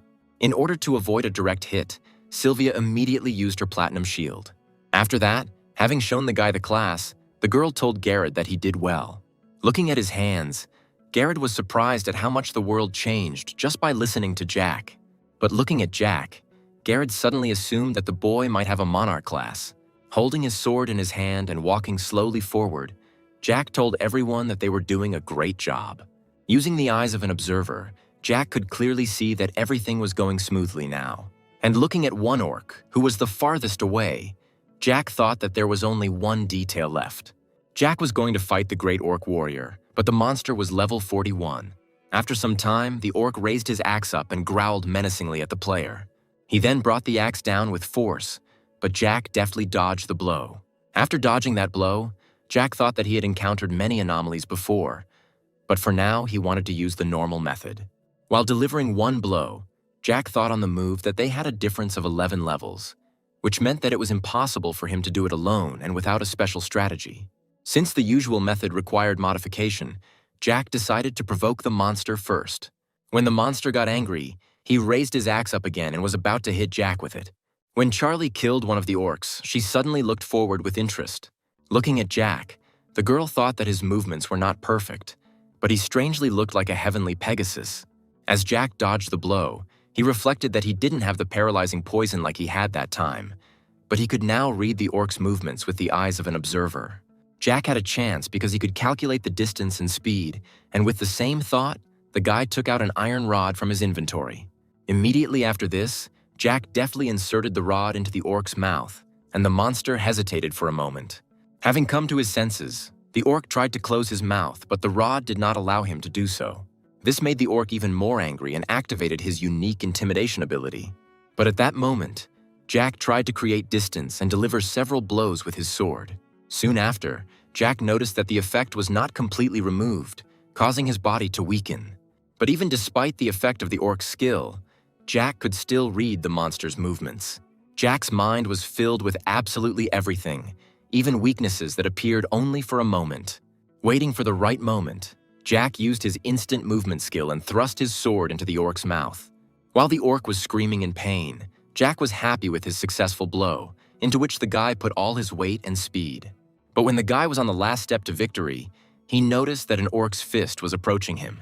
Unable to dodge the blow, Jack was forced to take it with his body, blocking it slightly with his hands. When the orc hit its target, dust rose into the air from the powerful blow, and the orc continued to growl furiously. While Jack was wiping the blood from his face, his partners asked if he was okay. As Sylvia helped him up, Jack calmly replied that he was fine. When Jack asked if the others were finished, Sylvia replied with a slightly surprised look that everyone was finished. Lightly holding his shoulder, which was protected from breaking thanks to the armor, Jack replied that all that was left was to deal with the monster. With the climax of Jack's production approaching, the guy asked everyone if they remembered his plan. At that moment, Simon and Garrett began to use their magic and the process of merging magic began. When everything was ready, both fire and wind flew at the orc. The orc had no way to defend himself from such an attack and had to take the flames with his face. After watching the boys attack, Jack praised them for using magic fusion for the first time, but doing so well. And Sam and Charlie had to finish what they started while the orc was screaming in pain because his head was burning. When it was finally over, Jack smirked slightly, and then a notification of victory arrived. Afterwards, the guards were delighted with the teamwork and the fact that a level 30 player defeated a level 41 monster. The bodies of the slain orcs did not dissolve, but continued to lie and slowly rot. Once the quest to defeat all the orcs was completed, all players were given rewards. Seeing that the reward for the Las Vegas cowboy mission was being awarded, Jack grinned. When Charlie and Sam were happy about the potions that increased their attributes, Jack also smiled and was happy for his comrades. But the guy's stream of thoughts was interrupted by the sudden appearance of a system window. The notification said that a secret reward, a high-ranking orc spellbook, had been given out. And then Jack decided that something was going on between the guards, and the book might have been sent on purpose. Checking the notifications, Jack chuckled at the fact that the guardian who granted mercy to monsters despised Jack. When the players returned home, everyone was happy about it, and Jack suggested that since they returned at the same time as the other players, time had stopped for the others. Considering the opinions of the other guards, Jack understood that the Lord of the Fields would not do anything to him, but the boy still wanted to prepare. A man turned to the players and expressed joy that they had returned safe and sound. Turning around, Jack saw a guild of players that had appeared immediately after the quest was completed. Looking at Chris, the guild leader, Jack thought about how he hadn't seen him during the gate clearing. Approaching Jack, a small boy turned to the guy and asked Jack's name. Exhaling, the boy replied that he was curious about who his grandfather was interested in. The thought that the boy had been sent to him on purpose brought a grin to Jack's face. Now Jack thought that the chairman was curious about how capable Jack was, since he refused the position of the guild leader. Jack decided to live up to the company's expectations and told the boy that he was Jack to him. But the boy was surprised that the guy switched to informal address. The boy was outraged by this and asked Jack if he knew who was in front of him, and Jack replied that he did not know. Clenching his fist, the boy said he would teach Jack a lesson. Turning to some men, the boy immediately ordered them to put Jack on his knees. While the boy was complaining about the men's delay, Jack suddenly addressed him as a child. And then he said sternly and with a stern look that the boy should behave politely. Using his spirit skill, Jack said that the boy would become cool when he treated people properly. Because of Jack's strong aura, the impudent boy even began to tremble slightly. But the men also noticed the strange atmosphere hovering around. And after that, Jack dispelled his spell and ruffled the boy's hair, asking if he understood everything. An ordinary boy couldn't resist such a skill, and as Sylvia walked past him, her facial expression showed that he was a dumbass. For those watching, the picture of Jack became a little clearer after that. With a slight bow of his head, a guy told Jack that they couldn't leave this place now since the guild was divided like this. At that moment, Jack turned around because he heard a man loudly announcing to everyone that the Players Association was now going to conduct an investigation. Jack immediately realized that the guild wanted to take control of the entire floor and wanted to suppress the players, and all the agents were not even awakened. Jack thought there was no point in holding back in front of these people, but they were still scared. When Jack returned to the others and Charlie immediately noted the tense atmosphere, Jack agreed with her. Looking around slightly, Jack suggested that someone was deliberately creating such an oppressive atmosphere. While Charlie was outraged that they were being taken for sinners, and Simon suggested setting everything on fire, Senia quietly watched everyone from the side. At that moment, the girl used the pause and asked Jack what picture he had in mind. And when the guy suggested that she wanted to spoil the guards, Senya replied that she wanted to know the details in order to build the right direction.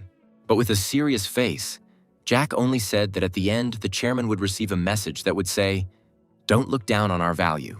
After listening carefully, Senya asked if that was all Jack had to say. But then Jack said that they would start building steps, and Senya suggested that provoking the boy was part of the plan, and by confirming her guess, Jack thought that Senya now understood better and continued to talk about how the boy would be bait because he was easier to anger. Jack understood that the bait would create a reaction, and the reaction would create more bait, and so on. After listening, Senya dryly replied that she understood the result, but did not understand how Jack was going to get there.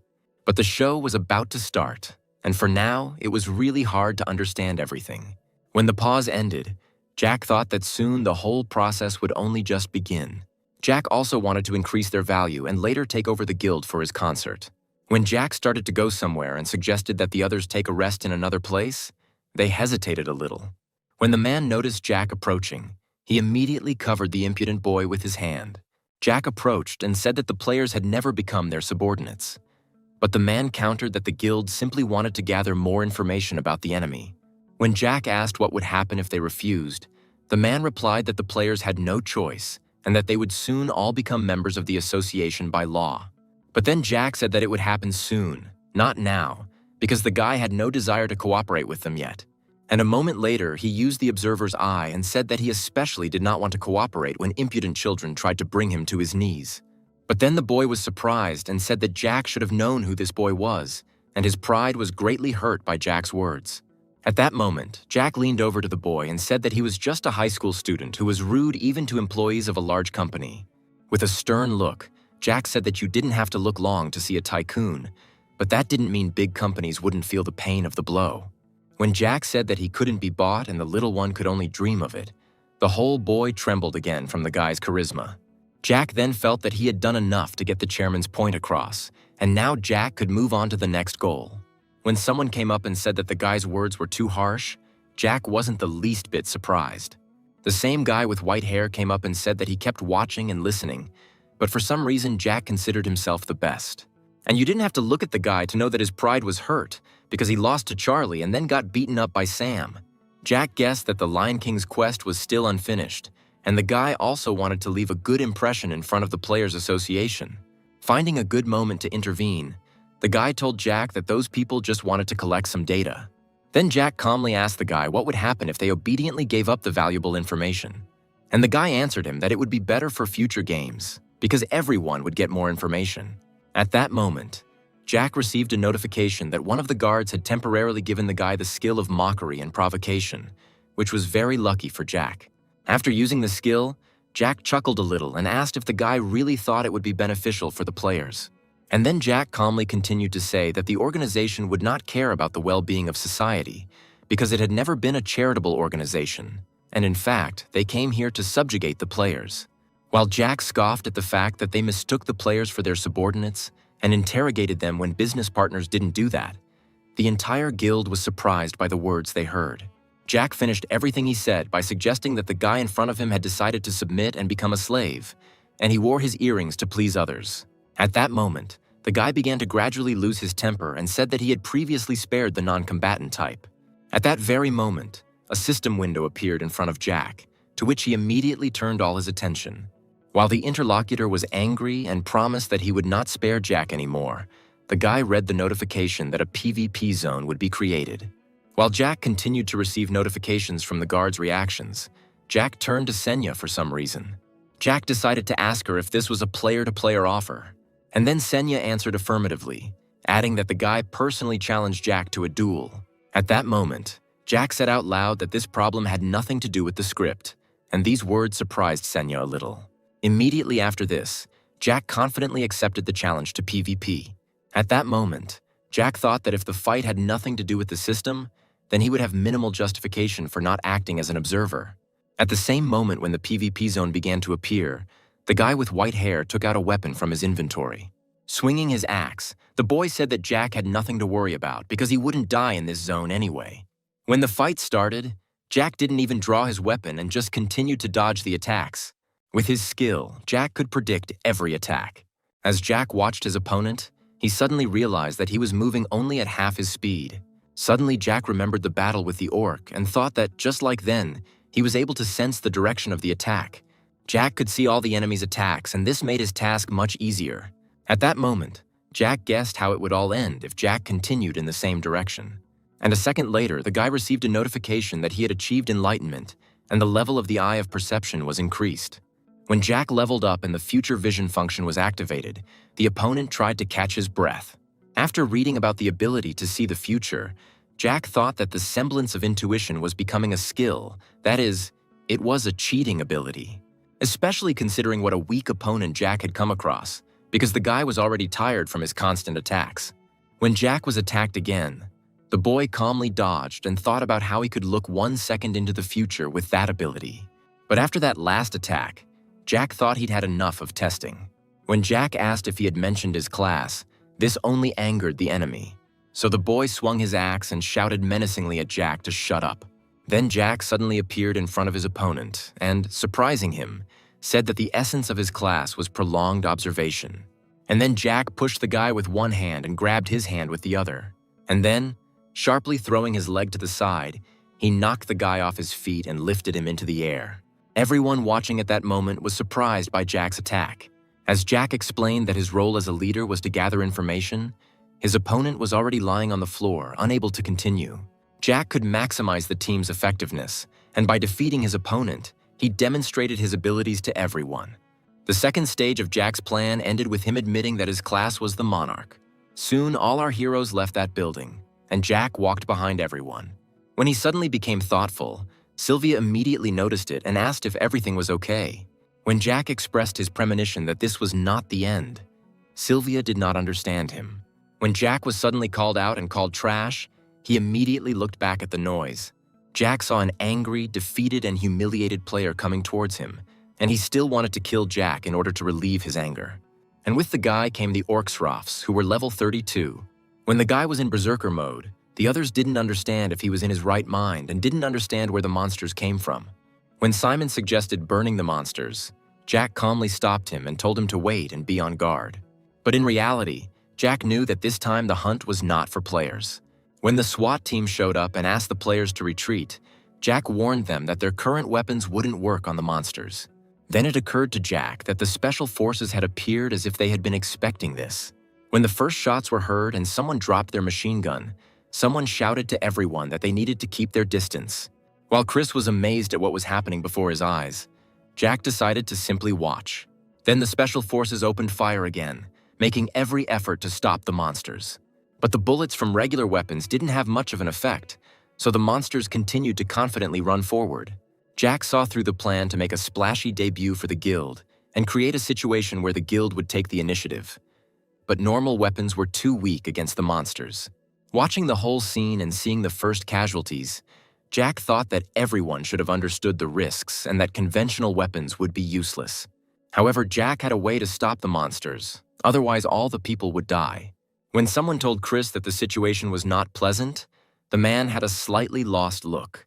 At that moment, Jack started approaching him and offered to talk a little, and this would allow Chris to become a hero. In response, Chris was surprised by the guy's words and asked him to explain what it meant. Showing his palm and 5 fingers, Jack said that it would take him 5 minutes to deliver a powerful blow to the monsters, causing them to lose their balance.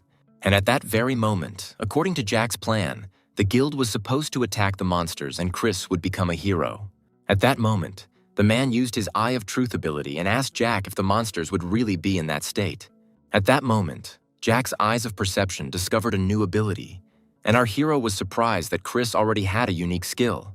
At that moment, Jack used his powers to block the Eye of Truth, and Chris was able to hold back and did not outwardly show his surprise.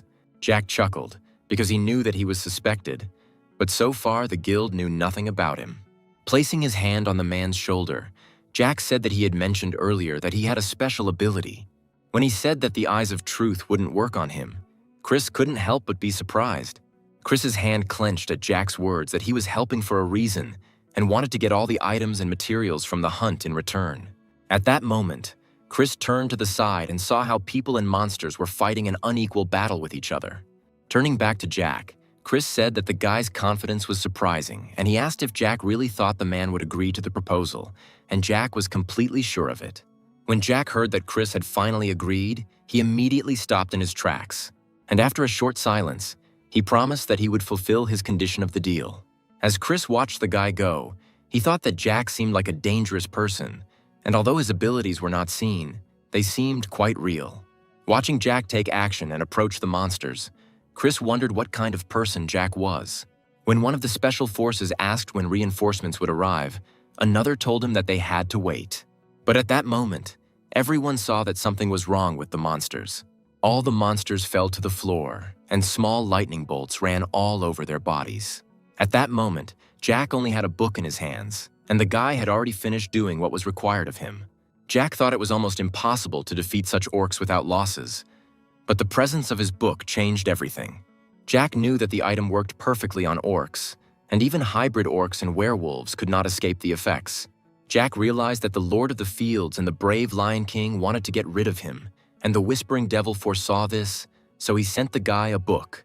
But Jack didn't understand why the guy with white hair hadn't moved from his place the whole time. At that moment, Jack's Eye of Perception began to sense a strange energy, and the boy felt severe pain. Then Jack realized that the guy wasn't just standing there. Something was actually happening.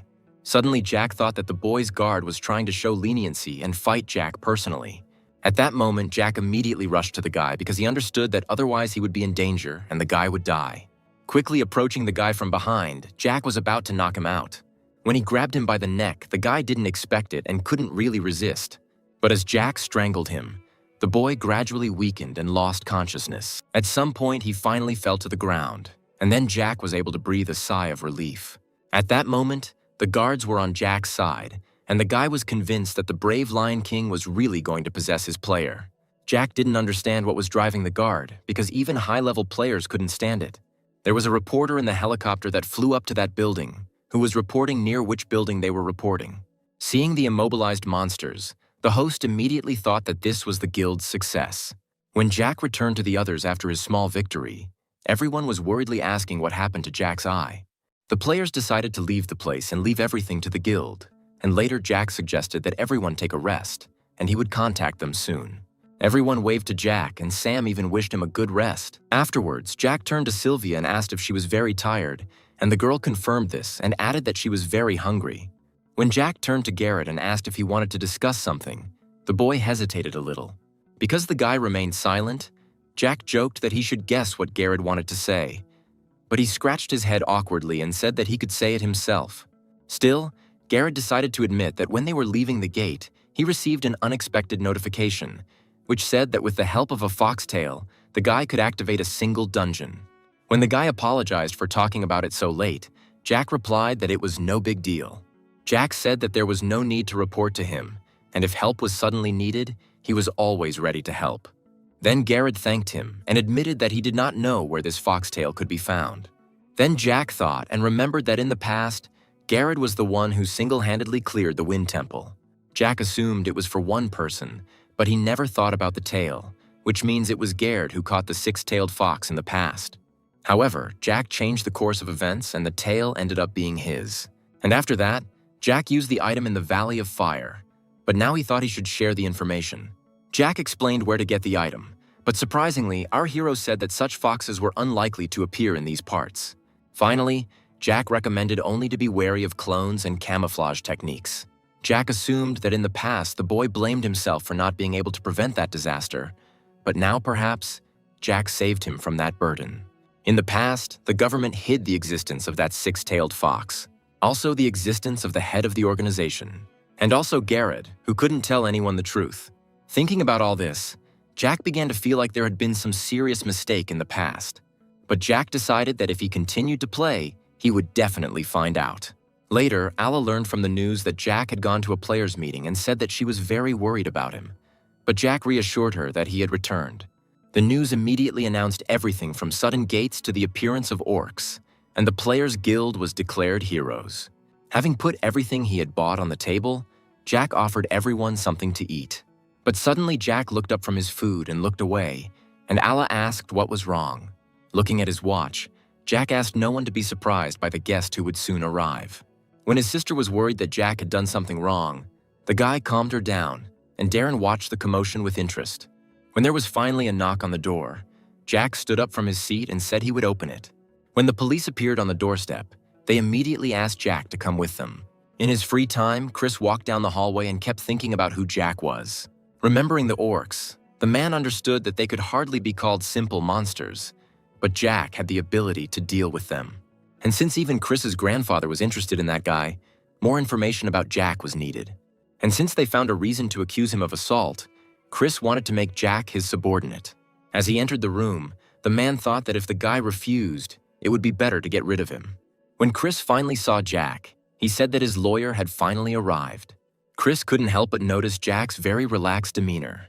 And looking at Senya, the man did not understand why a mid-ranking administrator was here, because they were not at the gate now. Jack then watched a short conversation between Chris and another man. But it was too obvious to Jack that they wanted to get him into trouble. Interrupting the men's conversation and drawing their attention to himself, Jack was about to ask a question. Jack said he was being questioned about why he knocked out that guy and asked if he was in a coma. Then Jack tried to explain that it was all about leniency. One of the guards tried to take possession of the body, and the only way to stop the process was to knock him unconscious, and the coma was just a side effect of leniency. When Jack said that he had stopped the process in the middle, otherwise they would never have seen him again, Chris asked why that would have happened. And then Jack dryly replied that the guard would have killed them both. Looking at Jack, Chris didn't understand where he got such information and asked if there was any evidence. Sania nodded her head slightly and calmly replied that she was confirming this. Chris swallowed, because he guessed that Jack was initially prepared for this. But he did not understand why the administrator accompanied the player. Chris then asked if he could talk to Jack alone, and the man agreed. Jack knew that the white-haired guy was just an excuse, and the real conversation was starting now. When the stranger finally left the room, Jack expressed a desire to speak first. Because the guy was in a coma, there was no one to report the attack, and Jack was still unknown to the media, and everyone only paid attention to the guild. While the man waited outside the door, Jack continued to talk about how, judging by the speed with which the police arrived at his home, it could be concluded that the authorities were targeting Jack. Jack continued to talk dryly about how he was there at the behest of a man who could control information and had power. Then Chris was a little surprised that it seemed like they were talking about him and said that he was here to help Jack, so it was unpleasant to hear something like that from him. But then Jack didn't believe him and asked how Chris knew about Jack's location, but the man didn't answer him. Jack crossed his arms over his chest and said he wasn't going to blame him and suggested they start a conversation and spend some quality time. Chris said he knew he had scared his little brother and spoken badly about his grandfather, and then asked if Jack was sure he could handle the consequences. When Jack emphasized the consequences, Chris was a little surprised by it. Jack replied dryly that the child had been sent to him without reason, rank, or position. In fact, Chris was telling his grandfather that the whims of a small child would not affect Jack. But the chairman was interested in how Jack would behave, and this would give more accurate information about Jack. Jack believed that his conscience was clear, and he simply responded accordingly to such an action. Chris frowned slightly, thinking about how much Jack knew. Afterwards, he closed his eyes and thought that he was wrong, and that the grandfather was not checking Jack, but his grandson. At that moment, a familiar smile appeared on Jack's face, and Chris asked what Jack wanted. Putting his elbows on the table and clasping his hands, Jack said that now they could come to an agreement. When Chris realized that he was in an unfavorable position in the negotiations, he lost all initiative and everything turned out well for Jack. Jack's plan was to put the guild on display for everyone to see, and they would get some practical benefit. The guild will also gain fame, and Chris will be able to strengthen his position as the next successor. As the negotiations drew to a close, Chris was surprised by Jack's desire to remain anonymous and without honors. But then Jack decided to take a risk and said that the guard Jack had a contract with did not want the player to attract attention to himself. As he opened the door, Chris promised to do everything possible to ensure that Jack returned home safely, and our hero thanked him for that. Jack had another success, and Chris was on his side. But suddenly Jack called out to the man and asked him to think about something. Jack decided to check if the other guild members knew about him, and Chris confirmed it. Jack firmly said that then they needed to show something that would convince them to cooperate with Jack. Meanwhile, someone was outraged that the white-haired guy managed to fall into a coma after a fight with a non-combat class. The guy sitting next to him was very irritated by this situation. Crossing his arms over his chest, he suddenly said that if he had been there, he would have won easily. The solution to the small problem was to choose a player for the PvP battle, and the choice fell to Dick, who would later become the strongest PvP player and be able to compete with Charlie. That player was dangerous in battle even now, so now Jack could show his strength to the guild even more. And to dispel doubts about their cooperation, Jack suggested that Chris test him in PvP, and the man immediately accepted this idea. Jack was also glad that he had enough information about Chris, and it came in handy. As Jack was walking down the street and thinking that he should prepare for a PvP fight, suddenly someone noticed him on the street. Suddenly Garrett noticed him and immediately called him to him. When Jack approached, the guy handed him the sneakers that Jack had given to Garrett when he went through the gate. After putting them on, Jack thanked the guy and promised to return them, but Garrett was embarrassed by this because it was Jack who gave him the sneakers. Then suddenly Garrett said that he doubted it, but Jack could put it on. But our hero was a little surprised by Jack. Garrett said that the shoes could be worn by the Wind class, but apparently the Monarch class included many other classes. Or the guy assumed that this was because Jack had no attributes.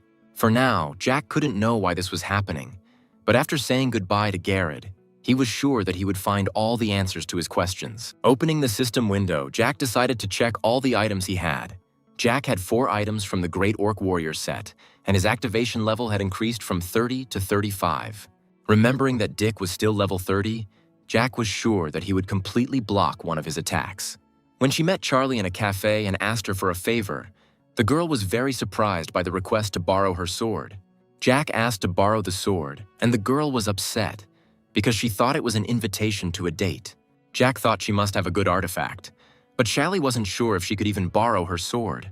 But after a few moments, the sword was already in the hands of a surprised Jack. The boy was a little puzzled as he stared at the sword.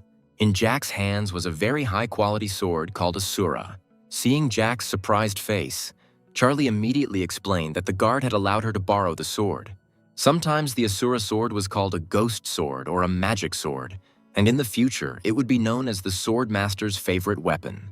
Looking at the sword, Jack thought that it was a little different from what Jack remembered, but there was no doubt that it was Asura in front of him. When he put the sword back in his inventory, Charlie said that she even borrowed the sword, but Jack still didn't ask her out on a date, and the guy honestly answered that she wasn't his type. The next day, Jack asked someone if the fight would take place on the roof. Standing near the edge of the roof, Jack thought that someone could have fallen from here. Usually, PvP battles were held in open spaces because players could destroy buildings with their strength. But Jack thought that it wasn't that important yet, and it seemed that the principles of PvP battles weren't understood yet. When someone spoke to Jack from behind, he immediately turned around calmly. Chris stood at the front of the room, apologizing to Jack for keeping the boy waiting. See the status of one of the guild members. Jack thought that many doubted him. A girl came forward and said that everyone wanted to know why Jack wanted to have a closed battle. Seeing Jenny take action and Chris not stopping her, Jack thought it was all planned. And Jack approved of this step because he believed that they should use all means to walk hand in hand with Jack. And after this thought, he replied that he simply did not want to reveal himself. Frowning, the girl said that Jack had little chance, and a fight with a non-combat class was not very interesting for her. Coming very close to Jack, Jenny suddenly promised that if Jack lost to a member of their guild, he could have a drink with Jenny that evening. Jack responded to this proposal with doubt and assumed that this girl was his first rival. The eye of perception was able to see the energy of temptation for Jack, and Jack realized that they were trying to deceive him. But a little later, Jack destroyed the energy of temptation and wanted to answer something. But at that moment, the guy saw notifications that the eye of perception had moved to the second level, and the condition for awakening a new ability had been met. At that moment, Jack was able to activate the reflective gaze. Looking at the system window, Jack thought that he wouldn't be able to get such an ability at a time like this. When the girl's face turned pink, she asked if Jack wanted to cross his little fingers. Realizing that the guy had seduced the girl, he asked what he would get if he won, and she replied that she would get everything she wanted. After that, they crossed their little fingers, and Jack asked her not to forget her promise. Jack immediately said that he needed the water of decomposition, which could be created by people of the class associated with poisons. When the girl left the guy, Chris followed her with a surprised look. Approaching Chris, Jack admitted his disappointment in her ability, and Chris immediately apologized to Jack. When Jack firmly said that another such stunt would end their cooperation, Chris again apologized for such a low act. Turning away from his interlocutor, Jack said that there would be no second chance like this.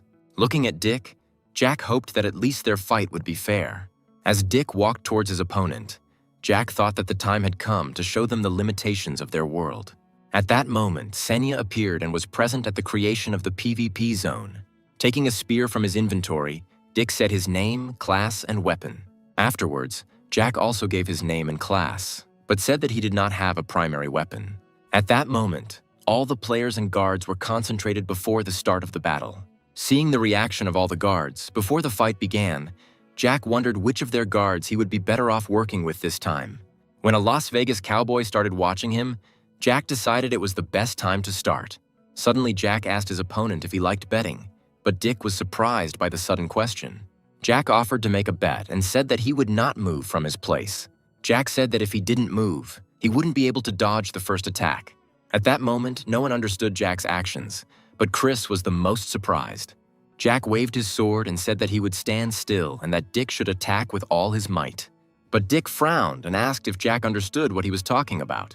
But Jack was completely confident in what he was proposing and said that he had to convince those around him that he could beat Dick by a wide margin. With a small smile on his face, Jack asked his opponent how he liked the idea. When Jack's gamble was proposed, Dick was seething with rage. While the guards were enjoying what was happening, Dick, in anger, squeezed his spear even harder. With his guard up, Dick was about to test the value of Jack's confidence. Dick didn't understand where the non-combat class got so much arrogance from and was going to win in one blow.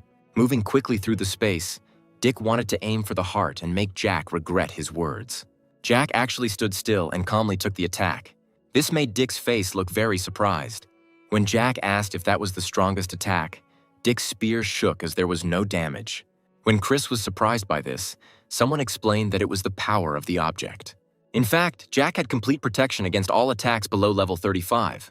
Jack explained that the item's effectiveness and value varied depending on its use.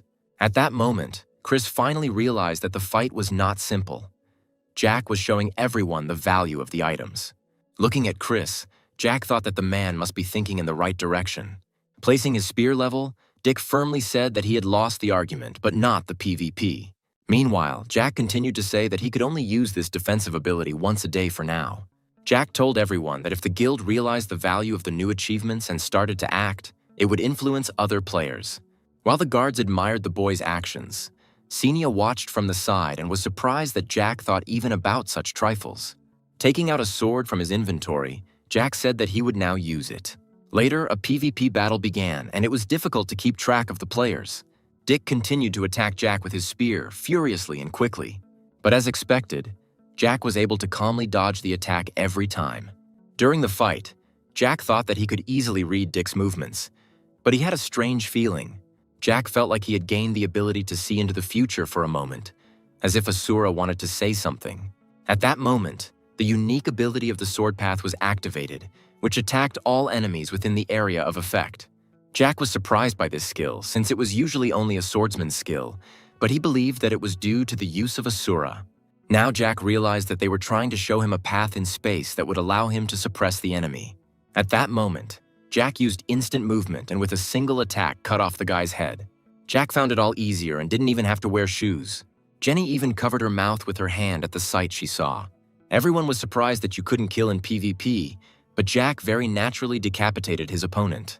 At that moment, looking at Jack, everyone realized that if he wanted, he would kill them all. When Dick mentioned that Jack had a monarch class, Jack looked back in surprise. Dick was angry that Jack had many opportunities to get good items. Dick was not prepared to admit that the victory was fair because they had such a big difference in equipment. And when Chris tried to stop the guy, Jack said that if someone was not satisfied with the results, then the fight could be repeated. Approaching Dick, Jack decided to discuss the difference in classes, since Dick was a spearman who dominated PvP. But Jack told the harsh truth. In this battle, it didn't matter. Looking directly at Dick, Jack said that dealing with players was Dick's specialty, not Jack's. When Jack suggested fighting in a battle where his special skills would be revealed, Chris noticed some people approaching. When Charlie, Garrett, and Sam arrived at the scene, they were all surprised that a PvP was taking place there. While everyone was asking if this was why Jack was borrowing the things, Chris was surprised that Jack had called all the team members. Watching Jack and his comrades, Chris thought that Jack wanted not only to dominate, but also to convince everyone to cooperate with his team.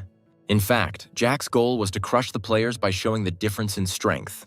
Approaching Chris after the dialogue with his comrades, Jack asked what the man could have said. When Jack suggested a rematch, Chris thought that Jack wanted them to lose completely, but if they won, they would have an advantage. After some thought, Chris decided to accept the offer of a rematch. At that moment, Jack turned to Senia and asked if she could announce a zone where the guild would fight against the guild. But the girl said that this was only possible with the support of the guards. But the first consent came at that very moment. Because of this, a battle zone between guilds was immediately created, and everyone watched the process in amazement. But not only Jack's comrades, but also other players watched with surprise. At that moment, Jack was thinking that Chris must have realized what Jack was trying to achieve. But Jack grinned, because the enemy definitely didn't know one detail, and that was that Jack now had the condition of the hidden fragment fulfilled.